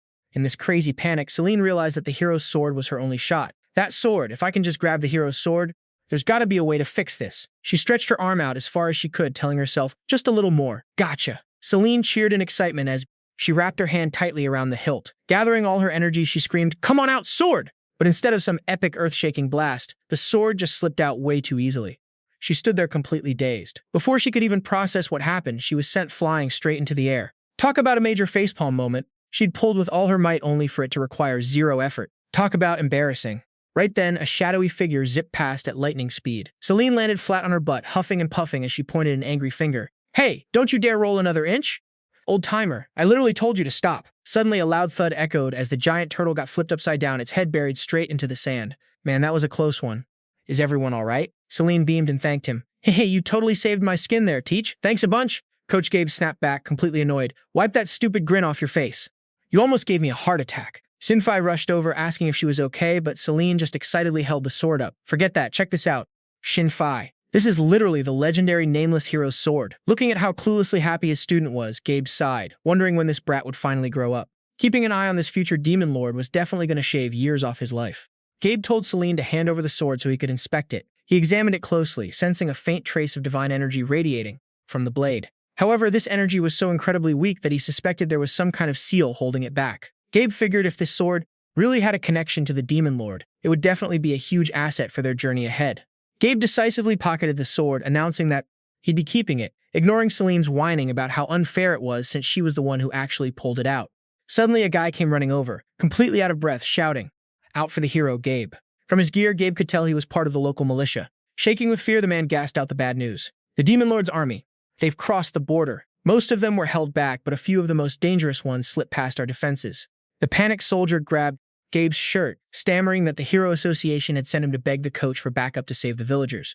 Gabe quickly asked for the exact spot under attack and got his answer, a nearby village. Over at the village, it was a total bloodbath as these crazy bird monsters tore into the villagers. A demonic chicken monster cackled like a maniac after knocking a young guy down, boasting that he'd offer every last human corpse to the great demon lord. Inside one of the houses, the poor villagers were shivering in absolute despair. A monster sniffed out their hiding spot and sneered, "Found you, 3 little mice." Just as he was about to slice them up, a loud shout echoed, shattered the air, halting everything instantly. Selene's crew showed up just in time, going head-to-head with the monsters. The chicken monster smirked, thinking the upcoming feast was about to get way more interesting. "Let's turn these monsters into fried chicken, fam." Seeing the victims lying motionless on the ground, rage boiled up inside Selene, her eyes burning with pure fury at the monsters' atrocious acts. The bird monsters looked down at the academy students with utter contempt. They realized these weren't the guys who chased them from the city. The chicken monster declared Selene's crew was just a bunch of weak rookies and not worth their time. While the villagers scrambled to escape, shouting their thanks to the heroes, a monster suddenly dove straight down from the sky. Selene was startled in horror as a massive explosion went off right next to her, accompanied by the panicked screams of her teammates. Selene braced herself to block the strike from the bird monster, who was bearing down hard on her greatsword. He laughed arrogantly, daring her to struggle because a bunch of pathetic weaklings would never stop them. Suddenly, a powerful hand grabbed the monster from behind. To Zinfei and San's absolute shock, he went, "Talking smack about other people's kids already?" Seeing their ally taken down with just one hand, the remaining monsters were completely shaken. From up on the rooftop, Coach Gabe called out proudly, "Nice job, Selene!" Instantly, a flurry of space-rending slashes unleashed one after another, leaving the monsters with only enough time to shriek in agony before being completely obliterated. Standing proudly up high, Gabe declared that even though he had no idea what these creatures were, there was no way in hell he'd lose to trash like them. He loudly declared he'd show them who the real weakling was. Selene looked at her instructor with total admiration, but she was instantly jolted back to alertness by a warning shout from behind. One surviving monster frantically rushed in to attack. He roared through a splitting headache, swearing he'd make her pay right then and there. Selene decisively swung her greatsword, ready to counter the enemy's brutal strike. "Once I'm locked in, don't even ask who my daddy is." But turns out she was the one sent flying, leaving Selene only able to groan, "Ugh, so heavy." Gabe panicked and yelled, "Selene, you gave me a total heart attack. Jumping into the fight like that, are you trying to steal my kills or what?" Gabe grit his teeth, reaching his hand down to grip the sword hilt, cursing under his breath because his attacks didn't seem to do jack to these stubborn monsters. He turned and asked, "Are you okay?" Selene beamed as she replied, "I'm fine, it's no biggie." But her smile vanished when a panicked San pointed at her cracked greatsword. "Oh no. Lady Selene, look at your sword." Selene stared in shock as her weapon shattered into pieces, worrying about how to keep fighting while the dark shadow of the monster closed in, hungrily calling the two girls a tasty treat. Selene grit her teeth in frustration that her sword had to break at the worst possible moment.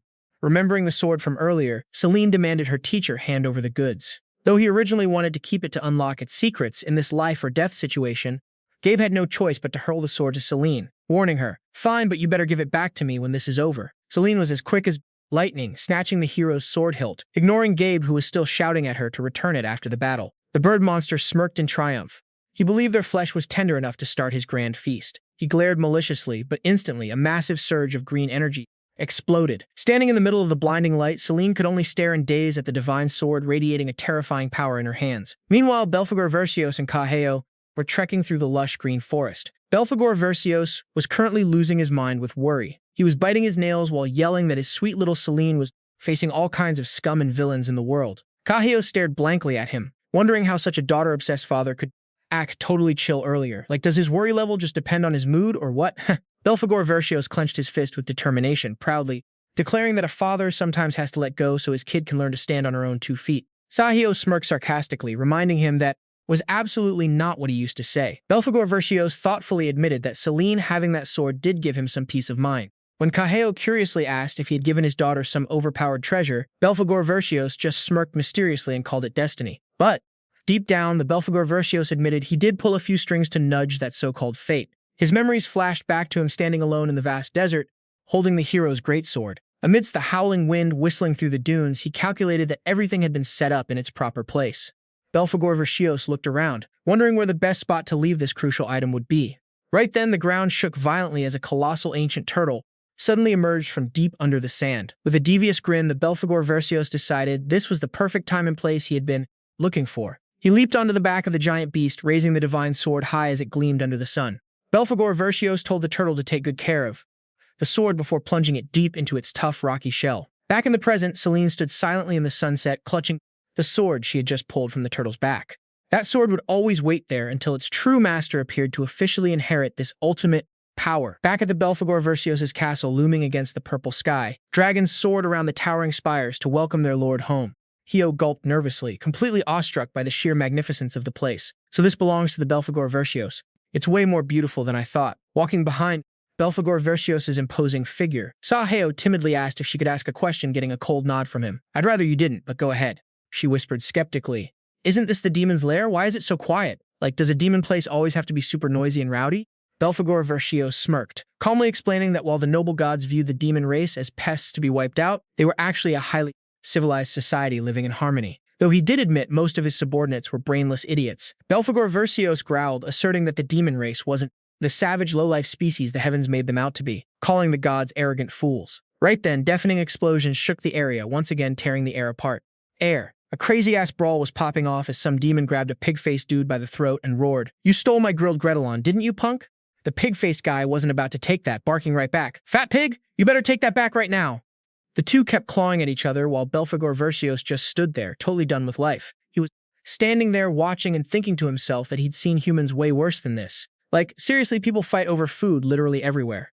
Stepping into the inner room, Dolphin was shocked to see Luke, the cold-blooded strategist and the Belphegor Verscios' right-hand man. Luke burst out laughing with pure amusement when he saw his master bringing along an apprentice goddess, joking that the heavens must be losing their minds over losing such a precious little deity. Dolphin panicked, wondering if this was the reason she'd been dragged here in the first place, but Belphegor Verscios shut down her doubts and told Luke to focus on the main event. In a low voice, he asked if Luke had found the mastermind instigating the beast army to join the fight yet. Luke handed over some crucial intel on a mysterious structure, and Belphegor Verscios' eyes narrowed. He silently confirmed that everything was exactly as he'd suspected. Even though Luke admitted the enemy was ridiculously slick, wiping out every single trace so he couldn't find any solid proof. Still, the heavy tension suffocating the room made Dolphin super anxious. She stared at the brooding faces of the Belphegor Verscios and Luke, wondering who this mystery person could be to have them both so stressed out. Luke dropped to his knees, begging desperately, "Your Majesty, just say the word, and I will crush every single one of them." Belphegor Verscios stayed quiet.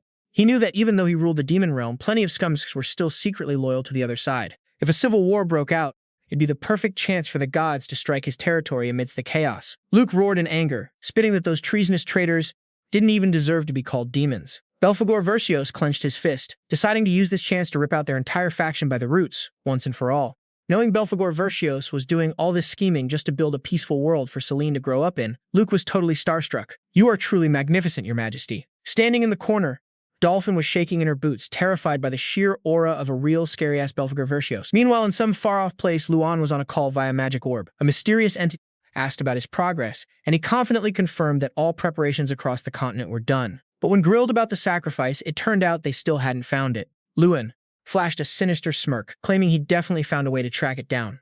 "Bro, you haven't even found it yet, and you're already flexing like you did?" The entity let out a mocking sneer, suggesting Luan was only struggling because he had to hide his moves from the Belphegor Verscios. He called Luan a sneaky, disgusting human. After hanging up, Luan coldly muttered that he found that entity just as obnoxious. Watching from afar, Bathy had overheard the whole thing. She was shocked to recognize the Grand Duke. In her mind, the image of a brutal demon dragon flashed, a monster who lived only for destruction and slaughter. He originally planned to become the next Belphegor Verscios after the old one died, but Belphegor Verscios had absolutely wrecked him. Bathy knew a guy like him would never let her demon clan have a chance to rise up ever again. She gritted her teeth, determined not to let this plan succeed. Standing on a lavish balcony, Bathy realized the only one strong enough to stop this disaster was the Belphegor Verscios himself. See? Told you the current Belphegor Verscios is the GOAT! On a gloomy castle balcony, a hand slowly swirled a glass of red wine, looking totally sinister. The mysterious figure smirked, declaring it wouldn't be long before this kingdom was freed from the shame of being ruled by that pathetic excuse for a young Belphegor Verscios. He mocked how the lord of the demon realm degraded himself just to play house with some human brat. With eyes glowing with pure evil, he hissed, "Don't you agree, you half-demon king?" His arrogant laughter echoed through the air, teasing a bloody coup that was about to go down. Back at the village at sunset, the ground shattered from the heavy impact of the submerged monster. He shrieked in absolute terror. "What the hell is this? Have you been hiding your real power this whole time just to trick me?" Selene, holding the divine sword, she was just as clueless. "Not really. Maybe it's because of this sword." Furious, the monster swung his weapon and lunged at her in a frenzy. "It's useless. You're still just a human brat." A loud metallic clash rang out as Selene easily blocked his heavy-ass strike. Monster's eyes popped out in sheer terror as he realized her power was completely off the charts. One powerful slash, trailing a bright blue light, ripped through the air, leaving him to let out a final, pathetic groan before face-planting onto the ground. Witnessing this epic victory, her friends cheered wildly. "That was insane. Selene, you took that beast down in a single blow." They figured she must have awakened some crazy hidden power inside her during that life-or-death moment. Selene scratched her head, laughing it off awkwardly. "Haha, yeah, I guess so." Staring at the sword glowing with a soft blue light, she felt a weird connection to it. It was like the sword was guiding her, showing her exactly how to fight. A bizarrely familiar feeling washed over Selene, like she'd been using this thing for years. She wondered if all of this was happening because it was actually the legendary hero's sword. "Well, that's a tough one to answer. Maybe you should go ask your dad, haha." Suddenly, the coach's voice broke her train of thought, snapping her back to reality. She quickly called back, "Ah, yes, coach, I'm coming." The memories of the bloody battle where she swung her sword against the red demons to protect the villagers were still fresh in her mind. But after surviving that life-and-death struggle, Selene and her crew went right back to their usual goofy selves, stuffing their faces with a massive barbecue feast to recharge. That night by the crackling campfire, Coach Gabe quietly kept watch while Selene slept like a baby, wrapped up in her warm blanket. Once their training was officially over, the group headed back to the majestic Holy Cathedral for the ceremony. A grand announcement echoed through the hall. "Because you have proven yourselves to be outstanding heroes through exemplary deeds and actions on behalf of the Holy See and our allied nations." Selene beamed as she held her prestigious diploma, her eyes sparkling with pride now that she was officially a real hero. Finally, no more school. But the celebration didn't last long because Coach Gabe immediately brought them back to Earth. Just because you guys are official heroes now doesn't mean you get to be cocky." The group yelled back in unison, "Yes, Coach, we got it," making the teacher realize none of those kids were actually listening. He seriously warned them that from now on they'd be way busier and might have to take on more dangerous missions than before. Selene was totally pumped, her eyes practically burning with determination. "Don't sweat it, Teach. I'm ready for whatever. Just throw anything you want at us." Gabe announced that the team had been assigned a new mission, but he decided to let the teammate who'd be joining them explain the details himself.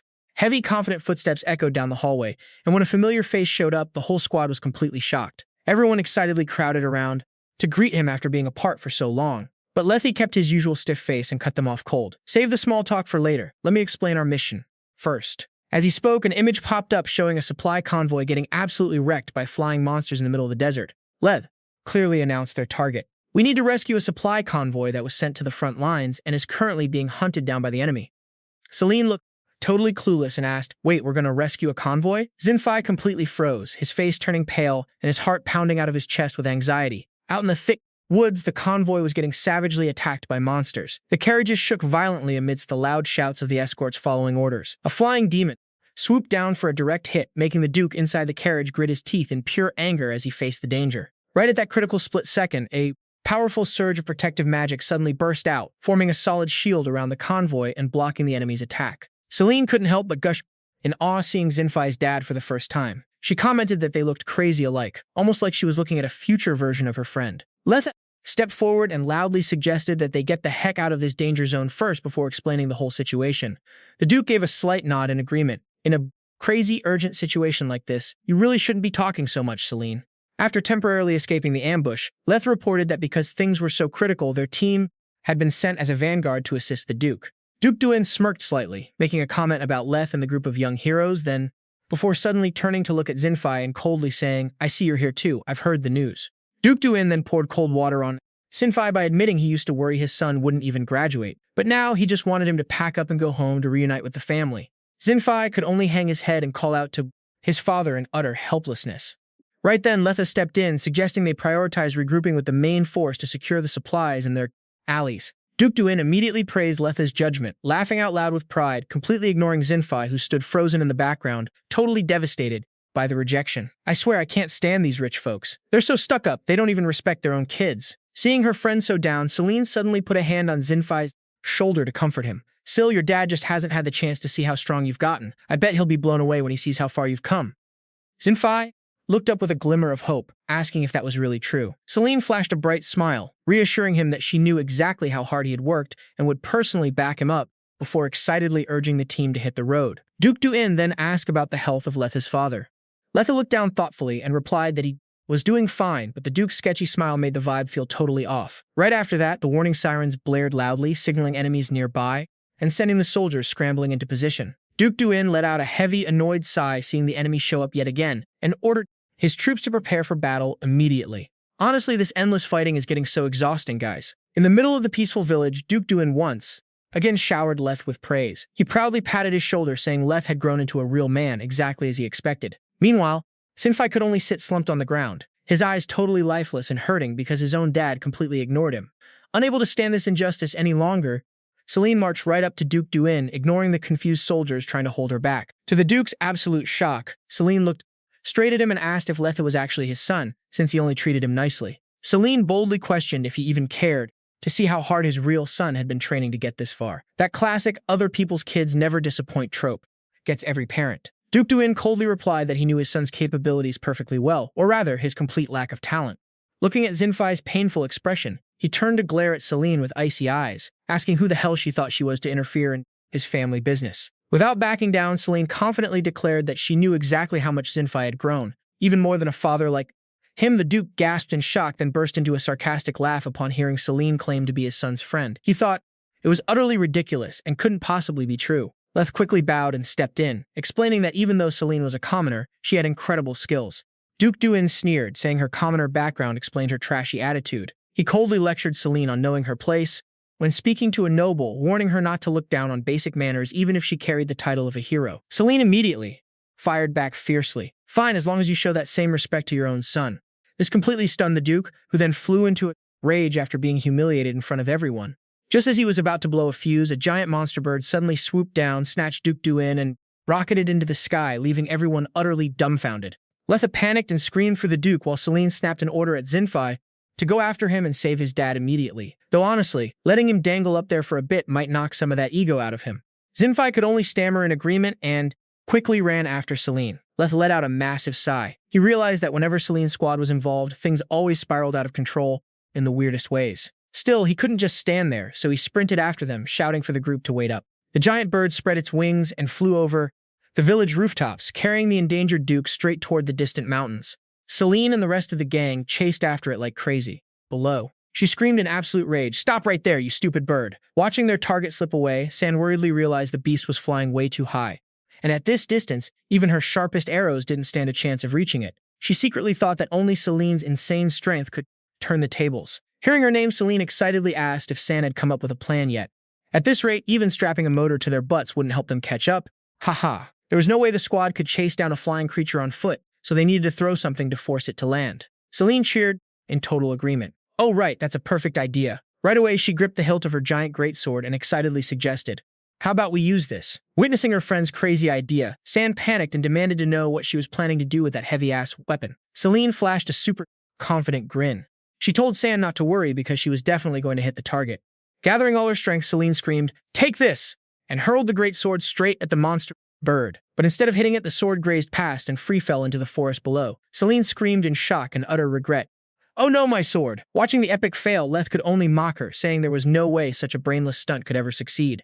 Selene whined and cried over her lost weapon, prompting Letta to walk over and demand to know what the hell she was actually doing. Letta snapped, asking for the location of Duke Jin. In the distance, Zinfei frantically pointed at the fading silhouette of the bird and screamed for his father. His dad was flying away, following the bird's call. Hoo-hoo. Selene abruptly turned and ran back. She told the squad to keep moving forward while she retrieved her sword and caught up, gritted her teeth, swearing she'd make that bird pay for laughing at her. Watching his friends run around in chaos, Lee face-palmed in frustration. He couldn't believe these idiots actually graduated at the top of their class. He chased after them, shouting for the shrimp brains to wait up. After a long, exhausting chase, the squad collapsed onto the green grass, completely out of breath. Panting heavily, they realized the bird had finally stopped, but they couldn't believe they had run such an insane distance. Looking up at the ancient trees, they spotted their target. I think that's the bird's nest up there. But the scene inside shocked everyone. Duke Duyin was tightly bound by tangled vines. His mouth gagged, leaving him able only to make helpless groans. Zinfei cried out in pain, "Father!" and tried to rush to his rescue, but Lethe immediately held him back and told him to wait. Suddenly, a slow clapping sounded along with a mocking laugh. "Haha, what a surprising encounter!" A stranger clad in white, wearing a mysterious mask, casually stepped out from the shadows. "Who's that? Is that the damn bird from earlier?" Lethe asked warily. "Who are you?" She secretly sensed an extremely evil energy radiating from him. He was insanely strong. Whoever he was, they absolutely couldn't underestimate him.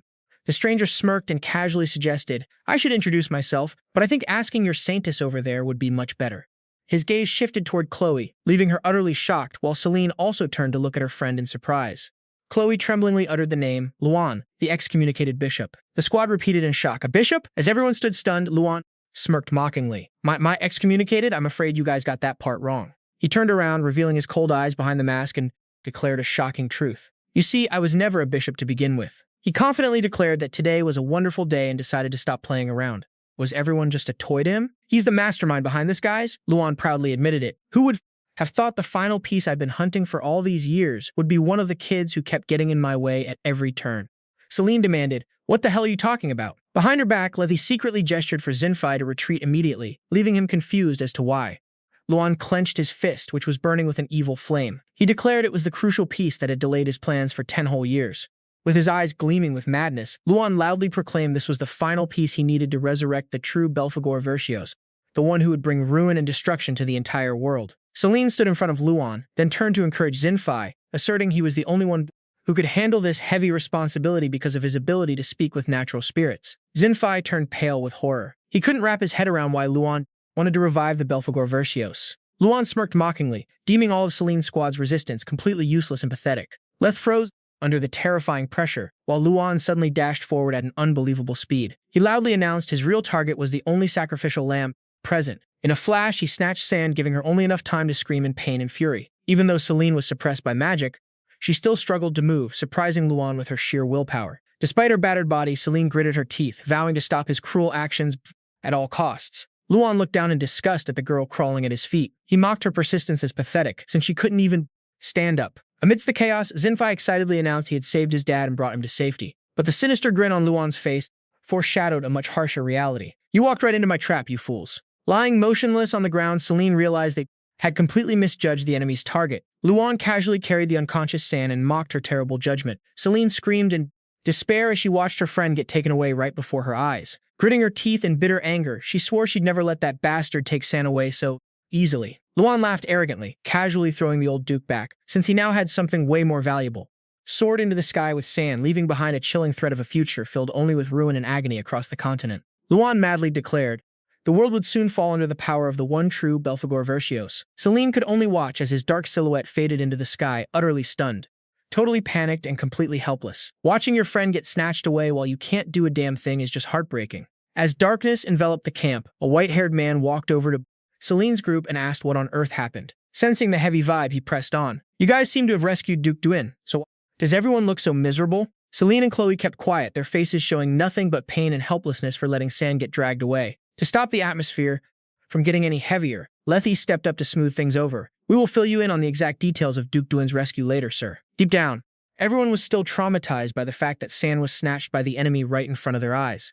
A bit later, in a lavish banquet hall, the gang gathered around a table packed with fancy food. Depressed or not, Selene was still pigging out like crazy. She stuffed her face with a grumpy look. "Hey, you gotta eat to fight, so might as well shovel it down, right guys?" Suddenly, the doors swung open and Duke Duin strolled in with a chill, confident vibe. He smiled. "I hope you kids are enjoying your Meal, you saved my life, and for that I am incredibly grateful. He walked over, clapped his hand on Xinfai's shoulder, and proudly declared, most of all, I am so proud that my beloved son and heir has come this far. Thinking about how heroically he rescued me, the Duke laughed out loud, admitting he was wrong to worry about his son being timid and weak. Crushed under all those heavy praises, Xinfai stared at the floor and muttered, stop it. Seeing his dad looking clueless and not hearing him, Xinfai abruptly stood up and yelled, I said, stop it, father. This sudden defiance left the Duke completely shocked, since it was the first time his son had ever raised his voice at him. Choking back tears, Xinfai spilled the truth. Our teammate? No, our friend was kidnapped by one of the Belphegor Verscios' lackeys while trying to save you. The room instantly went dead silent. The white-haired man sitting nearby had to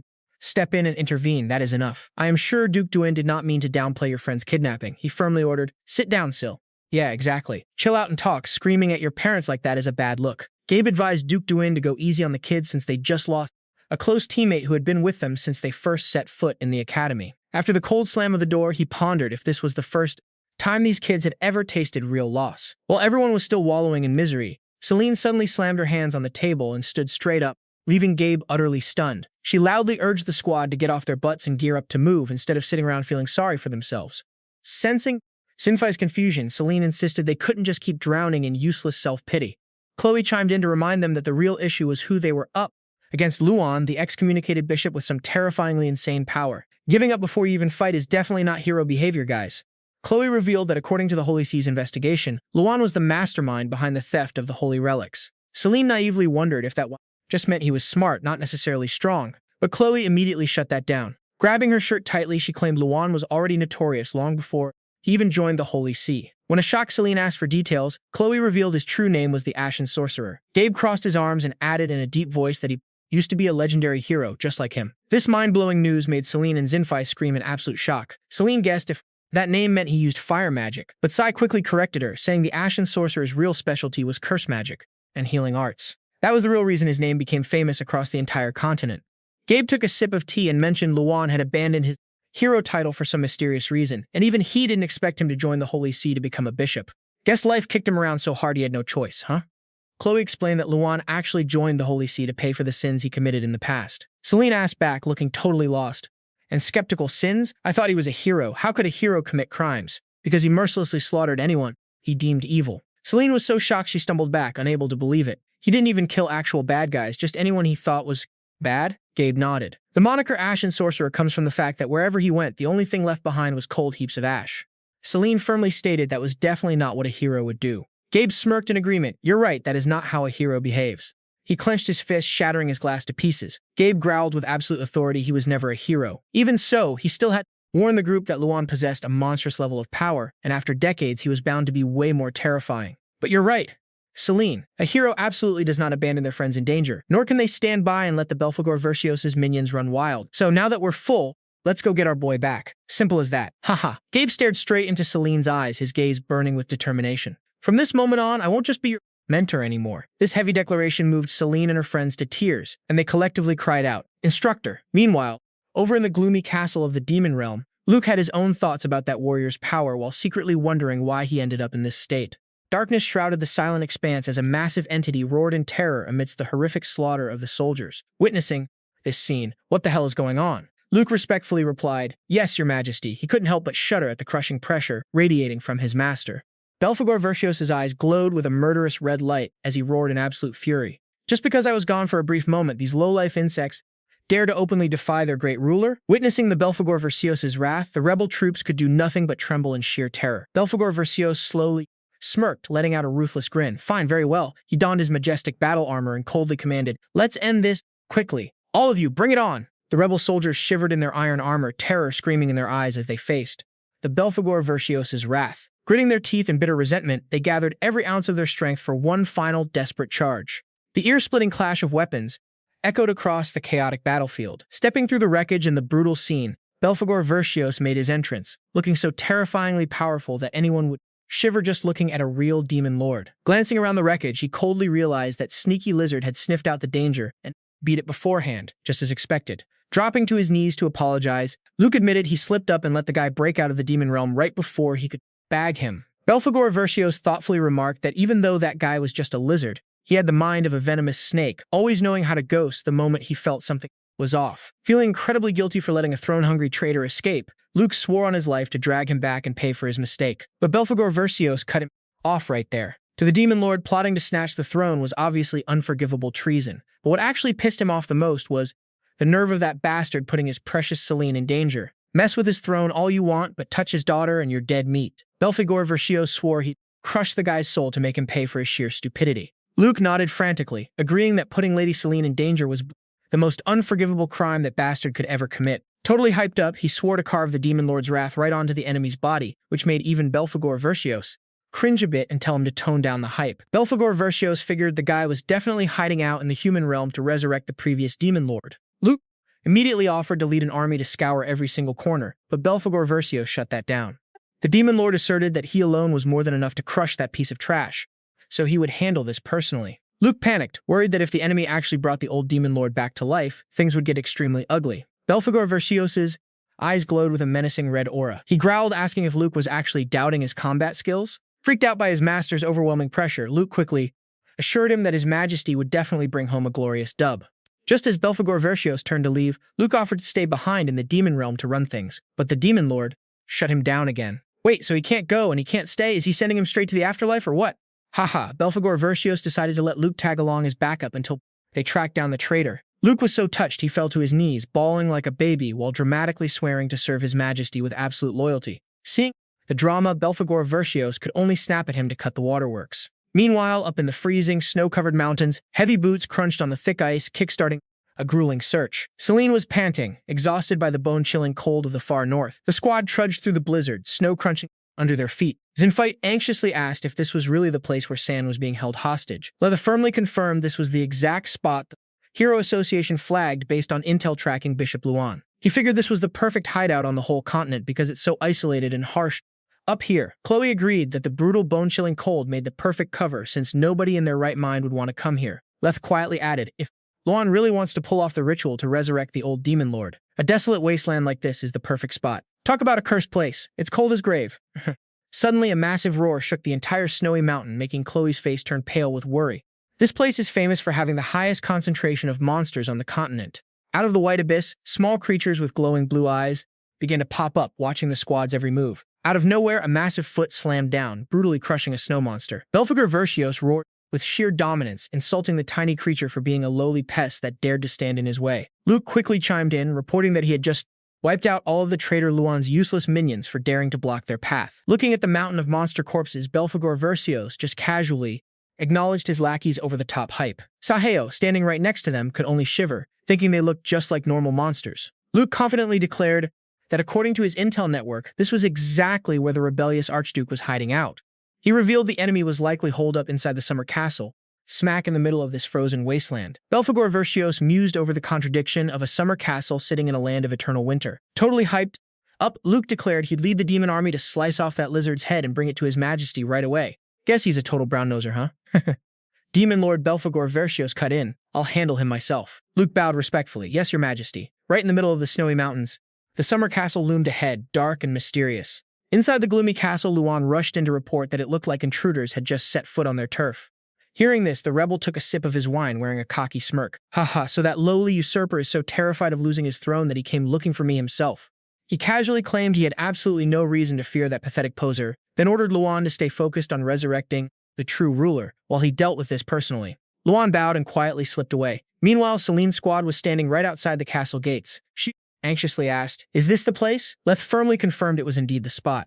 Staring at the gloomy castle in the blizzard, Selene gripped her great sword tight, resolutely declaring she couldn't leave San in a creepy place like this, insisting her only goal here was to break him out. Selene let out a bright smile, proudly claiming, because that's exactly what a true hero does. Man, I've heard this cheesy line so many times I've practically memorized it. Selene and the gang headed inside. Hell yeah. Suddenly, a painful shriek echoed through the halls, making everyone freeze in their tracks. He smirked when he saw the uninvited guests show up at the end of the hallway. Selene stopped, totally confused as she faced the enemy. Wait, aren't you Archduke Dragonflame? He casually patted his chest and smirked. So you recognize me. I wouldn't expect anything less from a lackey serving those worthless gods. Whoa, you're crossing the line there, old man. Dragonflame proudly boasted that he was the master of all demon beasts. But Selene shut him down instantly. I don't care about any of that. She locked eyes with the enemy, demanding he hand over her friend right now, no matter what kind of things he claimed to rule. Anyway, Dragonflame smirked, realizing the tiny creature he captured was her friend. Resting his chin on his hand, Dragonflame admitted he was indeed the one who kidnapped their friend, but didn't see any damn reason to give him back. Selene, completely pissed off, threatened to make him pay if he didn't play along. Dragonflame just burst out, laughing like he knew some dirty secret. He smirked that Selene was definitely no ordinary human, especially with who her old man really is. This totally threw Selene off guard. My dad? Dragonflame mocked, saying maybe Belphegor Verscios hid his true self so well just because he didn't want his fragile human daughter crying in fear. Selene screamed, losing her mind. What the hell are you babbling about? Oh, you won't believe the mind-blowing truth, sweetie. Huh. Zinfei anxiously called out to Selene as things started spinning out of control. Dragonflame stood way up high, coldly spitting facts that her precious daddy had been lying to her face this whole time. Selene immediately shut him down, screaming that he was just a trash demon trying to mess with her head with stupid lies. She boldly declared, my dad is a hero and I look up to him more than anyone else. But the second he heard the word hero, Dragonflame lost his mind laughing. He couldn't believe the literal Belphegor Verscios chose to play pretend as the very scum who wanted to end his life. Dragonflame spat in disgust, calling it the ultimate disgrace. He called him the most pathetic, bottom-tier Belphegor Verscios to ever exist. Selene's feet suddenly froze. Selene gasped in absolute shock. The Belphegor Verscios? Dragonflame smirked wickedly. Bingo, the ultimate enemy of all mankind, the absolute worst nightmare on Earth, the monster you wannabe heroes are supposed to put down at all costs. Suddenly, all those sweet childhood memories with her dad came rushing back from him giving her piggyback rides to his warm, goofy smiles. Now they all shattered into pieces at his brutal words. Your dear old dad is none other than the Belphegor Verscios. Out of nowhere, the ground started shaking violently, and the whole palace began to crumble as everyone freaked out. What the hell is going on? Talk about perfect timing! Dragonflame smirked big time when he saw who just landed. Well, look who finally showed up, he trash-talked loudly. Get out here, you absolute disgrace to the demon realm. The clown who ruined the Belphegor Verscios' reputation by adopting some human brat as his daughter. Suddenly, a massive earth-shattering explosion went off, burying everything in a thick cloud of dust. Amidst the wreckage, Selene stumbled and collapsed, coughing up a storm in pure agony. Cough, erg! Through the chaotic mess, worried voices started calling out. Is everyone okay? I'm good, me too. Where's the bad guy? Selene barely squeezed her eyes open, her vision blurry and shaking. Out of the smoke, the badass, terrifying figure of Belphegor Verscios stepped out from the rubble. He stood tall, cloak whipping in the wind, giving off this insane, crushing pressure that completely froze Selene.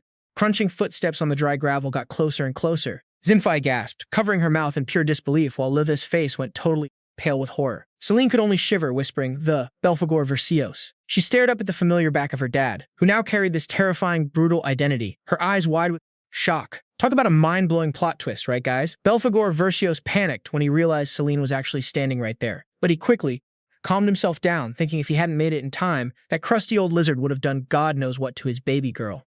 Underneath the rubble, Selene shifted slightly, still in absolute shock. Suddenly, Luke stepped right in front of her, blocking her view, and barked a cold order to stop. From this point on, this ain't a game for human kids. Like you. He made it clear that this was strictly demon business and told the squad to scram right now. Selene immediately shut him down. We came here to save our kidnapped friend, and there is no way in hell we're leaving without him. Seeing Lady Selene's stubbornness, Luke just coldly turned his back, claiming that her squad's little rescue mission was none of their business. Plus, besides the 5 of them, there wasn't another human in sight. Lilith suddenly realized with horror that if there were no other humans, that meant San had already been dragged somewhere else by Bishop Dragonflame. Selene glared hard at Luke and hissed, "Are you a demon?" Luke felt like he got stabbed in the chest by her icy glare, whining that this emotional damage was just too much to bear. But he still braced himself and declared, "Believe it or not, the supreme ruler of the demon realm has personally come down here to execution-style punish a traitor." Selene quietly stared at her dad's imposing back, while down in the debris, the bruised purple hand of the enemy twitched weakly. Typical lowborn trash, barging in like you own the place. Even the way you trash set foot in my territory shows you have absolutely zero manners. Belphegor Verscios laid down the law. You've committed 2 unforgivable crimes. First, plotting a rebellion, even though you're literally rank 2 in the demon world. And second, before he could even finish, Belphegor Verscios launched himself into the air, unleashing a devastating thunderous slash. Dragonflame smirked, thinking he could handle it, but his eyes instantly went wide with shock. A brutal savage slash ripped his chest wide open, leaving a deep bloody gash. Dragonflame could barely gasp out, "Huh?" completely crushed by the Belphegor Verscios' insane power. Well, what'd you expect? Mess around and find out, right? He collapsed to his knees, utterly dumbfounded, and stammered, asking how the Belphegor Verscios could be this brutal right in front of his own daughter. Belphegor Verscios casually walked up, coldly mocking that he didn't even need to use a fraction of his power to squash a crusty old lizard like him. Belphegor Verscios' eyes glowed with pure malice as he hissed that he hadn't even begun this execution yet. Dragonflame shook in pure agony, blood dripping from the corner of his mouth as he choked under that terrifying pressure. Belphegor Verscios' voice went deep as he declared that his second and most unforgivable sin was daring to touch Selene. But even while looking like hot garbage, Dragon Flame suddenly let out a sick laugh. He smugly asked if his precious little daughter had any idea that the hero dad she looked up to was actually a bloodthirsty Belphegor Verscios. Dragon Flame crazily pictured how devastated Selene would be when she learned this hilarious truth, especially since her dream was to become some grand hero. Pissed off, Belphegor Verscios moved like lightning, grabbing the bastard by his head. He roared that he was going to let him say some last words, but the clown decided to insult his ruler one last time instead. Belphegor Verscios, completely done, declared it was time for him to kick the bucket. Even with death staring him in the face, Dragonflame kept laughing like a maniac, only bummed that he wouldn't get to see the absolute shit show when the truth finally dropped. His lifeless body hit the floor in a chilling silence. Belphegor Verscios coldly turned his back on the loser. Belphegor Verscios' eyes glowed a demonic red, oozing a heavy, suffocating aura through the wreckage. Behind him, Selene and the crew were panting, totally wiped out after their long-ass journey. Selene froze in complete shock, her eyes wide, staring at her dad's true terrifying form in the eerie, dark glow of the castle ruins. A heavy silence fell over everything, leaving only the piercing gaze of the Belphegor Verscios locked onto his completely devastated daughter. Selene stood there like a statue, her trembling eyes fixed on her father as her mind kept spinning in circles.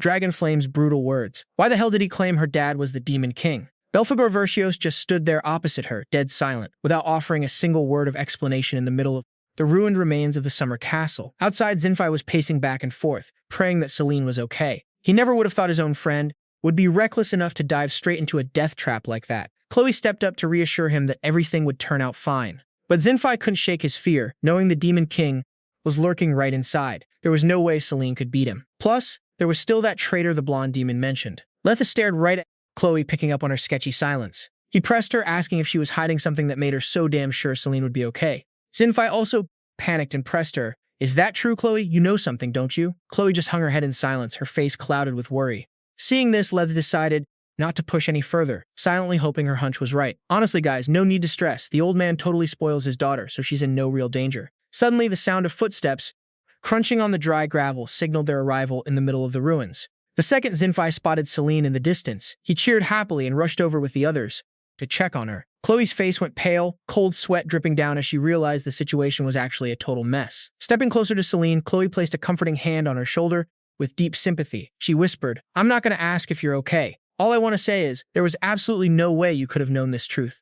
Selene mumbled back, completely dazed and in shock. Chloe stared straight ahead with a look of pure determination. Meanwhile, Selene and Leth were still trapped in the trauma of what just went down. She stumbled forward unconsciously, making Chloe call out in worry, "Selene." Even though they desperately wanted to help, seeing her completely broken, the gang could only stand there in silence, watching her lonely figure walk away. Letha quietly admitted they had no choice but to wait it out patiently until she was actually ready to face the music. Solo in the middle of the wasteland, Selene trudged toward the distant horizon, leaving her stressed-out squad behind. Back in the ruins of the castle, Luke quietly approached and spoke with deep respect, "Your Majesty." Staring at the lonely back of the Demon King, Belphegor Verscios, Luke couldn't hide his sadness. He asked why the king chose to drop that brutal truth instead of keeping up the lie to protect Selene. Belphegor Verscios sighed, calling Luke's name, and answered with a bitter, heavy tone, "I just felt like I couldn't keep lying to her." That answer left Luke completely stunned by the sudden shift in his king's mindset. I mean, the truth was bound to leak out sooner or later anyway, right?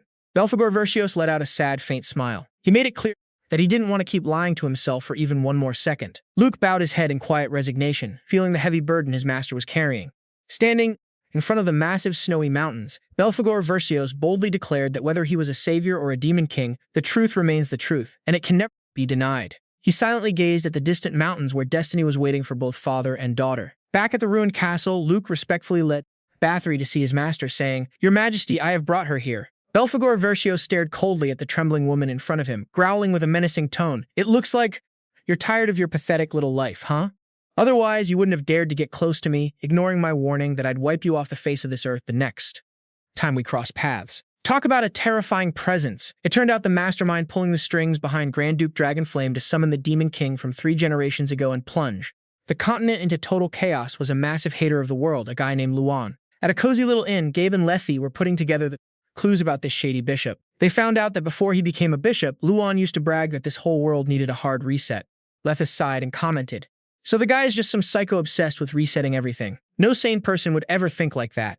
Chloe quickly cut him off. "Leth, watch your mouth, that's really rude." But Gabe had a different take. He figured Luan might be a psycho, but his madness didn't just come out of nowhere. Selene thought to herself, something massive must have gone down, because nobody tries to wipe out the whole world for no reason. Gabe guessed that maybe Luan was screaming for payback, but everyone ignored him, especially when the Demon King's army randomly called off their attack back then. Traumatic memories flashed back, showing Luan holding a lifeless body in the freezing rain right outside the cathedral. Chloe nodded, confirming exactly he felt completely abandoned by the very things he once fought to protect as a hero.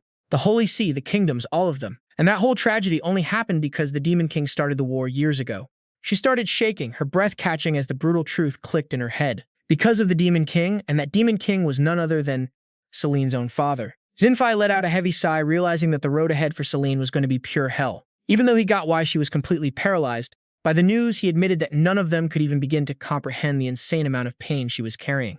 Coach Gabe stood up with a serious look, agreeing that the world-hating maniac was actually about to bring doom to everyone. He made it clear that right now they desperately needed Selene's power, and they had to drag her out of her room whether she liked it or not. But suddenly everyone froze when they saw Selene quietly creeping down the stairs. Zinfei jumped, asking nervously, "Lady Selene, are you okay?" Selene didn't even reply. She just quietly asked if they had found any trace of sand yet. She figured with their big brains, they must have dug up a clue on where she was locked up. Seeing how much she expected of them, Leith and Chloe could only exchange awkward, tense looks. Gabe stepped up and gave it to her straight. They hadn't found a single thing. And even if they did, there was no way they'd let her tag along, looking like a total wreck. Selene snapped back, pointing out that he just said they needed her power, but Gabe shut her down, arguing that with her head totally messed up after learning who her father really was, she'd just be a liability. Selene snapped, cutting him off. "Drop it!" She coldly declared that she'd deal with her own family drama herself, and right now the only thing that mattered was saving San. Her moping attitude was the last straw for Leth. He slammed his hand on the table and lost it.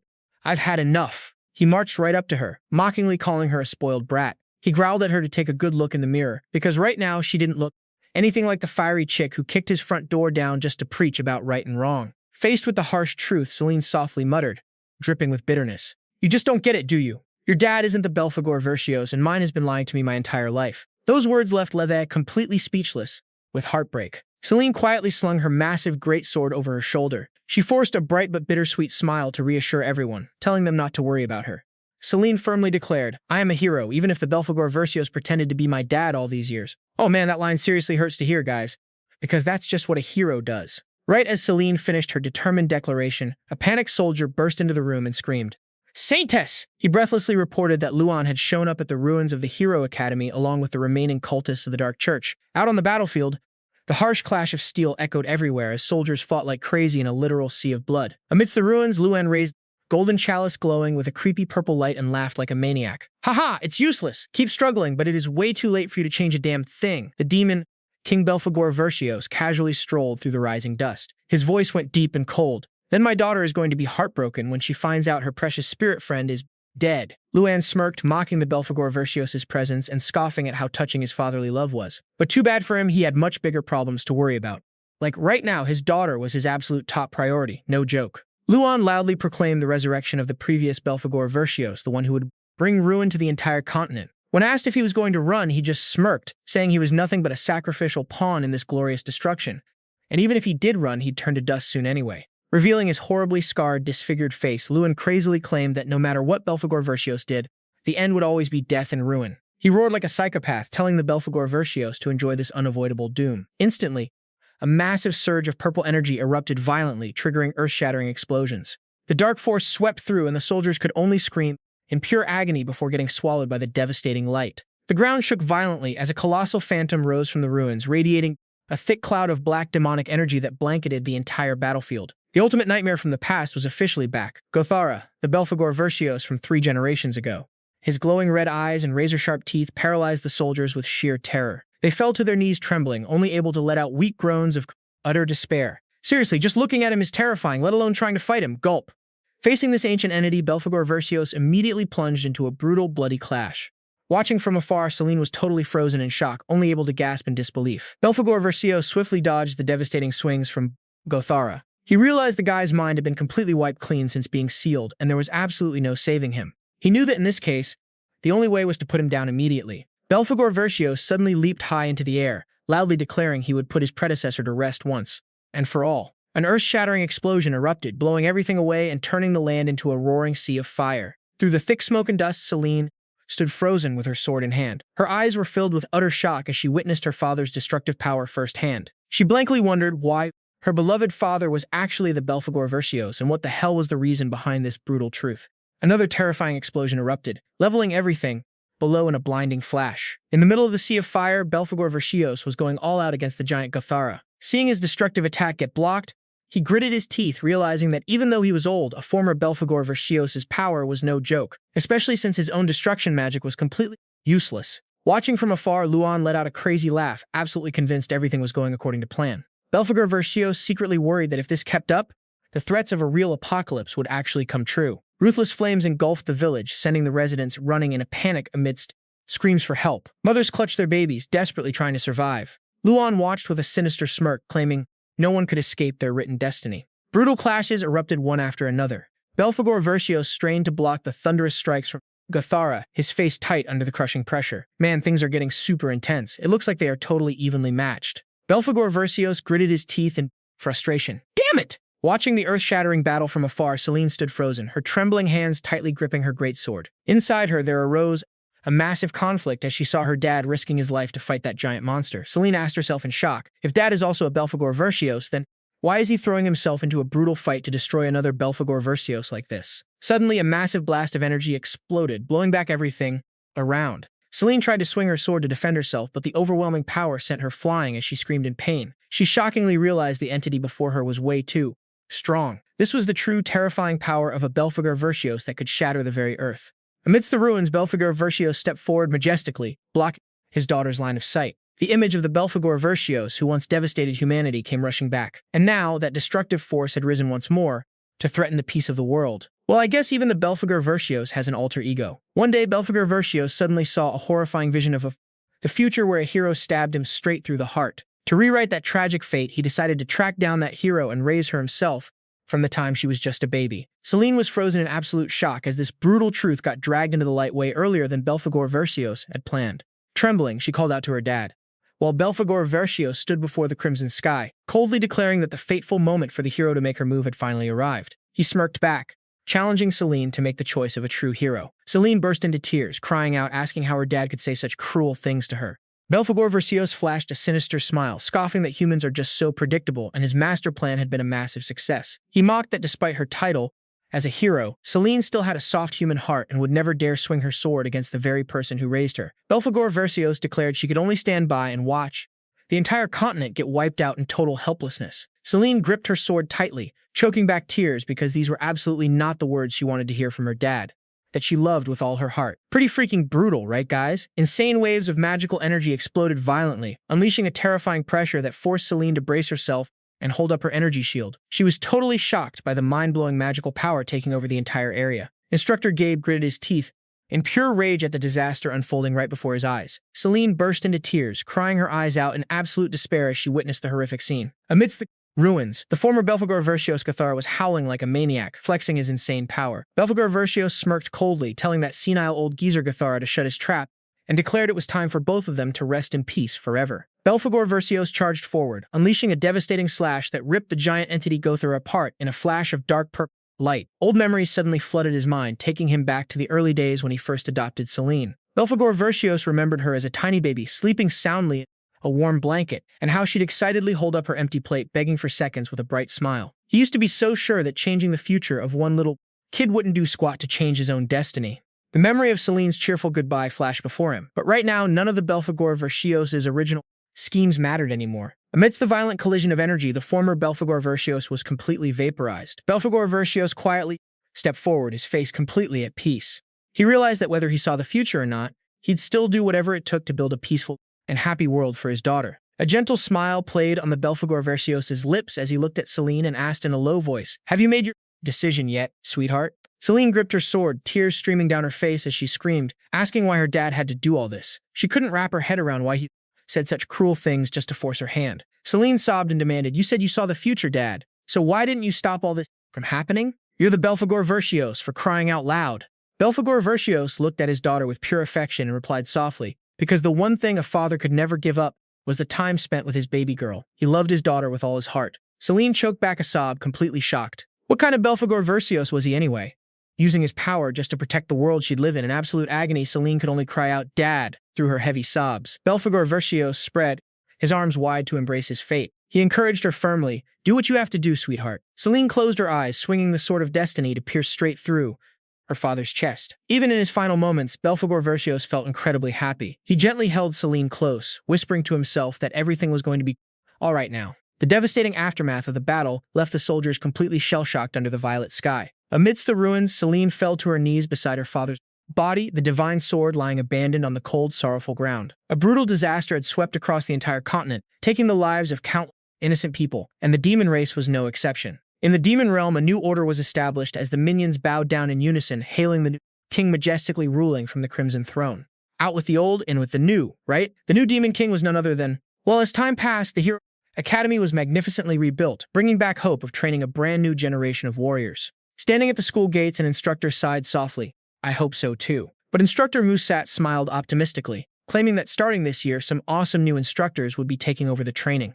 Then he excitedly pointed them out as some familiar faces approached. Selene and her old comrades, now fully grown up, returned to the academy looking radiant as the new instructors. He admitted they'd definitely make the best teachers ever. Meanwhile, over at the Silent Cathedral, the Holy Maiden was praying devoutly before starting an important meeting. Hearing the guard report that it was time, she asked firmly if the representatives from all the kingdoms had gathered.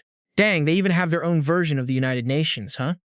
Getting the confirmation from the guard, the Holy Maiden nodded with satisfaction and walked straight into the meeting room. Elsewhere, spatial slashes ripped through the air, taking down giant rat monsters in the blink of an eye. He clicked his tongue, totally annoyed by how pathetic they were. Looking at the white-haired man watching from behind, Leather rejected his advice on basic swordsmanship, insisting he didn't need any pointers. The bright morning sun filtered through the forest canopy, starting a brand new journey for the world. Belphegor Verscios woke up in the middle of a sun-drenched meadow, completely clueless about where he was. He bolted upright in shock when a sudden scream rang out right in his ear. Standing before him in a vibrant flower garden was a gorgeous goddess. She demanded to know who he was, leaving Belphegor Verscios with no choice but to ask about his own situation. "Where am I? Who am I? Haha." The goddess calmly explained that because Belphegor Verscios had accepted death in exchange for others' happiness, his noble sacrifice qualified him to become a god. Belphegor Verscios was flabbergasted to find himself in the divine realm, even though it looked pretty basic with nothing but green grass. Dolphin smugly declared that from now on, he was her underling, which made Belphegor Verscios click his tongue and admit that being a god didn't seem too bad, even if she was already getting bossy and demanding respect. With just one sharp glare from Belphegor Verscios, Dolphin got so freaked out that she screamed and scrambled to use her magic, instantly showing him what was happening in the human world. Through the misty haze, Selene stood quietly in front of the statue honoring the hero who defeated the Belphegor Verscios and saved the continent. Seeing that his daughter was doing well, Belphegor Verscios smiled with satisfaction. Meanwhile, Selene seemed to have just made a massive decision. Filled with determination, she clenched her fist and declared firmly that this time, she would become a Belphegor Verscios just like her father. Her bold proclamation left Dolphin screaming in absolute terror. Like father, like daughter, I guess. Selene confidently marched forward on her new journey because she was always proud to be the daughter of the Belphegor Verscios. And that's the end of this story. If you enjoyed it, don't forget to give Bear a like.